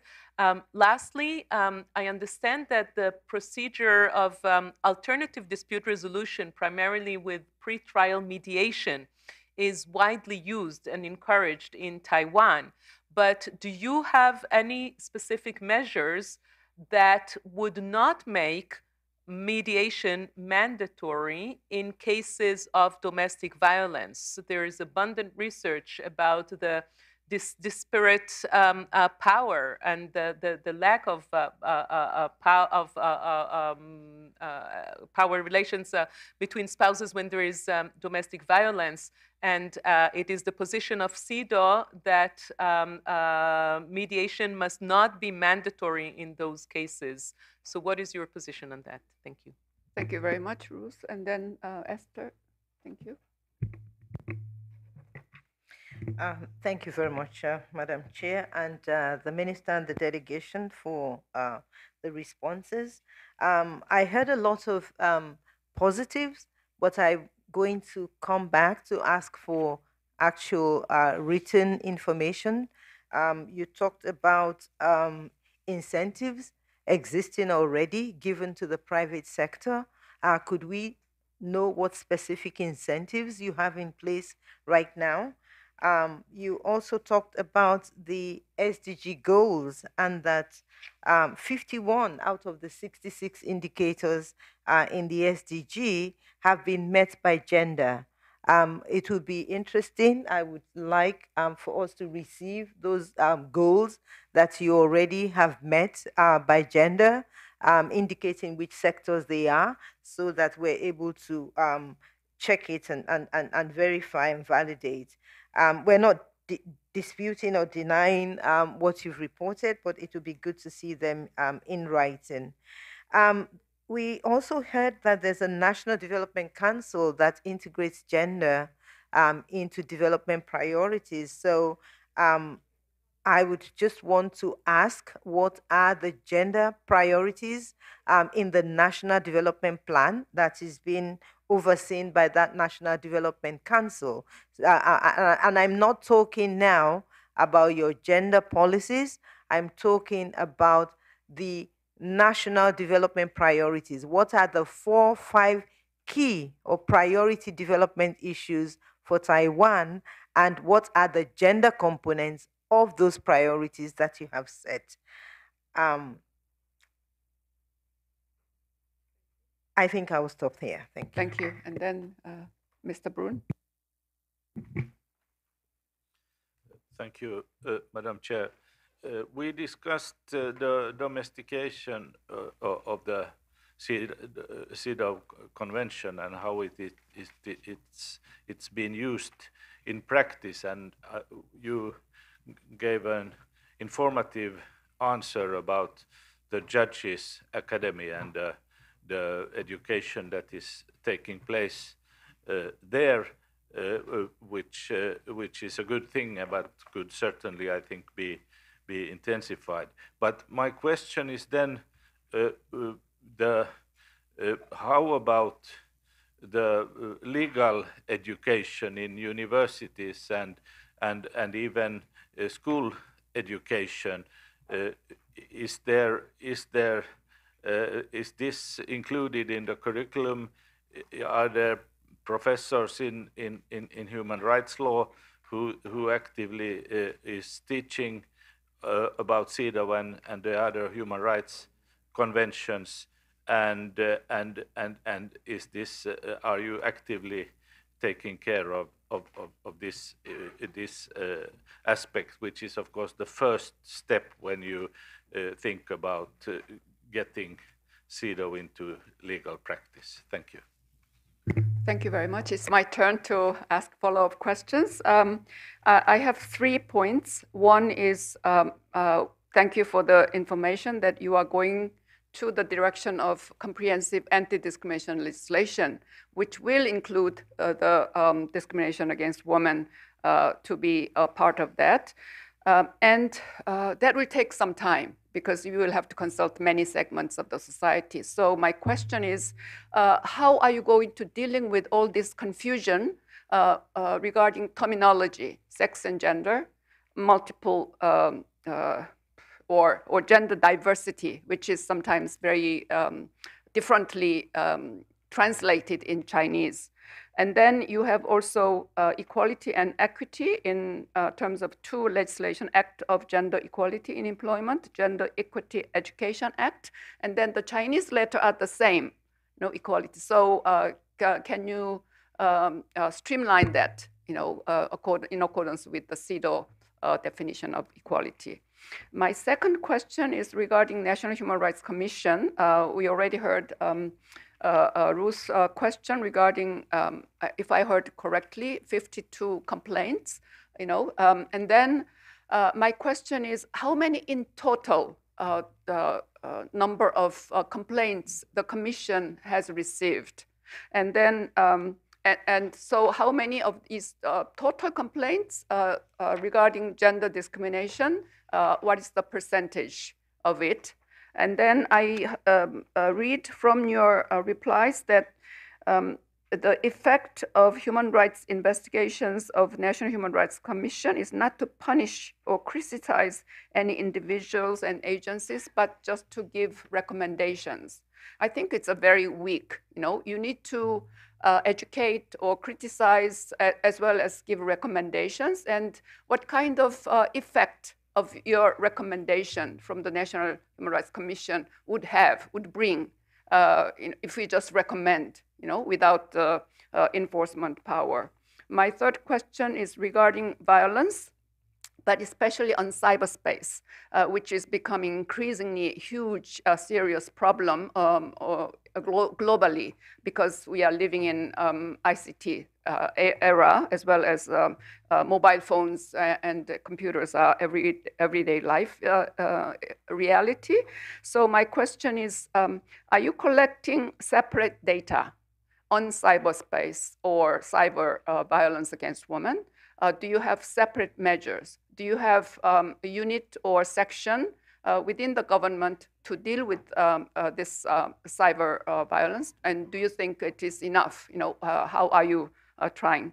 And then my other questions regarding COVID-19 issue as well as abortion issue will be addressed tomorrow when we deal with the health issues under Article 12. And thank you. And you have 15 minutes. And if you cannot finish your replies, we would welcome written information in addition to your replies within 15 minutes. Thank you very much in advance. 好，谢谢5位委员补充的询问那 Thank you for the questions. I will assign the questions to different representatives from various ministries.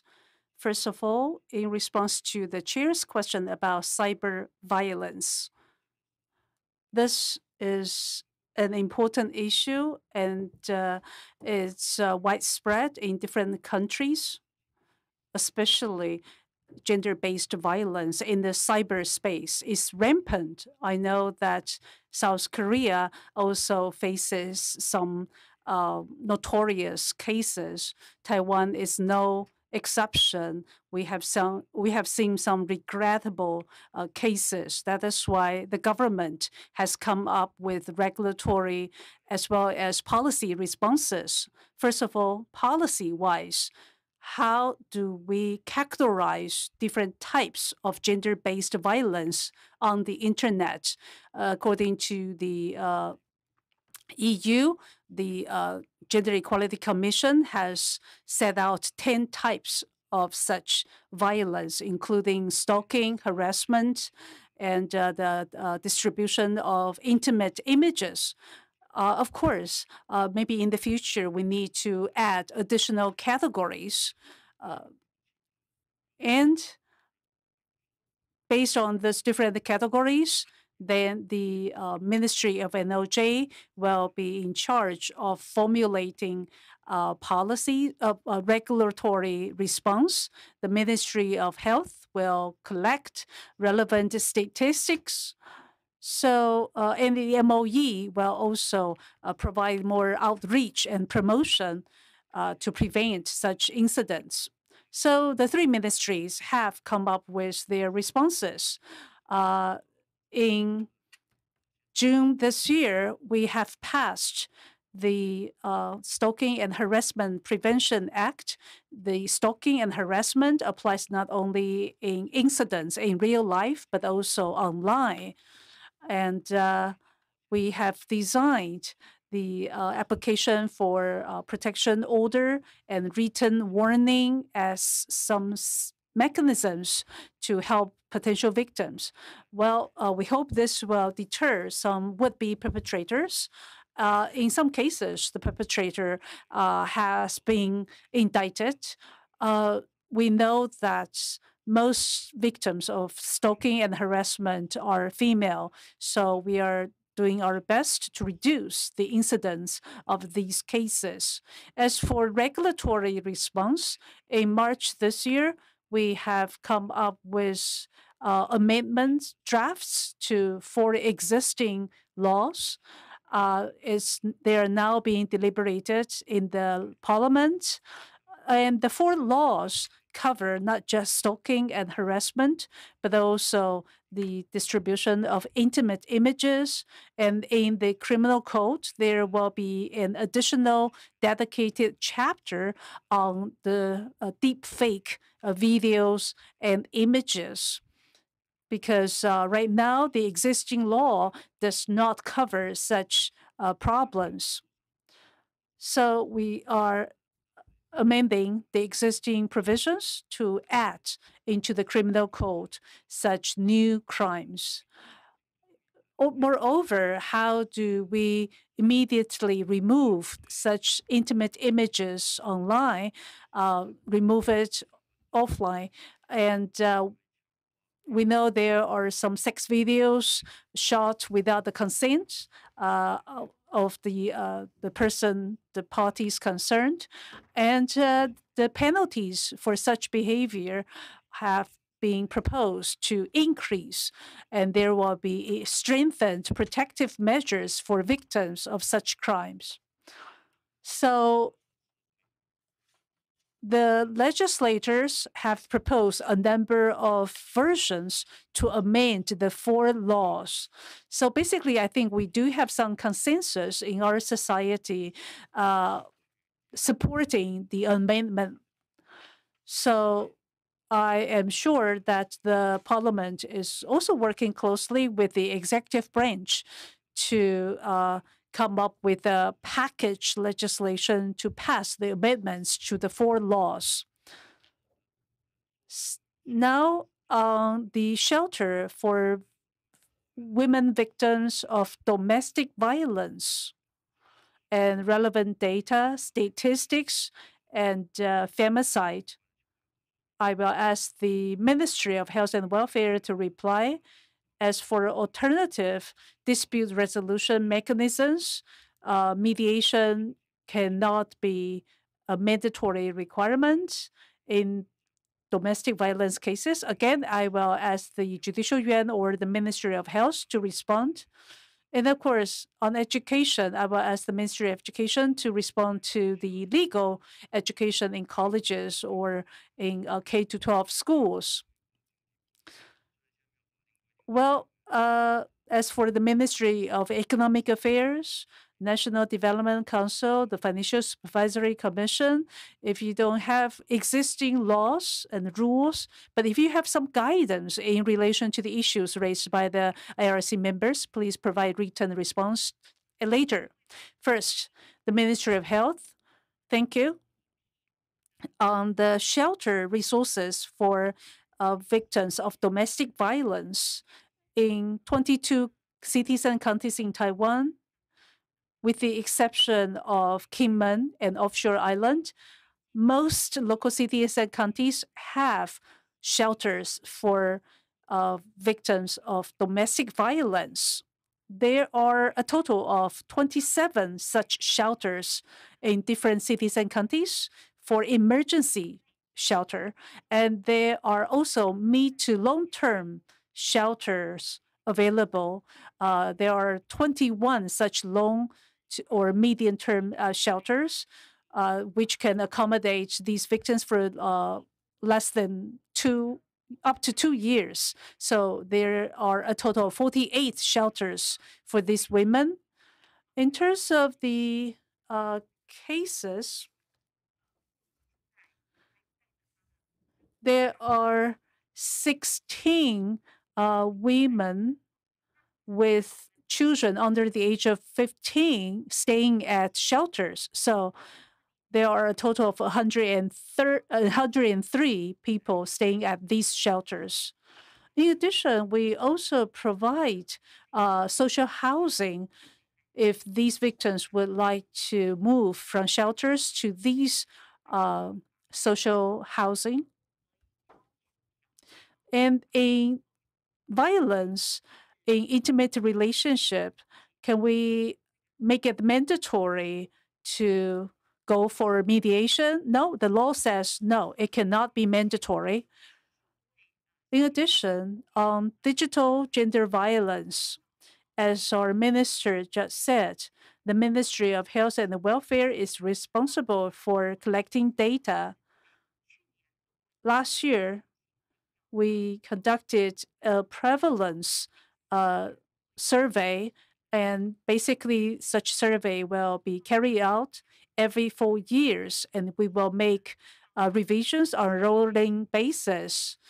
Digital harassment, the prevalence on an annual basis is 60%. And for women's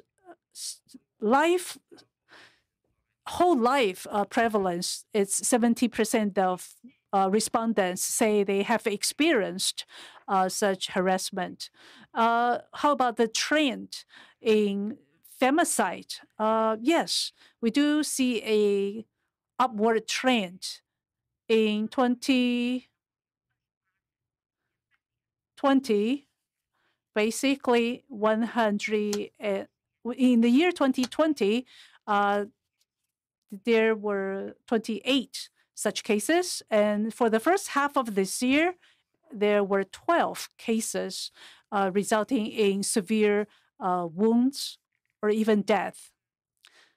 How about the Judicial Yuan? Thank you for the questions from the IRC. Well, I remember the question was raised in the previous round. Article 13 and Article 47 of the Domestic Violence Prevention Act, it is clear that you cannot require mandatory mediation. But according to our Family Affairs Act, basically it is recommended that the mediation should take precedence first. However, there are some preconditions that the concerned parties are willing to go through the mediation. And at the court, we have Family or Domestic Violence Service Bureau. So if in the events involving divorce or sexual assault, application for protection order, basically the court will select the mediators. 80% of them have professional backgrounds, such as lawyers, psychologists, social workers. Therefore, in our Family Affairs Mediation Committee, all the members must be equipped with gender awareness. And of course, they must be familiar with the CEDAW provisions. Not to mention, the mediation will have to take place on the grounds of equality. And if necessary, the victim can ask to be accompanied by a social worker when the mediation is taking place. So this is the Article 47 of the Domestic Violence Prevention Act that provides for the requirements in relation to mediation. Thank you. How about the complaints received by the NHRC? Okay, I speak on behalf of the NHRC. By the end of October 2022, we have received 52 complaints. 3 are related to CEDAW. And right now, we first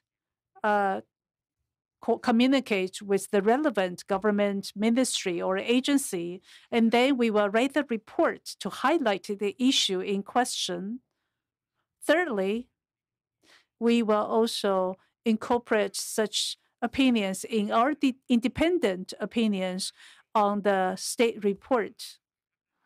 Well, according to the Organic Act of the NHRC, we have the so-called soft power. That is, we do not have the mandatory power like the control yuan has. So between 2015 to 2022, the control yuan has conducted a number of investigations in relation to gender issues. There are 63 such investigations under the control yuan, but the NHRC was not established until the year 2020. So basically, 63 cases, basically those were the cases investigated by the control yuan in relation to women's rights between the year 2015 to 2022. For the NHRC, we have received 52 cases, and 3 are related to CEDAW. Now, MOE on students' affairs. First of all, gender equality education, human rights education, legal education, according to the 2019 new national education curriculum, we have incorporated these issues in the new curriculum. So from for K to 12 schools, the content of these issues must be incorporated in the teaching. As for teacher education or teachers' continuous development, they must also acquire the latest information in this area. As for universities and colleges, we respect the university's autonomy. However, we do provide some guidance. For instance, when it comes to legal education, we basically would inform universities what kind of legal education has been provided during the senior high school level so that the university authorities can think about how they can provide more bridging education to strengthen legal awareness or gender equality awareness. Moreover, in terms of grants provided for universities, their performance in promoting human rights, education, gender equality education will also be part of our evaluation in determining the amount of subsidies or grants we provide for universities. On legal education, we know that our society is changing very rapidly. New laws and orders are emerging from time to time. For instance, in June this year, we have passed the Stalking and Harassment Prevention Act. So in the wake of the new act, the ministry is going to produce promotion videos and new teaching materials so that teachers in schools can incorporate them into their education program. Thank you very much. Let me add something to human rights education. In the first National Human Rights Action Plan, which has been passed this year, there is a comprehensive sub-project on human rights education on campus for public servants and for the society in general too. We will supplement this information with written submissions. And for all the ministries, if you need to submit any written information later, please do so. Thank you very much.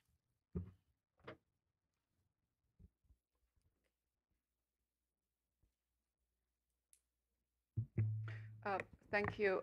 I hope that answer to my question regarding sex, gender, diversity of gender, etc., should come later in written form. And we reached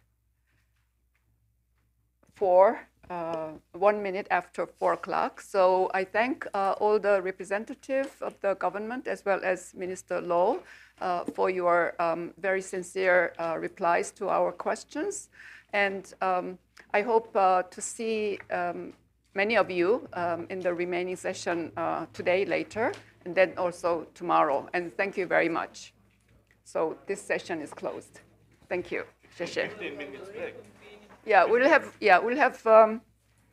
15 minutes break, and then we'll come back, to the second session. Thank you. 好，谢谢委员，谢谢。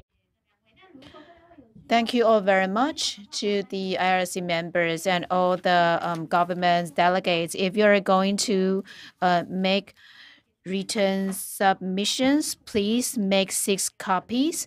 By November 29th, we will provide them to the IRC members. Refreshments are provided outside the venue. Please help yourselves. During the 15-minute break, we are going to reorganize the venue. Please bring your belongings when you leave. This is the 15-minute break.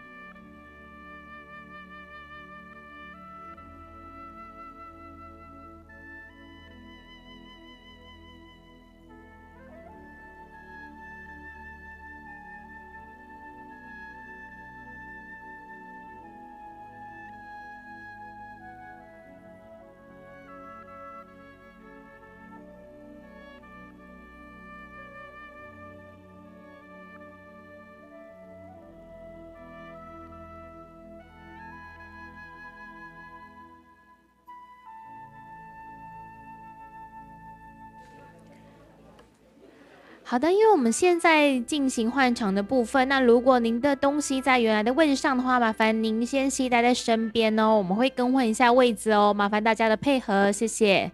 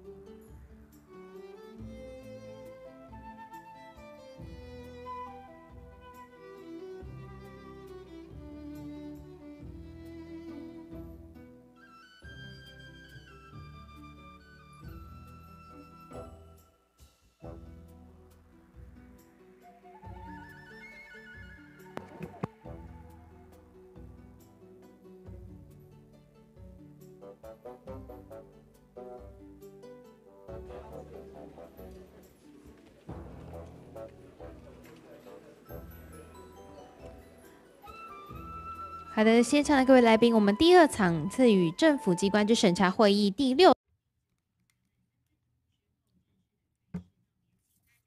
Ladies and gentlemen, this session, which will cover Article 6 to 9, will start in 3 minutes. Please put your cell phones on silent or vibration mode.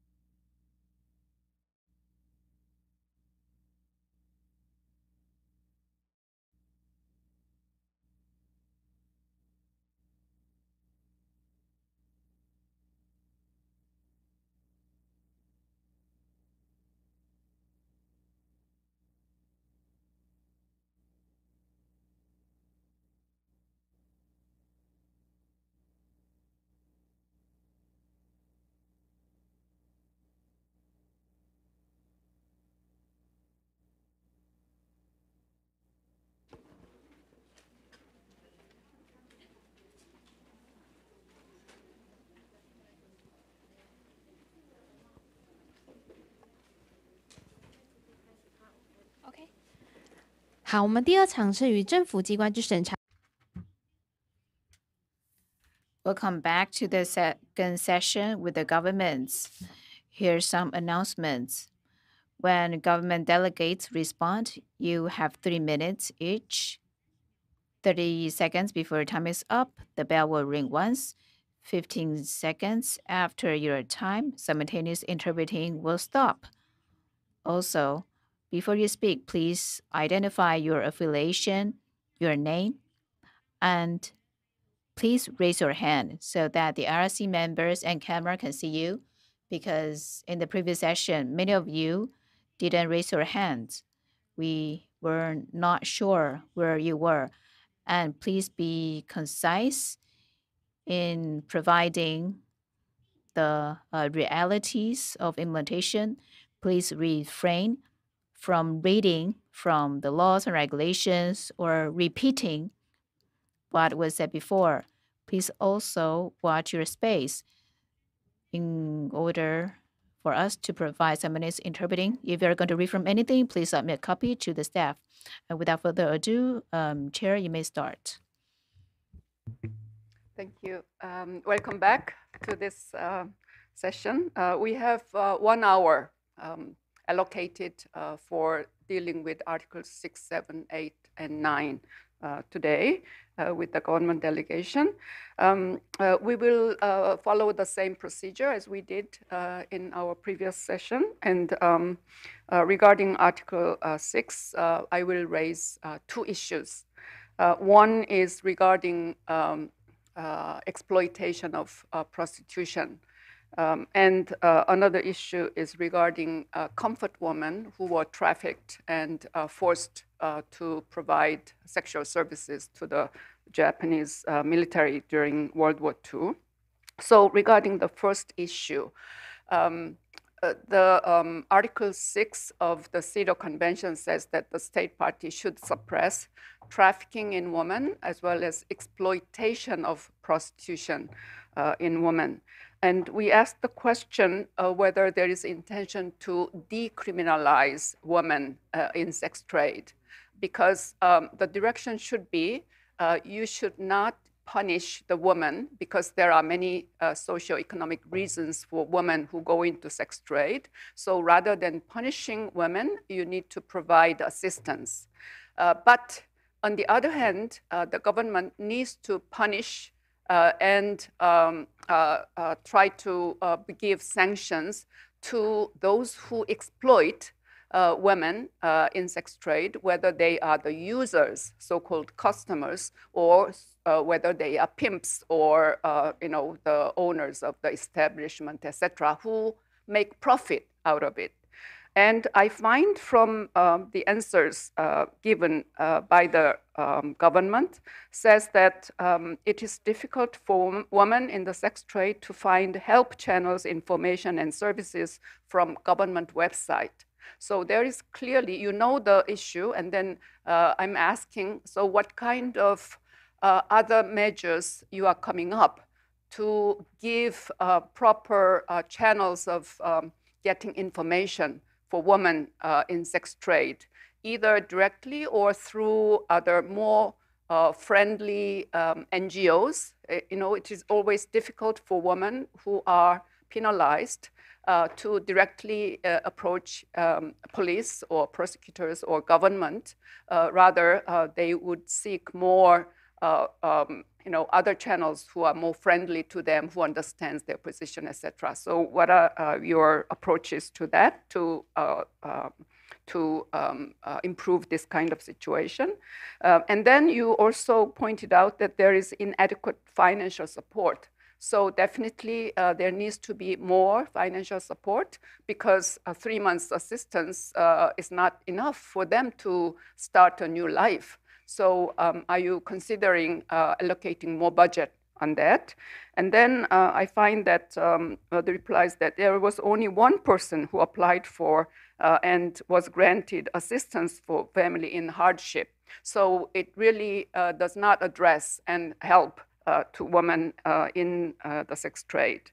So as a total, what is your, although you said that you are not still adopting this Nordic approach, but in total, what is your government policy towards providing assistance, not criminalize women, but only provide assistance, while you give more sanctions to the customers and then providers of those establishments, etc., who exploit women in sex trade?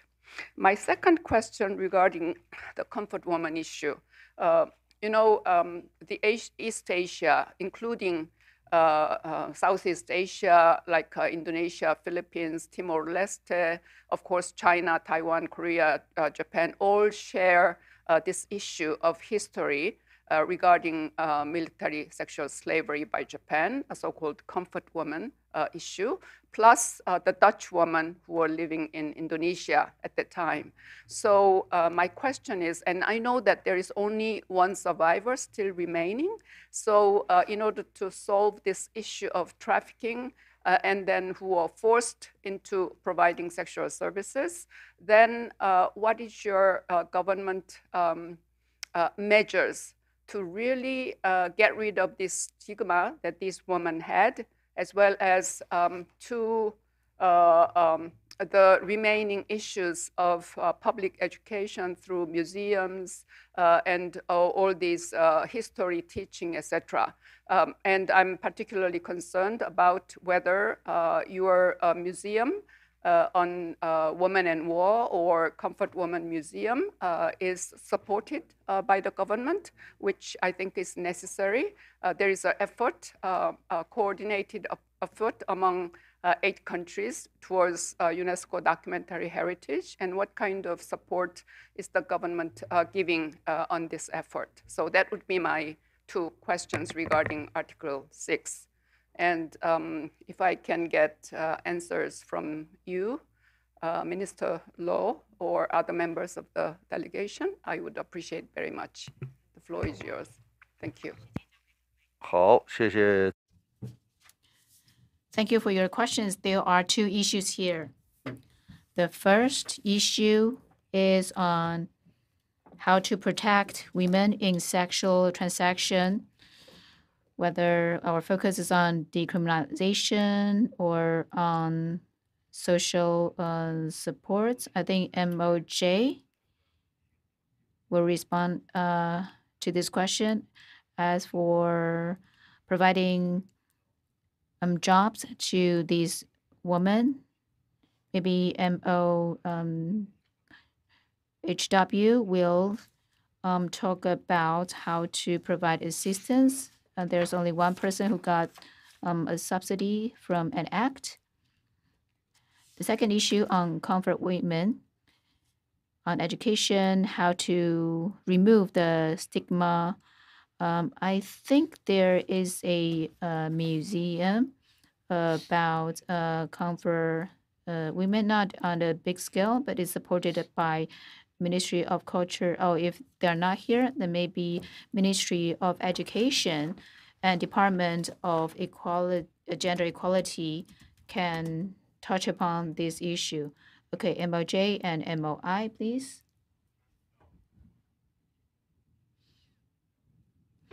Sex workers and male clients, whether or not we're going to decriminalize such acts. Well, in fact, sex workers and male clients themselves are not criminalized. The criminal code punishes those who accommodate or mediate such transactions instead of punishing the sex workers. So sexual workers are not the subject of such criminal penalties. Whether or not there is administrative penalty, maybe MOI can respond to it. This is National Police Agency from Ministry of Interior.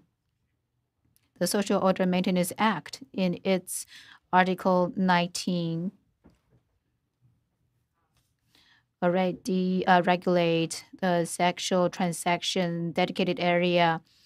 It authorizes local government to set up a special area for a sexual transaction. So sex workers or the clients are not punishable in this area. Okay. MOI. So there's only one person who can get the subsidies based on the Act of Assistance for Family in Hardship, and also providing jobs for previous sex workers. Anything? This is Ministry of Health and Welfare. The question you asked about is related to, well, there was only one person who got the subsidy under the Act of Assistance for Family in Hardship because it requires the applicant himself or herself to apply for the subsidies. Maybe they don't want their privacy to be disclosed. They don't want to be labeled. So very few of them submit applications under this act. But this year, we have a letter, which is a guidance for career transition of the sex service providers.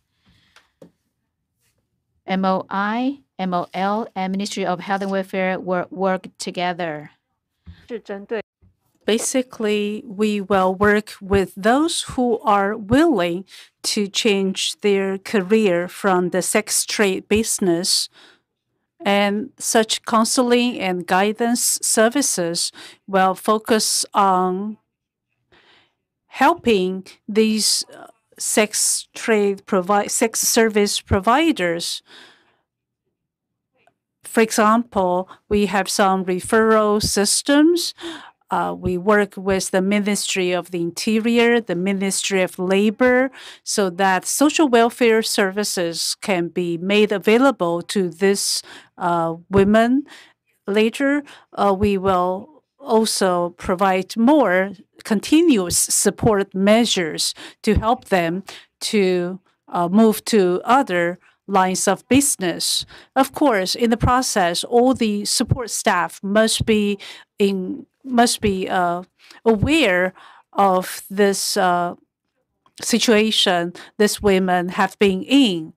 And the MPA has been organizing training and education so that our officers, when helping these people, will refrain from stigmatizing them or placing labels on them. We will use non-discriminatory attitudes when we provide services for them. Ministry of Labor, please. Thank you.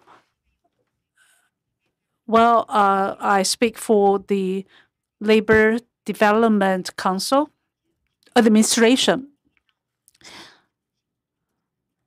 We know that during the last concluding observation of CEDAW, the issue of helping sex service providers to transition to different careers was already raised. So starting in 2019, under the guidance of the Executive Yuan, we have had meetings with relevant agencies to collect information, employment information from different cities and counties, and we provide such information to the MPA, National Police Administration, so that they can refer these jobs to the former sex service providers.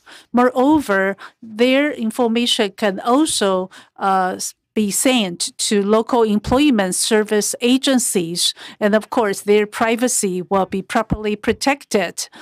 So after this coordination, some former sex service providers have successfully transitioned to new work. As the Ministry of Health and Welfare also talk about raising awareness and sensitivity of the help or service providers. So starting this year, we have invited civic groups representatives to help us to know when it comes to helping former sex service providers to get jobs, what should we pay attention to. Even though in the third national reports concluding observations, the IRC members already recommended that there should be a service mechanism to help these sex service providers to move to different career options.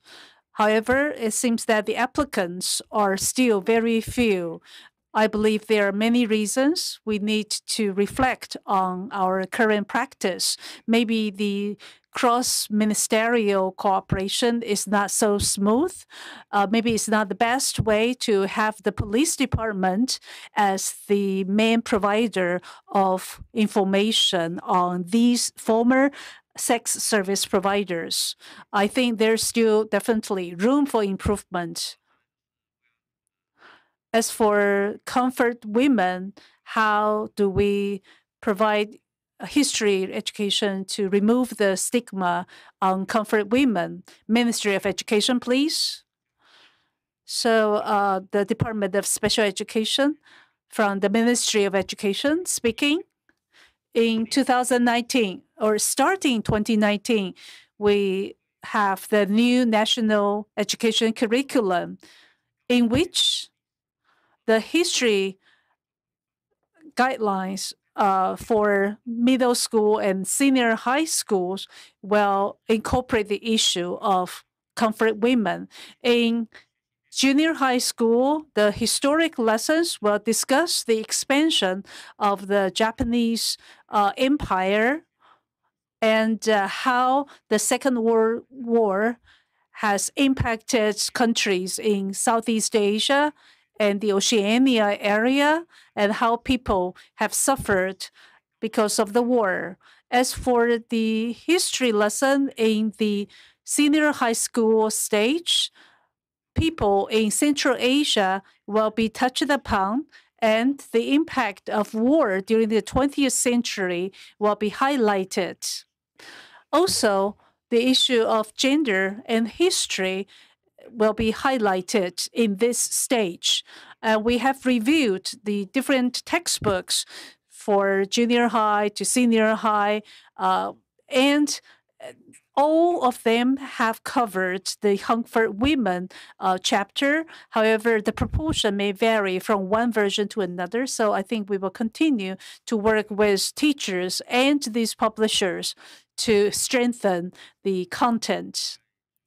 As for the museums, I think we now have a Amma Museum organized and supported by a civic group. So it's not really a formal museum, even though the Amma Museum is receiving subsidies from the Ministry of Culture. However, we know that in terms of its operation, the Amma Museum still experiences some difficulties. So I think we will ask the Ministry of Culture to extend even more support. In the future, I believe different government agencies and ministries can engage in more discussions on the issue of comfort women in the future. Thank you.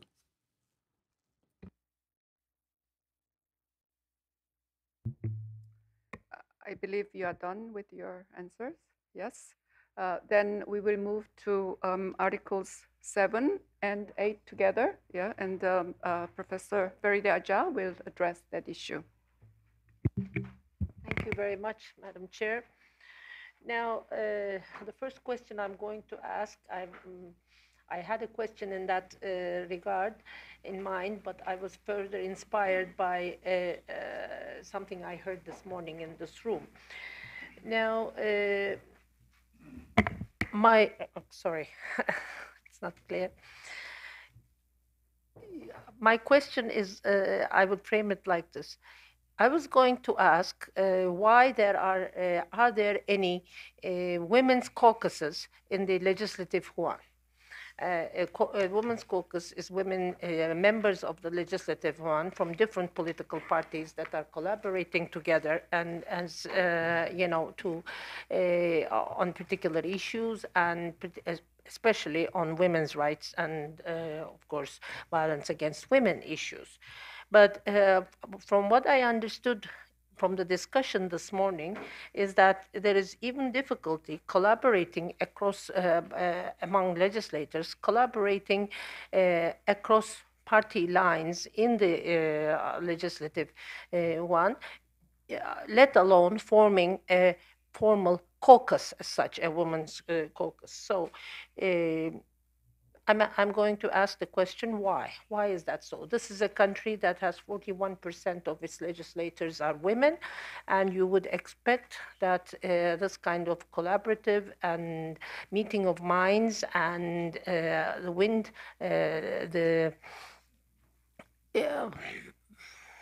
motivation to specifically address gender issues and women's human rights issues would be strong among the elected representatives, and I'm sure it is on an individual basis, but why is the lack of collaboration? Is there something systemic there that is preventing this? So this is a question that I have. Another question is, I know that you have the one-third quota system, which apparently is not working all that well at the lower local levels, but is nonetheless the case for at the national level. And you are aiming for parity, this I understand. But there is something, again, that I do not very well comprehend in the answers to the questions, where it says at one point that the goal is to achieve 40% first and then 75% of women by the year 2025. This is something I'm not clear about, so I'd be grateful if you explained to me why would you want 75% women's participation. And third question is about the participation of women of different subcategories, I would say, such as rural women and women with disabilities, elderly women, LGBTI women, and their participation in the political process. I understand there is some information given about policies, but could we have some concrete evidence showing that the results of the policies being implemented? And one of my last questions is about the harassment of women politicians, because sexual and otherwise harassment of women politicians is something that is a major problem in all countries of the world, I suppose. Yeah, and for instance, the International Parliamentary Union has made across the board study on this to look at the occurrence of women politicians meeting hate speech or being more than average, let's say, or being targeted by cyber violence of all kinds. So I'd like to have some information about that situation in Taiwan. And if there are cases, how many cases have gone through the steps of taking it to through the legal steps, and what results were achieved? And finally, I would say it is clear that there is significant and systematic increase in the participation of women in positions of political authority, for which I do congratulate the Taiwanese society. However, particularly in the judiciary, when you look at the numbers, however, you see that there are a lot of deputy heads of departments, and in the judiciary, the lower levels of the judicial establishment are more likely to be occupied by women judges, whereas the highest positions and the department heads in the bureaucracy are more reserved, I would say, reserved in quotes, of course, to men, which is 78%, the report says, of the deputy head positions are women. And in fact, the way it is given in the report is to frame it as a positive point. It is positive, of course, because it's a high-level power position, but it is not the highest level. And here in when we look at the aims of CEDAW, we want equality. So we're going to look into the ability of women being in not only the deputy head, but in the head of department positions and in the highest positions of the judiciary. And in fact, this situation of women being in relatively secondary positions is also true of the NGO sector, which I have read in the report. And this is something, so it's really indicative of a cultural, at least at the first reading, it's indicative of a cultural inclination. I would be grateful if you could enlighten me on that. Thank you. Thank you. Now your replies, please. 好。 Thank you for your questions. First, there are 40% of legislators are women. However, whether or why there isn't a cross-party women caucus, I think Ms. Wang and Ms. Fan, the two legislators who were here earlier in the morning, had provided me with some information. Well, the organizations under legislative yuan sometimes are regulated by laws, and some committees can be freely formed by the legislators. So some of the committees actually have cross-party members. So I will take your recommendation to the two legislators who were here this morning to see if there's a possibility to organize a women caucus in the parliament to jointly promote women's rights. Even though there isn't such a cross-party women caucus, there are some issues which are promoted by female legislators from different parties. They work on common interests and concerns and provide solutions or programs. I mentioned the Harassment and Stalking Prevention Act, which it became effective in June. I think all the female legislators, regardless of the political party, supported the passage of this law. Based on my observation, as long as it is an issue about women's rights, the women legislators work together in solidarity. And whether it is necessary to create an organic act to promote some legislature organization, maybe, well, of course, I will leave that decision back to the parliamentarian members themselves. And second, on the gender ratio, I think it's better at the central government. And probably you're aware of this. 2 days ago, we just finished the local election. But it seems there is some progress based on the latest data. One of the county doesn't have the mayor because one of the candidates died. But if we look at the rest of the 21 counties and cities, well, 9 heads are women, which is an increase compared to last time. Among the 9 women leaders, 2 cities or counties see their first female mayor in their history.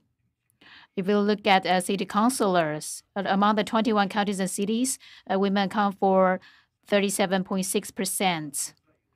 This is city councilors. And in some cities and counties, they have almost reached parity. In Taipei City, women's city councilors account for 49.18%, almost half. It's also very high in New Taipei City, more than 40%, more than 40% in Tainan City as well. Among the 6 municipalities, their female councilors are all over 35%, very close to 40%. Again, compared to last election, this is progress. So with mainstreaming, with the gender mainstreaming, we have a female president who leads the country and the people, working very hard on all aspects. So Taiwanese people are confident in women as decision makers or leaders.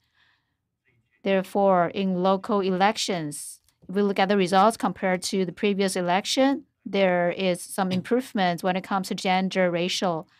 And local councilors, as I said earlier, almost 40% are women, and the number is still growing. So in our democracy, in equal right to political participation, we are making some progress step by step, and the results are inspiring. As for the judicial sector, I think the Judicial Yuan will respond to that.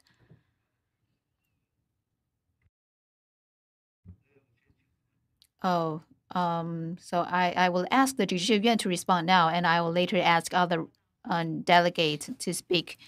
This is the Judicial Yuan representative. I want to talk about the high-level position in the judicial sector. So among the Grand Justice, there are 15 in total, 11 men and 4 women. So the ratio is 73% to 26%. And in the courts, judges, academy, and so on, there are 37 heads of these institutions. There are 22 men and 15 women. So the male-female ratio is 59% versus 41%. As for judges, well, in total, there are 2,130 judges, and there are more females than male because female account for 56.8%.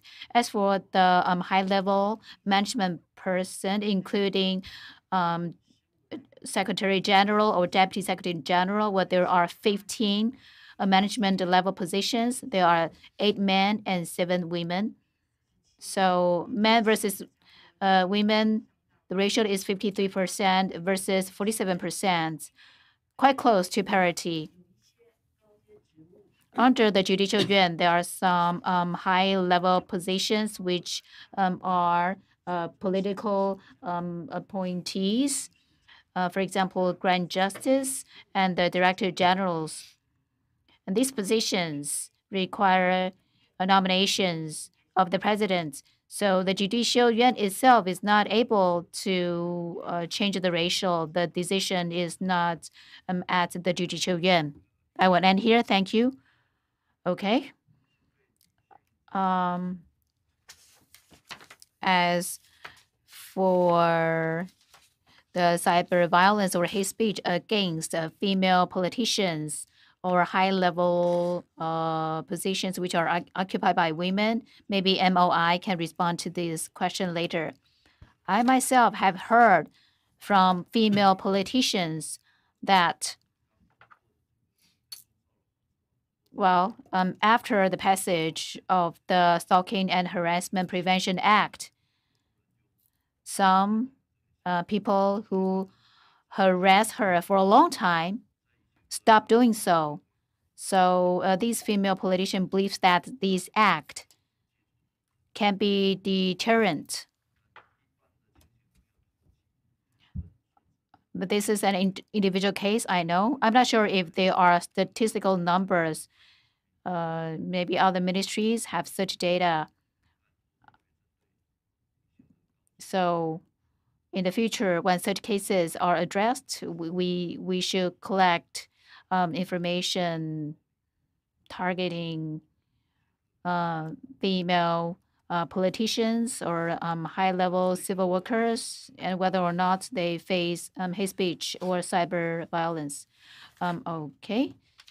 Maybe MOJ can supplement your information later. As for disadvantaged women, we will ask other ministry to respond as well. Okay.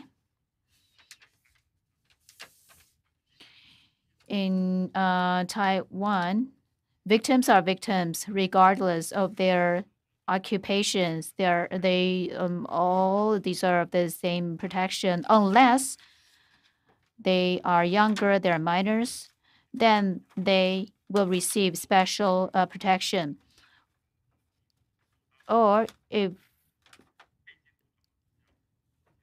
some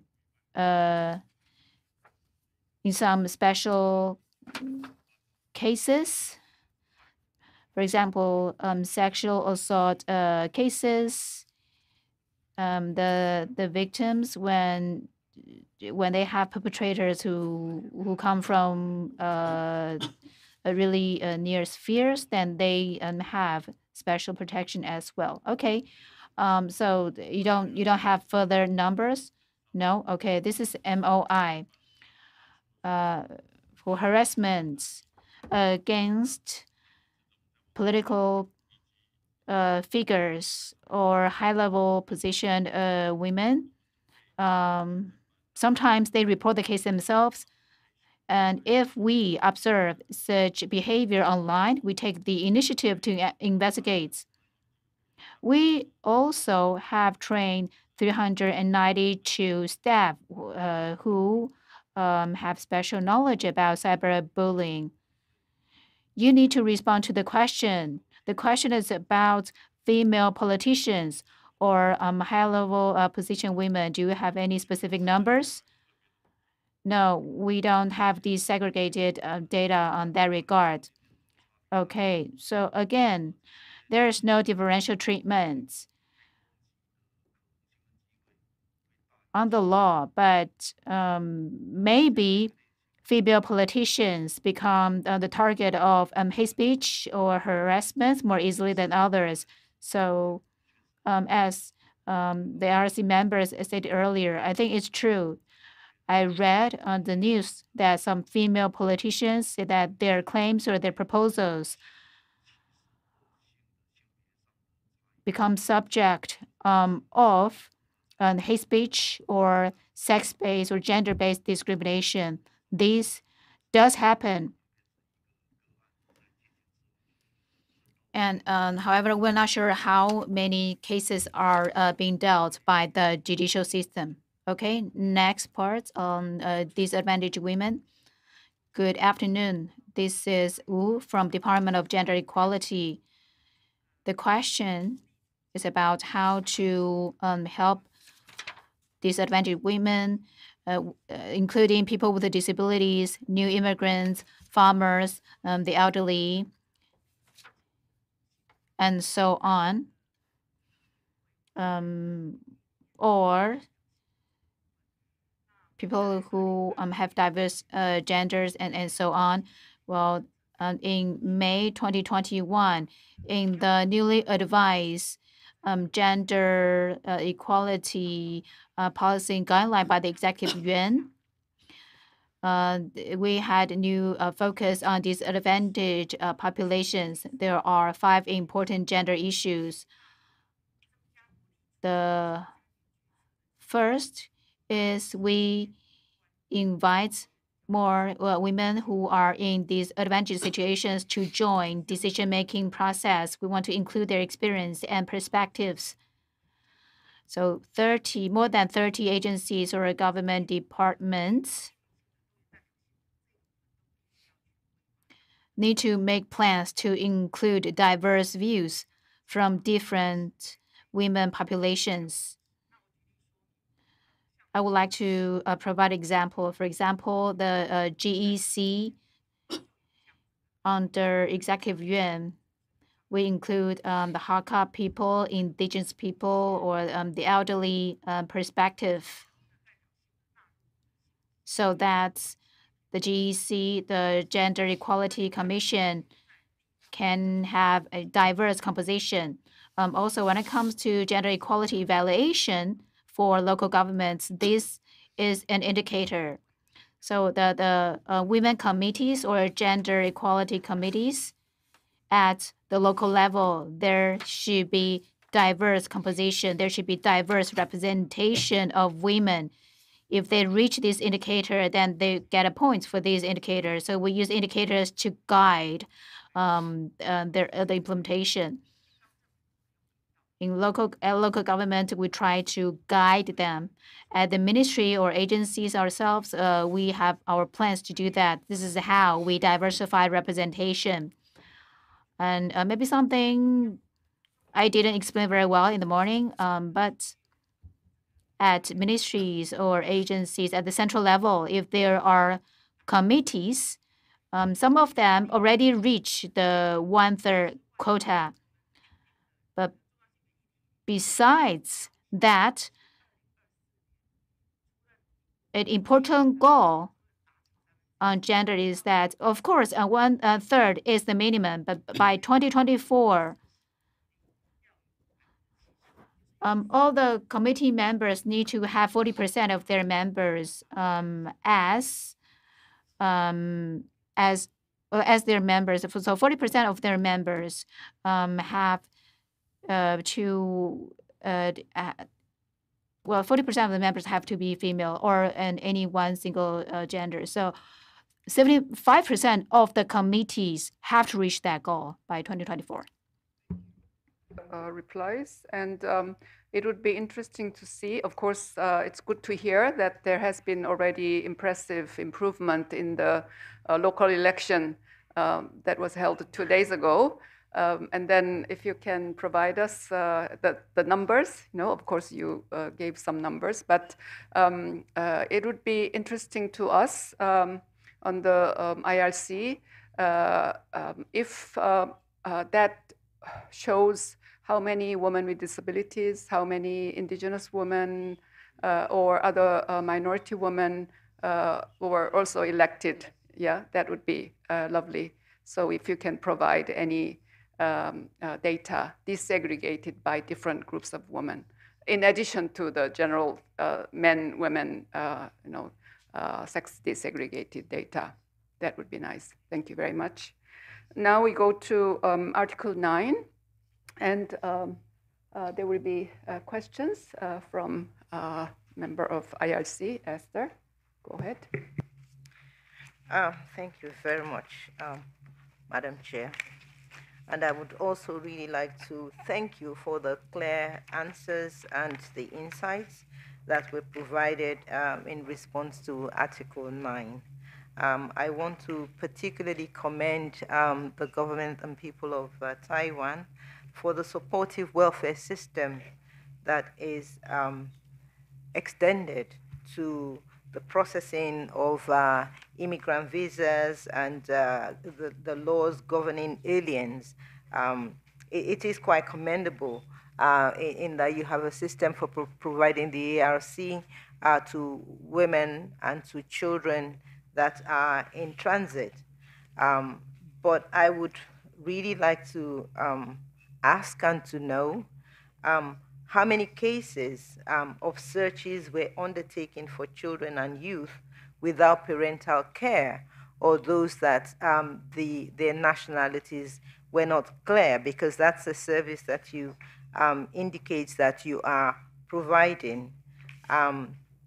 It would also be useful to know how many incidents of naturalization of technically stateless children were handled within the reporting period.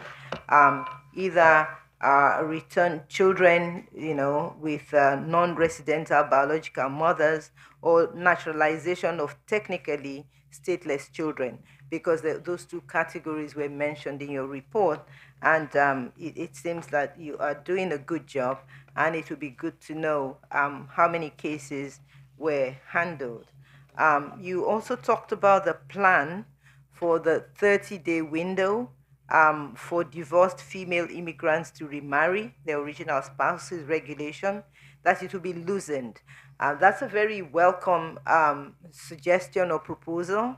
And the question that I would raise at this point is, do you have a timeline? As we have seen that some of those reviews can take extensively long periods, and that would have implications for the well-being of not only young children, but the mothers and young people. So it would be good to get an indication from you to find out if you really have a plan, since you have already recognized it as a need, and the plans are there to loosen that regulation. I also be curious to know the level of public awareness that is actually provided in the country, because you talk about social support services, you talk about enlightenment. In what form? Is it only via virtual, or do you actually have outreaches and special programs that would reach the beneficiary groups? I'm not talking about things on the news or the radio where the concerned groups might not have access. Do you have any targeted services that reaches the required groups? And last, I'm also concerned, or would want clarity in terms of the essential services delivery standards, because you do talk about a lot of services, and this goes back to issues that we discussed earlier in the morning about Article 3. Have you developed a battery of essential services standards that is non-discriminatory, with clear standards of practice? Because you mentioned that you have standard of practice. If they exist, it would be good for you to share them, and for us to know whether they operate using human rights-based approaches. I think I will stop here at this point. Thank you, Madam Chair. Thank you very much for your questions. Now, Honorable Minister, you have the floor.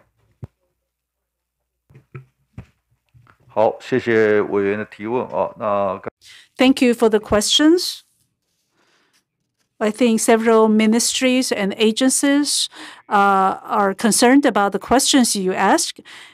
Protection for stateless children, or not just stateless children. There may be some parentless children in Taiwan.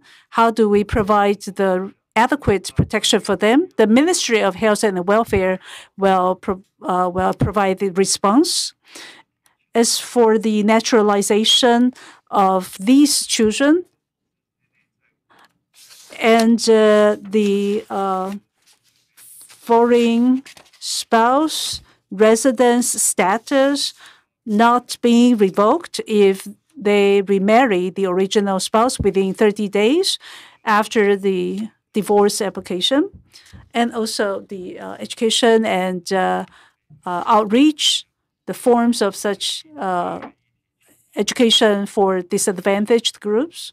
I think the MOE and the MOI can respond. So the Department of Society and Family Matters, for some children whose nationality may be unclear, maybe their parents are migrant workers here. If they are born here, the children will have the mother's nationality. However, if neither his parents is known, then the child will have Taiwan's nationality. Right now, there are about 38 such children under our care in placement, and some of them have birth certificate. We will continue to search for his parents.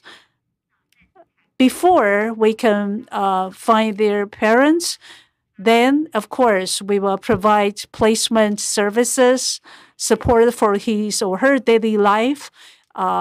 Educational needs, medical needs will also be met through our assistance. Thank you.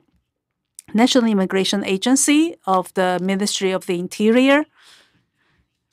Between 2017 to the end of October 2022, for stateless children, we have issued a RC to 100 of them, and girls account for 40%. And 23 of them are stateless. And 18 out of the 23 have been naturalized. And one is under the custody of the court.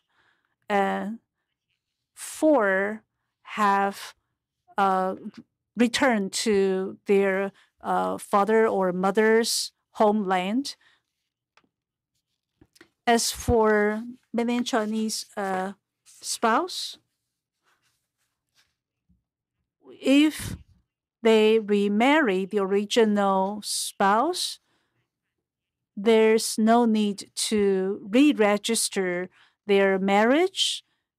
They can get their residence certificate directly.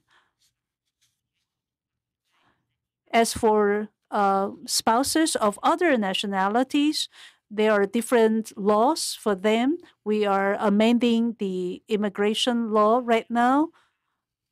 And if the amendment is passed, then the spouses of foreign nationalities will receive the same treatment as spouses from mainland China. And we also have separate service stations to help these different cases to acquire the residence certificate. As for education outreach programs to new immigrants or disadvantaged groups,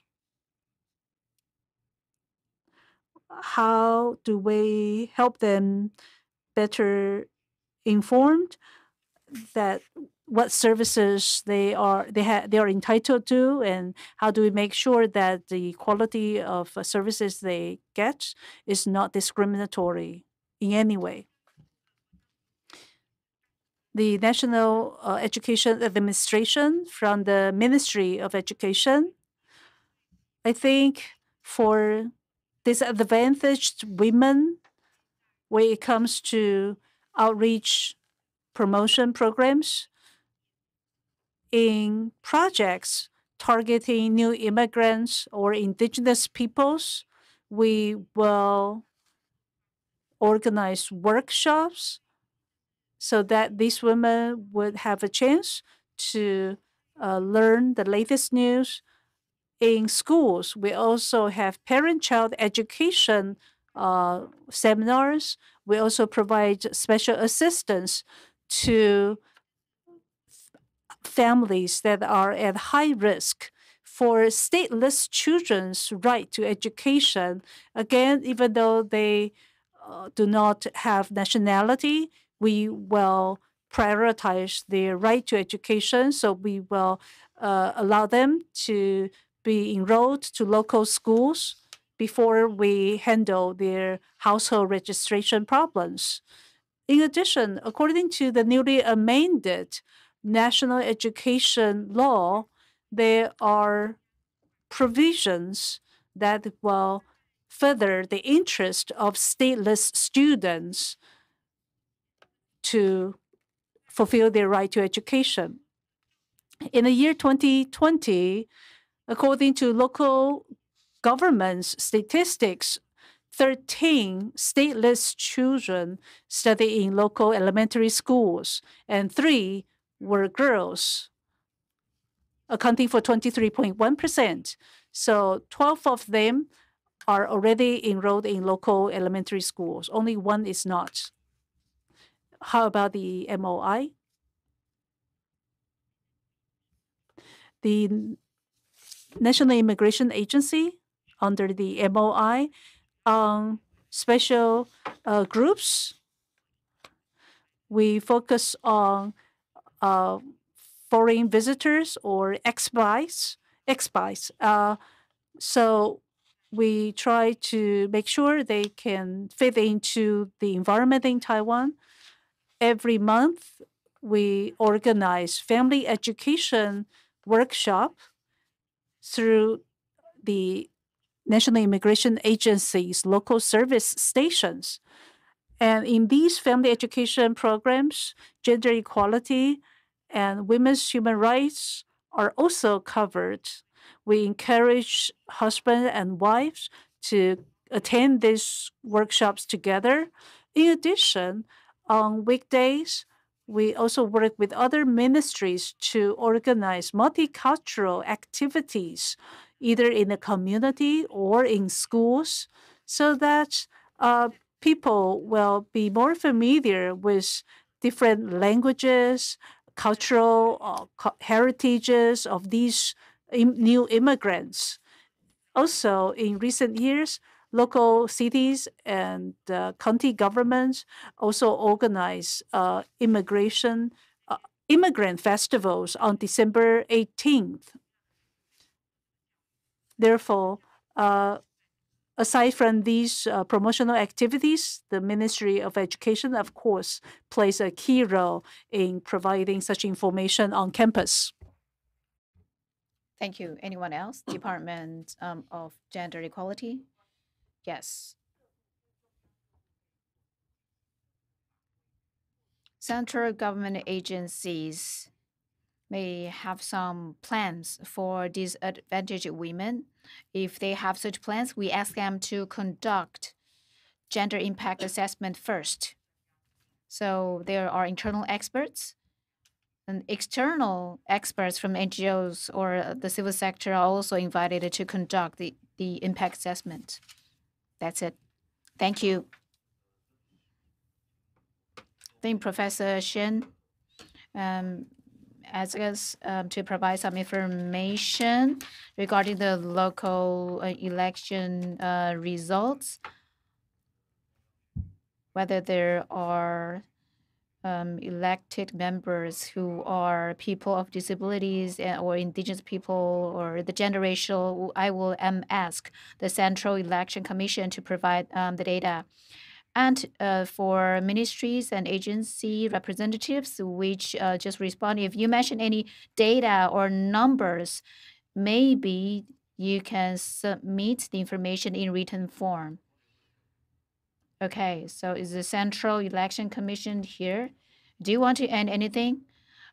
We will calculate the ratio of indigenous the candidates who won the election or the gender issue.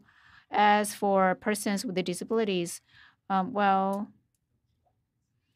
that's not part of the qualification to register as a candidate. So I don't think our commission have that. Okay, so people with disabilities may not have a special registration mark, but for other categories of data, please provide it as soon as possible. Thank you. As you can provide information regarding the recent election results, I would appreciate it very much by the end of tomorrow, because we'll need to work on conclusions and recommendations Wednesday and Thursday. Thank you. And we started 5 minutes late, so we still have 2 minutes only. I have urgent follow-up question, although I cannot allow any other members of the IRC to ask any follow-up question. But regarding Article 6, I'm totally confused because the answer given is that it's not sex trade is not penalized, especially women, because there is special area that sex trade would be allowed.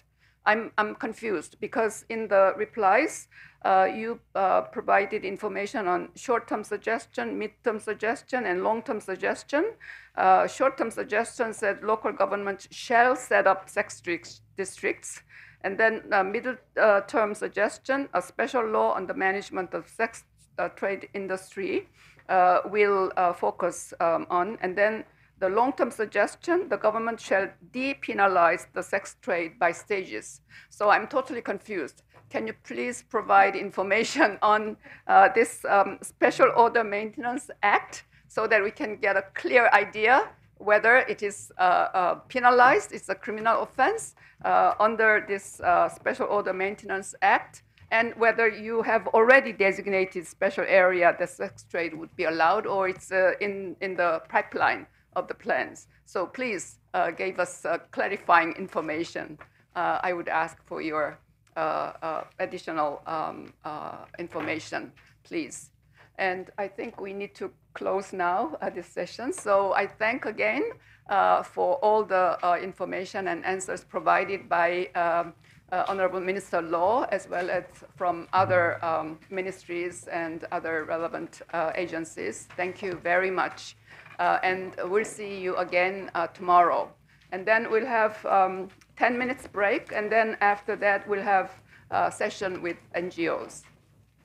Okay, thank you very much. Yeah, I think we'll have a closed session with NGOs.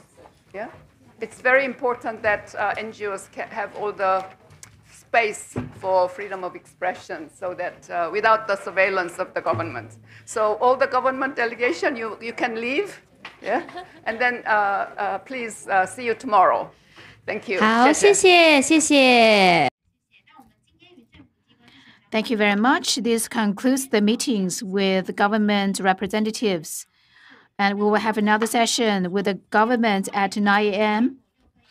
And if you need to submit extra information, please submit 6 copies of English and 2 copies of Mandarin Chinese by November 29th, and we will deliver them to the IRC.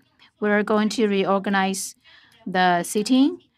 Please take your belongings with you when you leave. Thank you.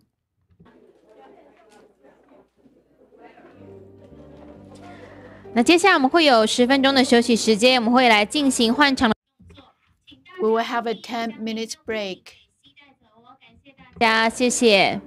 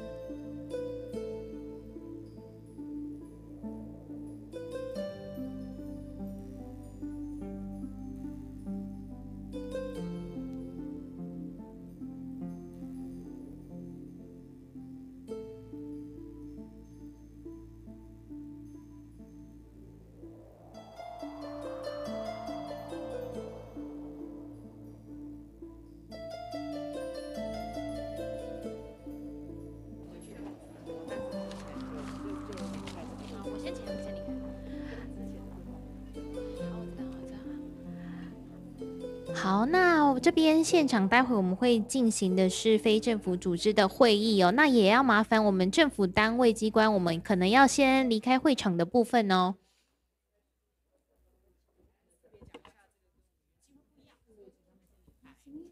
他们刚刚讲说政府单位不能在里面，真的？对，我们主席说，请所有政府部门离开会场。好，那因为我们跟原先的计划有一些小小的调整，那刚才跟主席这边确认过之后，要麻烦我们政府机关单位的部分要先行离开我们的会场，那可以到我们的直播室来欣赏我们的直播。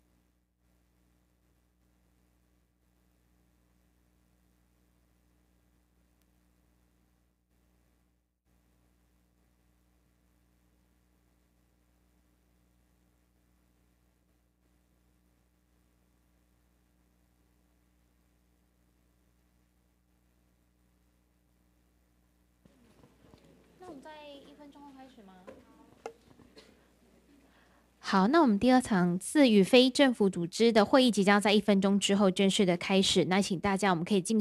So we will begin momentarily. Please take your seats as soon as possible. Thank you.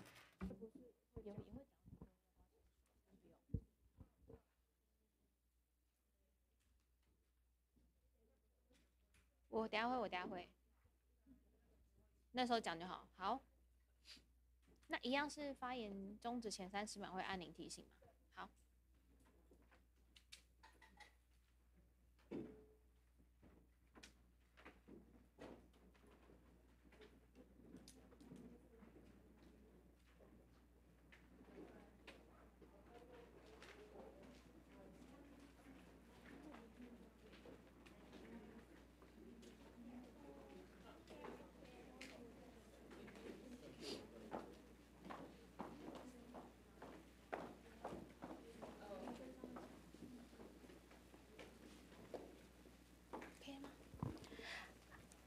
好，那现在我们要来。Okay, now we will proceed to the joint meeting with NGOs. So in this session, the IRC members will ask questions and they will direct the questions at specific NGOs. Since this session will be streamed live, if you don't want to be seen in the live streaming, please tell us. We will pause the streaming temporarily. So for each NGO, you can speak for 1.5 minutes, and we will ring the bell 30 seconds before the time is up. And 10 seconds after your time is up, the simultaneous interpretation will stop. Now I'll give the floor to our chair. Welcome back again. We are exactly 10 minutes behind the schedule, so we'll have 1 hour allocated for this session. And as announced just now, I asked the government delegation to move out of this room so that you feel some kind of relaxed and free atmosphere. But I think that there are also some NGOs who want to their statement or their intervention advocated to the outside. So if you don't want your statement to be streamed on internet, then please say so. Then the air streaming will be stopped momentarily. So please, before you start saying, please let us know. That's one thing. Second thing is we had this 2-session dialogue with the government and then various agencies. And we'll go by article by article, asking you questions, whether you have different opinions or whether you want to give us further feedback and reflections about what the government has provided. So I don't know how many NGOs would like to speak on particular article, but we have to deal with this from Article 1 to Article 9. So let's see how it goes. And if absolutely necessary, then maybe we can provide 5-10 more minutes. But I hope it will be manageable. Okay? Yes. So let's start with Article 1. And I have a particular question to you, whoever is concerned, because I asked the question about the comprehensive anti-discrimination legislation that they are thinking of, but they need to resolve immediately the current confusion about sex, gender, diversity, and equality and equity issues. They didn't answer to my question, which was a follow-up question. Any NGOs would like to address that issue? Okay, and I hope 3, but maybe let's see whether the one in the back, if you can give concrete information, and then if you see there is no additional points to be added, then you can remain silent. So let's see Otherwise, we'll give time for you to answer. Yes, please. And then you can identify which organizations you are from. Thank you. 我是妈妈盟。 I speak for the Taiwan Mothers Alliance. So during the third state report international review, we proposed to the government that there should be clarification and distinction between the definitions of sex and gender. However, later, we were invited by the government to attend one meeting. And then, in the subsequent meetings, when the government held another meeting to talk about the paragraph 9 and 10 of the third state report concluding observations, it is a closed-door meeting. As a result, we were not informed, we were not involved or present. Therefore, I think the international IRC's recommendation to clarify these terminologies was disregarded by the government. As a result, sex as a word or a term is eliminated altogether in laws and official documents. Everything goes to be gender instead. I think this is an elimination of biological difference between the two. Yeah, so the two other persons who raised your hands, do you have any additional points you want to add? The middle in the first, and then you in the front line. Thank you. Okay. 我们上次 CEDAW Last time, the CEDAW IRC recommended that, and also the IRC for the ICCPR and ICESCR, they also pointed out the confusion about the term equality versus equity. In practice, the government says there's no confusion at all. However, that is not the case because sex and gender, without clear distinction between the two, some transgender people demand to change their legal gender without having to go through a sex reassignment surgery. Obviously, the understanding of 性别 is different from one person to another. And on our state ID cards and passports, we used sex, that is the biological sex. So I think for the transgender people, they interpret it as gender. So without clear definitions, there will be confusion. I think equality and equity are different because equality more focuses on the human rights equality between different groups, but equity simply means being fair. So governments choose to use the two terms interchangeably.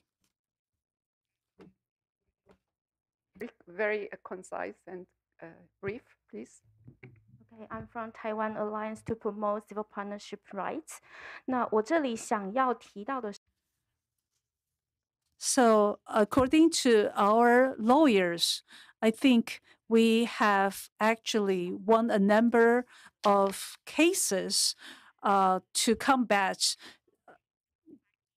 discrimination against transgender people, either in the workplace or in the schools. So yes, the translation of equity and equality has been raised by the IRC members on different occasions. But I have to say, in practice, either for the Gender Equality Education Act or the Act for Gender Equality in Employment, basically these terms cover gender, gender identity, and gender temperament and sexual orientation. So in practice, the court has been using these terms rather consistently. We don't think it is an issue. And in Taiwan, we support the LGBTI rights, and we are using 多元性别 or gender diversity or LGBTQI interchangeably. I don't think there's the issue of confusion in this regard. To Article 2, yeah? Okay, let me see how many want to address. Okay, only you. Yes, go ahead. I will just follow the discussion about Article 1, because CEDAW is just about to eliminate all form discrimination against women. But now I think there are discussions, above discussion that indicate that there are special form of discrimination against women. That's coming from a delusion of attention or even the benefit by the LGBT groups. We can regard, for example, that lesbian is a special subgroup of women, okay?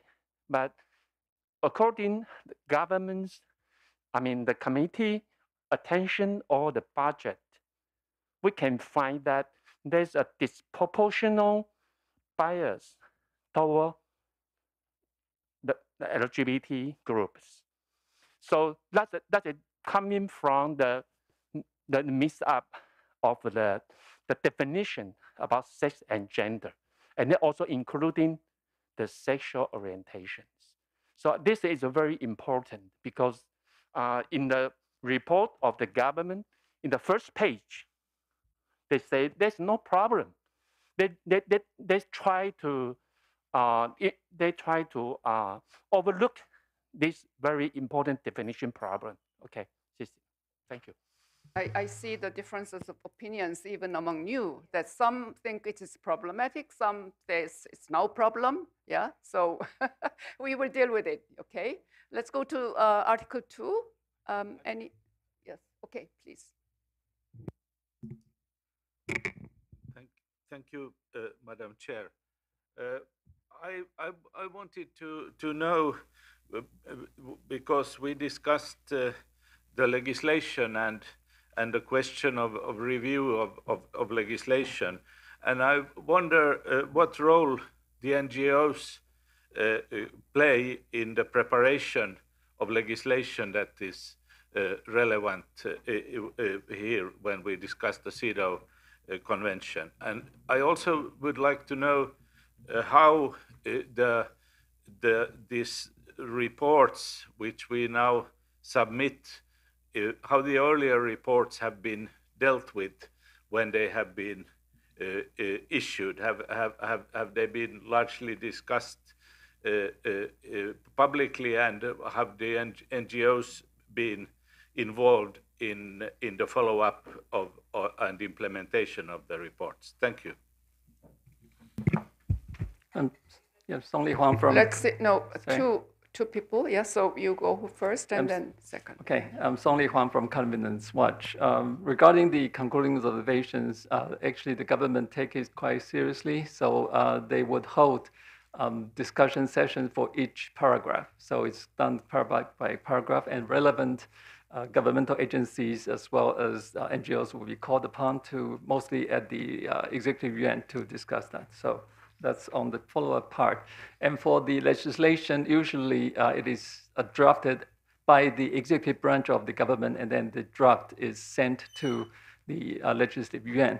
And in that process, NGOs would complain that they do not hold enough consultations for NGOs. So usually it's very late in the preparation, and sometimes once only it's sent to the legislative yuan that the NGOs are aware of the full content of the draft. So that would seem a problem. Thank you. Thank you very much, and then you go ahead. I'm from Awakening Foundation. 我是妇女亲知基金会的资深研究员征召员。 Hi, I'm a senior researcher from the Awakening Foundation. So on the issue of the terminology sex and gender, whether it creates confusion, we don't think so. People who support gender equality and people who support LGBT don't think there is confusion, because in the past, when there were laws that were related to gender discrimination, such as Gender Equity Education Act and Act of Gender Equality in Employment, the two acts finally passed with decades of efforts from NGOs. These two acts stated very clearly that in workplace or on campus, sexual orientation or gender expression and so on should not be the ground for discrimination. In the past several years, there are groups which are against LGBT community. They use this opportunity, saying that the terms are confusing. In fact, what they want to do is to oppose to the rights which are already guaranteed in these pieces of legislation. Thank you. You are still addressing Article 1, so no more on this issue. Okay, I get the information. All right, and then let's go to Article 3. Okay, yeah. Ruth?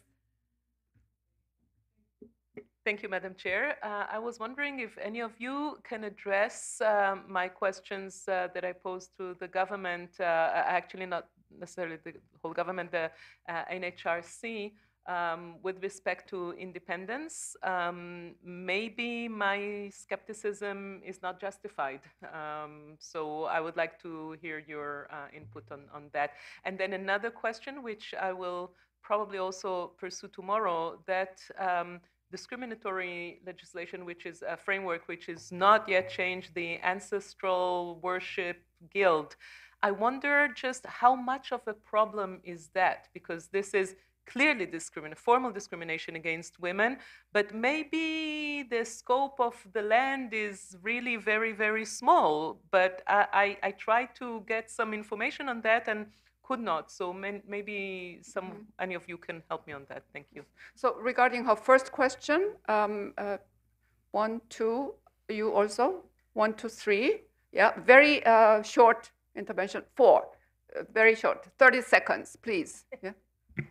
Well, the NHRC was set up in the control yuan, and then the independence problem actually is within the control yuan, because the control yuan, it seems that they don't want to have an independent NHRC. And actually, the control yuan is an independent monitoring body that can oversee the behavior of all public servants. So it is in a good position for the NHRC to be set up within the control yuan if they can function independently of the control yuan functions, but that has not happened so far.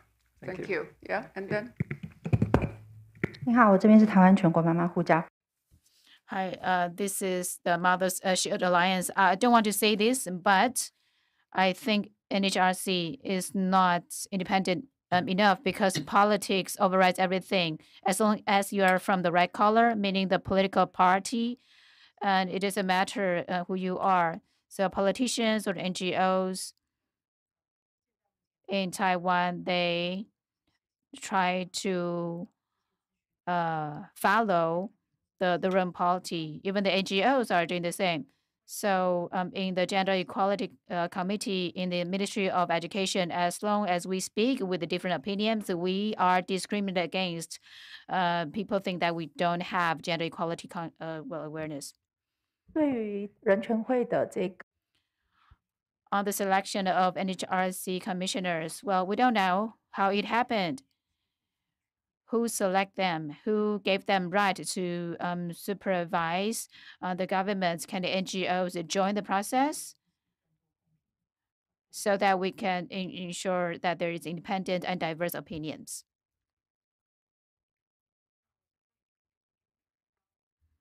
I am from the Aquarian Foundation on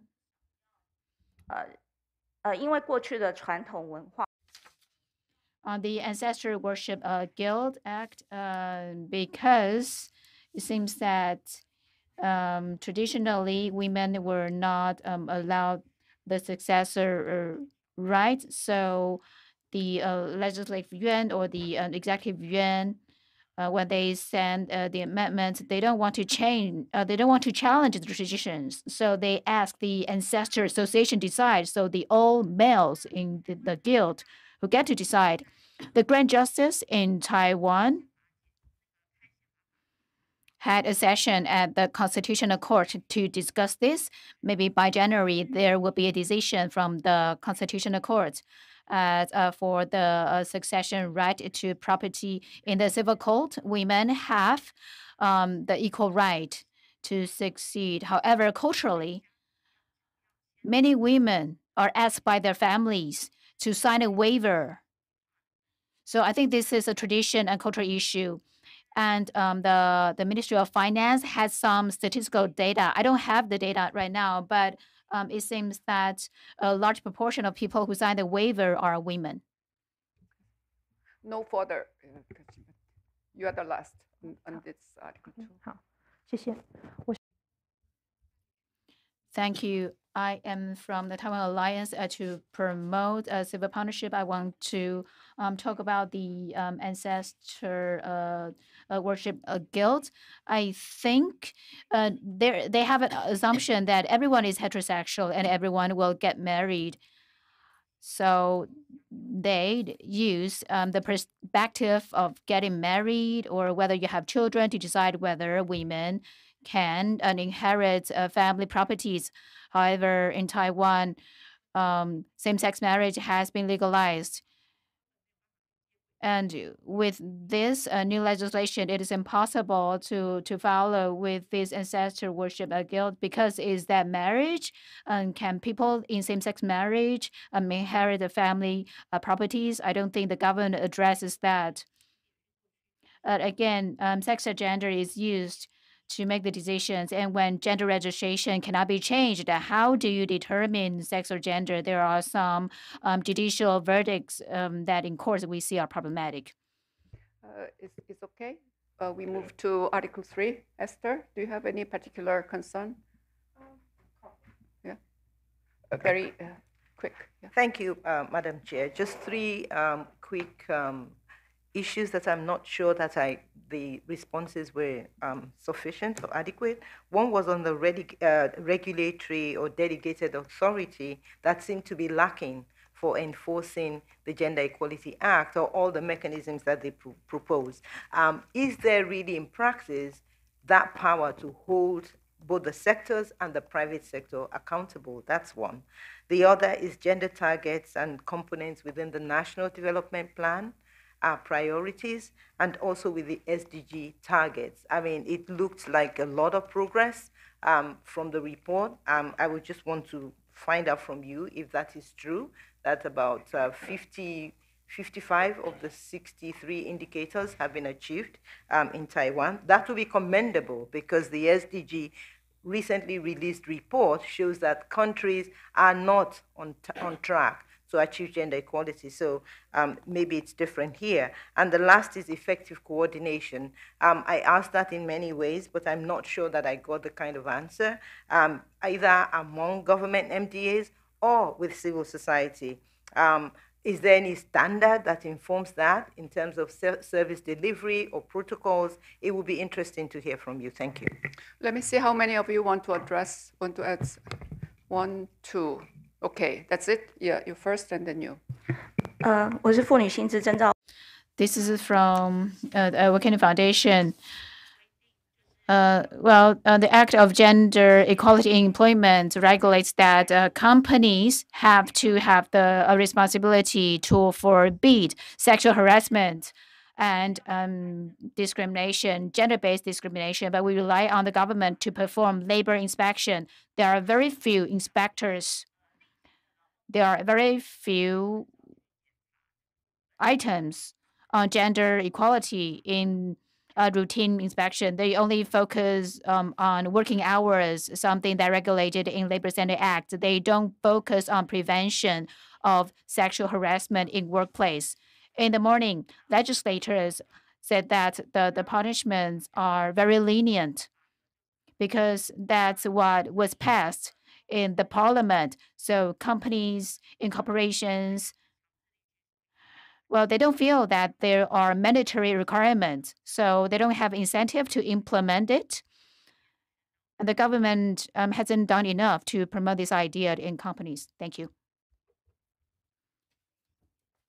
As for, so where are you from? I'm from the Gender Protection Association. And when it comes to Gender Equity Education Act, I think the curriculum is quite comprehensive already. However, when it comes to implementation of the curriculum, some content in the materials are not in line with gender equality education. Earlier, I think some IRC members mentioned allocation of resources.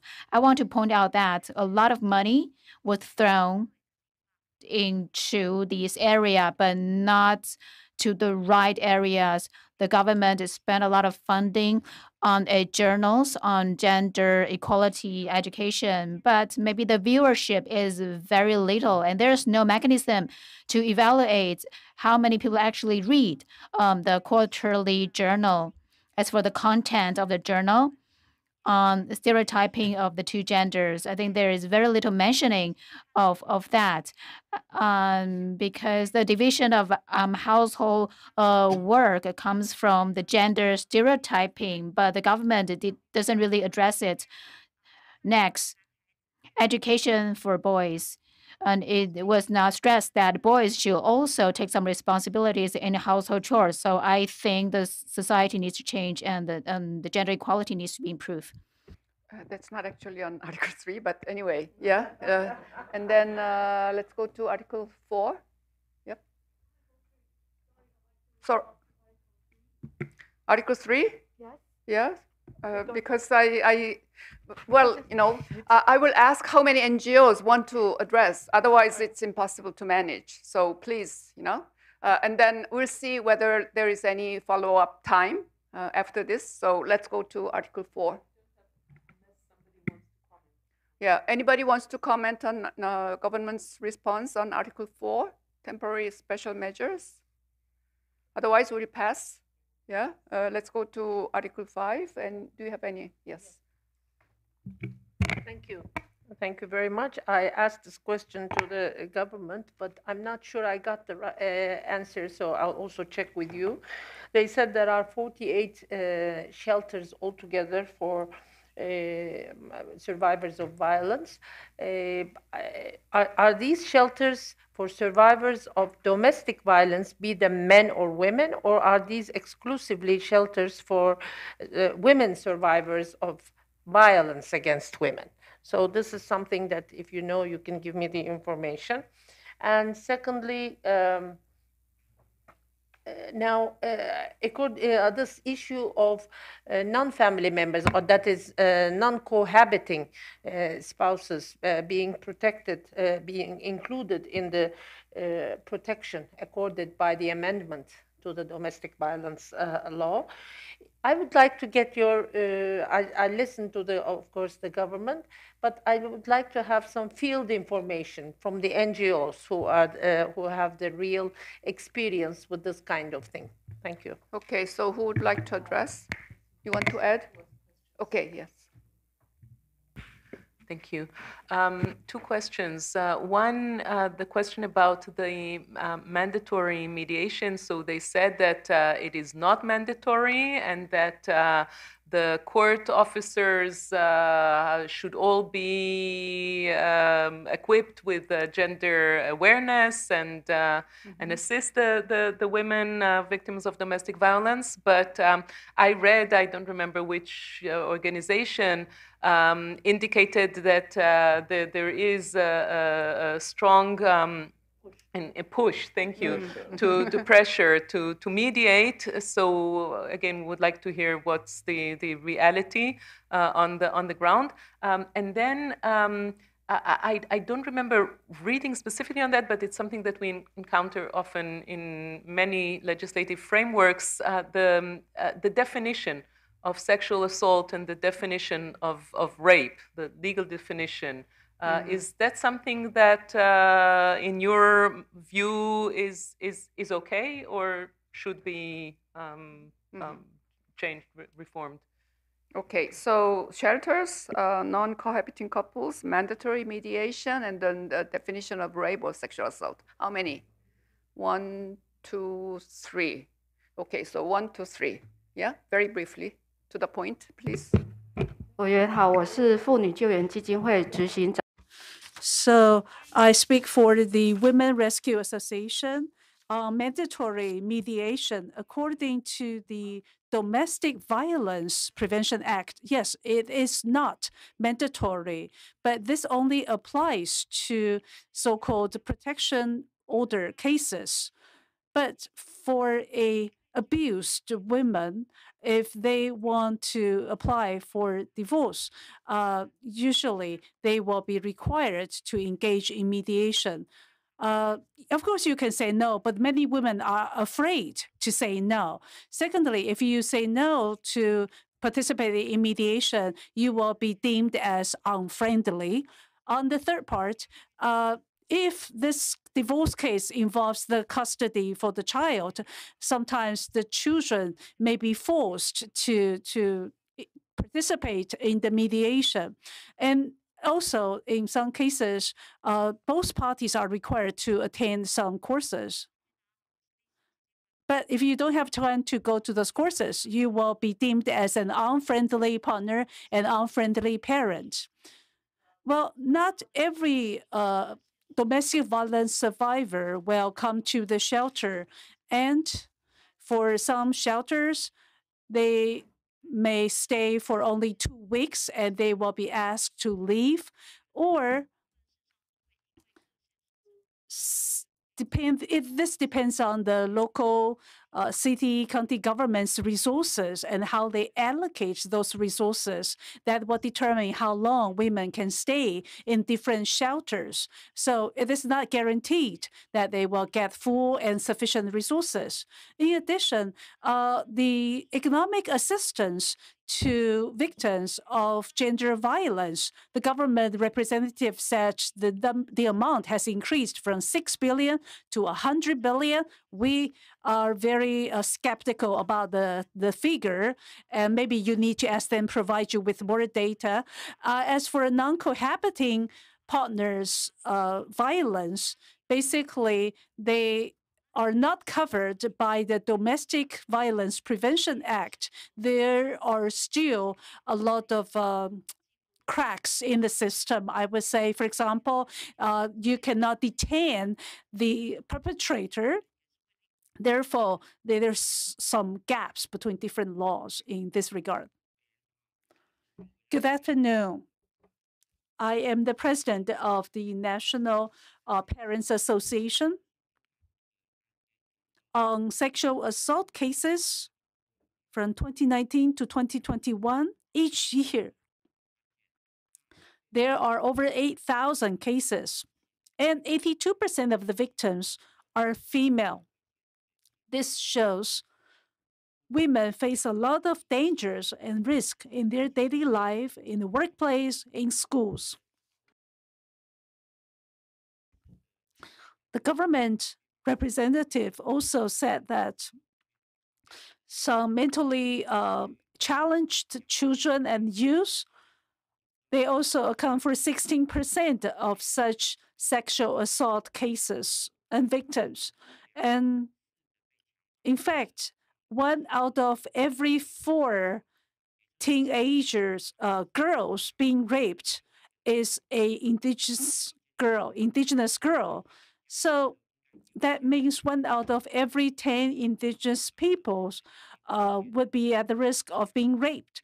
So I would recommend that when it comes to gender equality education, we should strengthen the education to help young people to protect themselves from sexual assault, sexual harassment, so that they will know how to protect themselves. And there was no information regarding whether these shelters are exclusively for women, and I think they are for women only. Yep. You want to address to that? Yes, very briefly. 就是针对这个 On the family matter mediation, the divorce system in Taiwan, there are two types. One, you can ask the court to grant the divorce, or the two parties can reach agreement to get a divorce. That is why sometimes the court will be involved in the divorce cases where domestic violence victims are one of the parties. That is why we are worried that some of these mediators may not have gender awareness.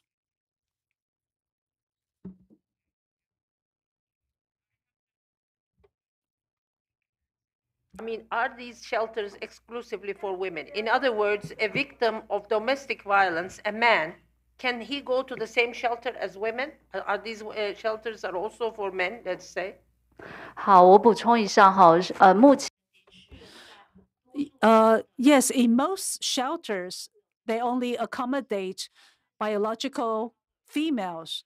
But there are some alternative measures. For example, the local city government may put these victims in hotels to accommodate the LGBT victims of violence. But now only New Taipei City has a shelter which specifically accommodates LGBT victims. To have to cover 6, 7, 8, 9. Yep. Yeah. So Article 6, you heard my question regarding whether women in sex trade are penalized or not. And then the government answer was very confusing because it's different from what we have received in the replies. So anybody wants to clarify on this issue regarding exploitation of women in prostitution? 1, 2. So you first and then you. Yeah. 性交易的 Sex trade. Sex service providers and their clients, basically, they may receive administrative penalty according to the Social Order Maintenance Act. Basically, it's a monetary fine. As for the criminal code penalty, basically, if you are running a brothel exploiting these women, then you will be penalized by the criminal code. So administrative penalty or the criminal penalty, that's the difference. As for sex workers, no local government has set up a dedicated red light district. Therefore, throughout Taiwan, all sex workers and their patrons or clients are at the risk of being penalized according to the law. Good afternoon. Well, I'm the Alliance for the Promotion of Child Care Policies. You asked a question about removing stereotypes among different genders. We believe if out-of-home care facilities are in shortage, then the division of labor in the household will definitely tilt in favor of males. In fact, if we look at different age groups of women, you will see a lot of women are forced to leave the workforce. The government responded by saying that there should be more promotion and education, but we believe there should be more institutional support. For example, we must expand the public child care system. We do not want to rely on the so-called semi-public child care facilities. In addition, I think the government should provide a daily parental or maternal leave. Yes. Taiwan Mother Shield Alliance speaking. On gender equality education in Taiwan, I think we emphasize too much on the rights. As a result, we fail to teach our children and students how to get along with people of different genders. As a result, because we are not competent in this regard. There are a lot of conflicts, and the domestic violence is still rampant in the family. So when it comes to gender equality education, effective education should be improved. One more. On Article 6, the MOE talks about the history textbooks. Yes, there's a bit covering conflict women, but it is only in the third year textbook, and only if you elect that particular course, then you will get exposure to that section on conflict women. But if you do not pick that particular history textbook, or you did not elect that particular course, you will not know about conflict women. As for museums, well, the Amma Museum was set up in the year 2016. However, the monthly rent for that particular premise is very high, for $5,400 US. That's a monthly rental for that particular premise. So in 5 years' time, the civic group in support of that Amma Museum had to move to a different site because they are so deeply in debt because they could not afford the rent. Therefore, the government, yes, provides some substance, but only supports, sponsors some activities. So I think there's a pity that the government does not provide sufficient resources. Can I also say something about abortion? Well, the government mentioned Genetic Health Act. It says that abortion tomorrow. Yes. Okay. Yeah. Okay. Let's go to Article 7 and 8 together. Do you have any question to NGOs? Anybody wants to? Okay. 1, 2, 3. Yeah, in that order. 1, 2, 3. Yeah. this is from Awakening Foundation. On Article 7, joint decision-making process.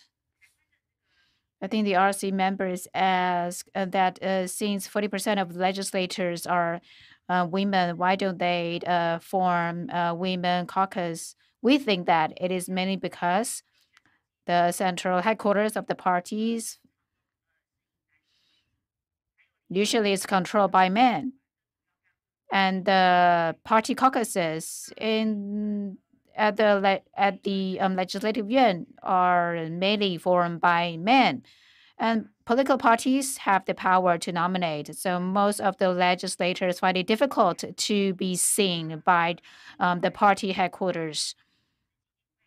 And Awakening Foundation believes that subsidies for political parties should be spent at least partially to cultivate female professionals. We hope that all the political parties will stress the importance to encourage women to participate in politics.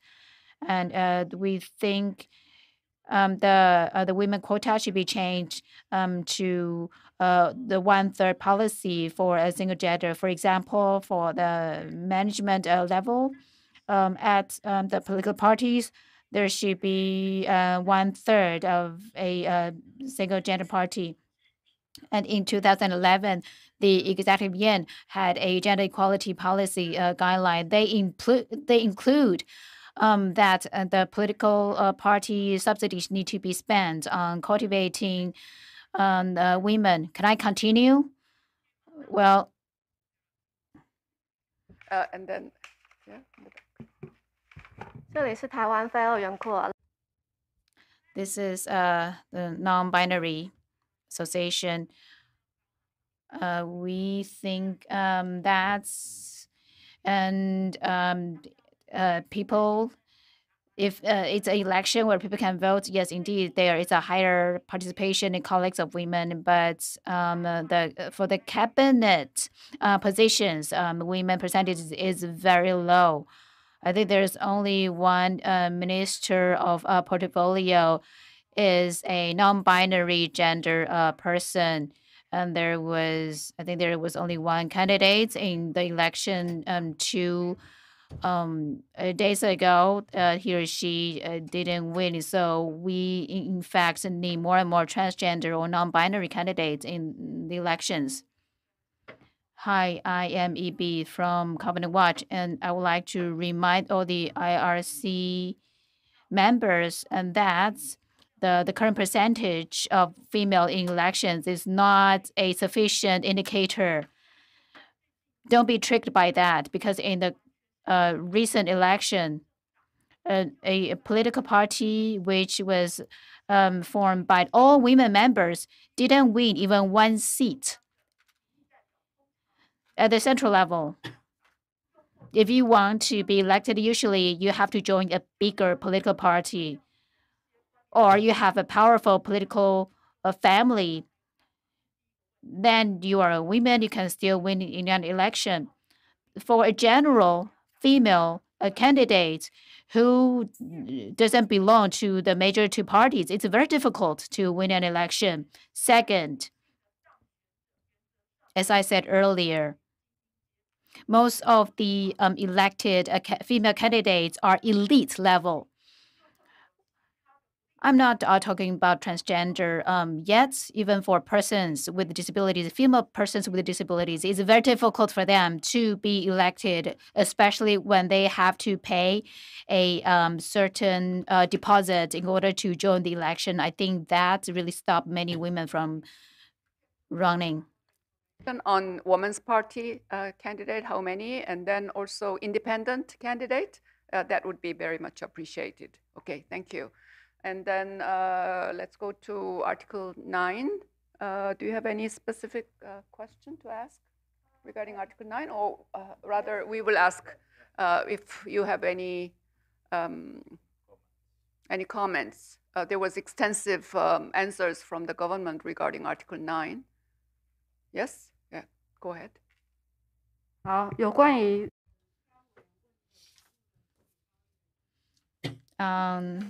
cyber gender-based violence. Well, even though the government has proposed amendment to 4 pieces of legislation, the Domestic Violence Prevention Act is one of the laws. But in the current amendment, I think something is missing, because there's a very weak mentioning of prevention of sexual violence, because we hope that the victims whose intimate images are distributed really deserve better protection, but there is almost no protection for them. And the distributed images can be removed according to the government. However, many of the images are hosted overseas, and you want to ask the perpetrator to remove the images, but there's no clear legislation to require the perpetrators to remove the images, even though the government is amending the laws. But there is still a big gap, and we are still having conversations with the government, and we need legislators to talk to the government too. Third, I want to talk about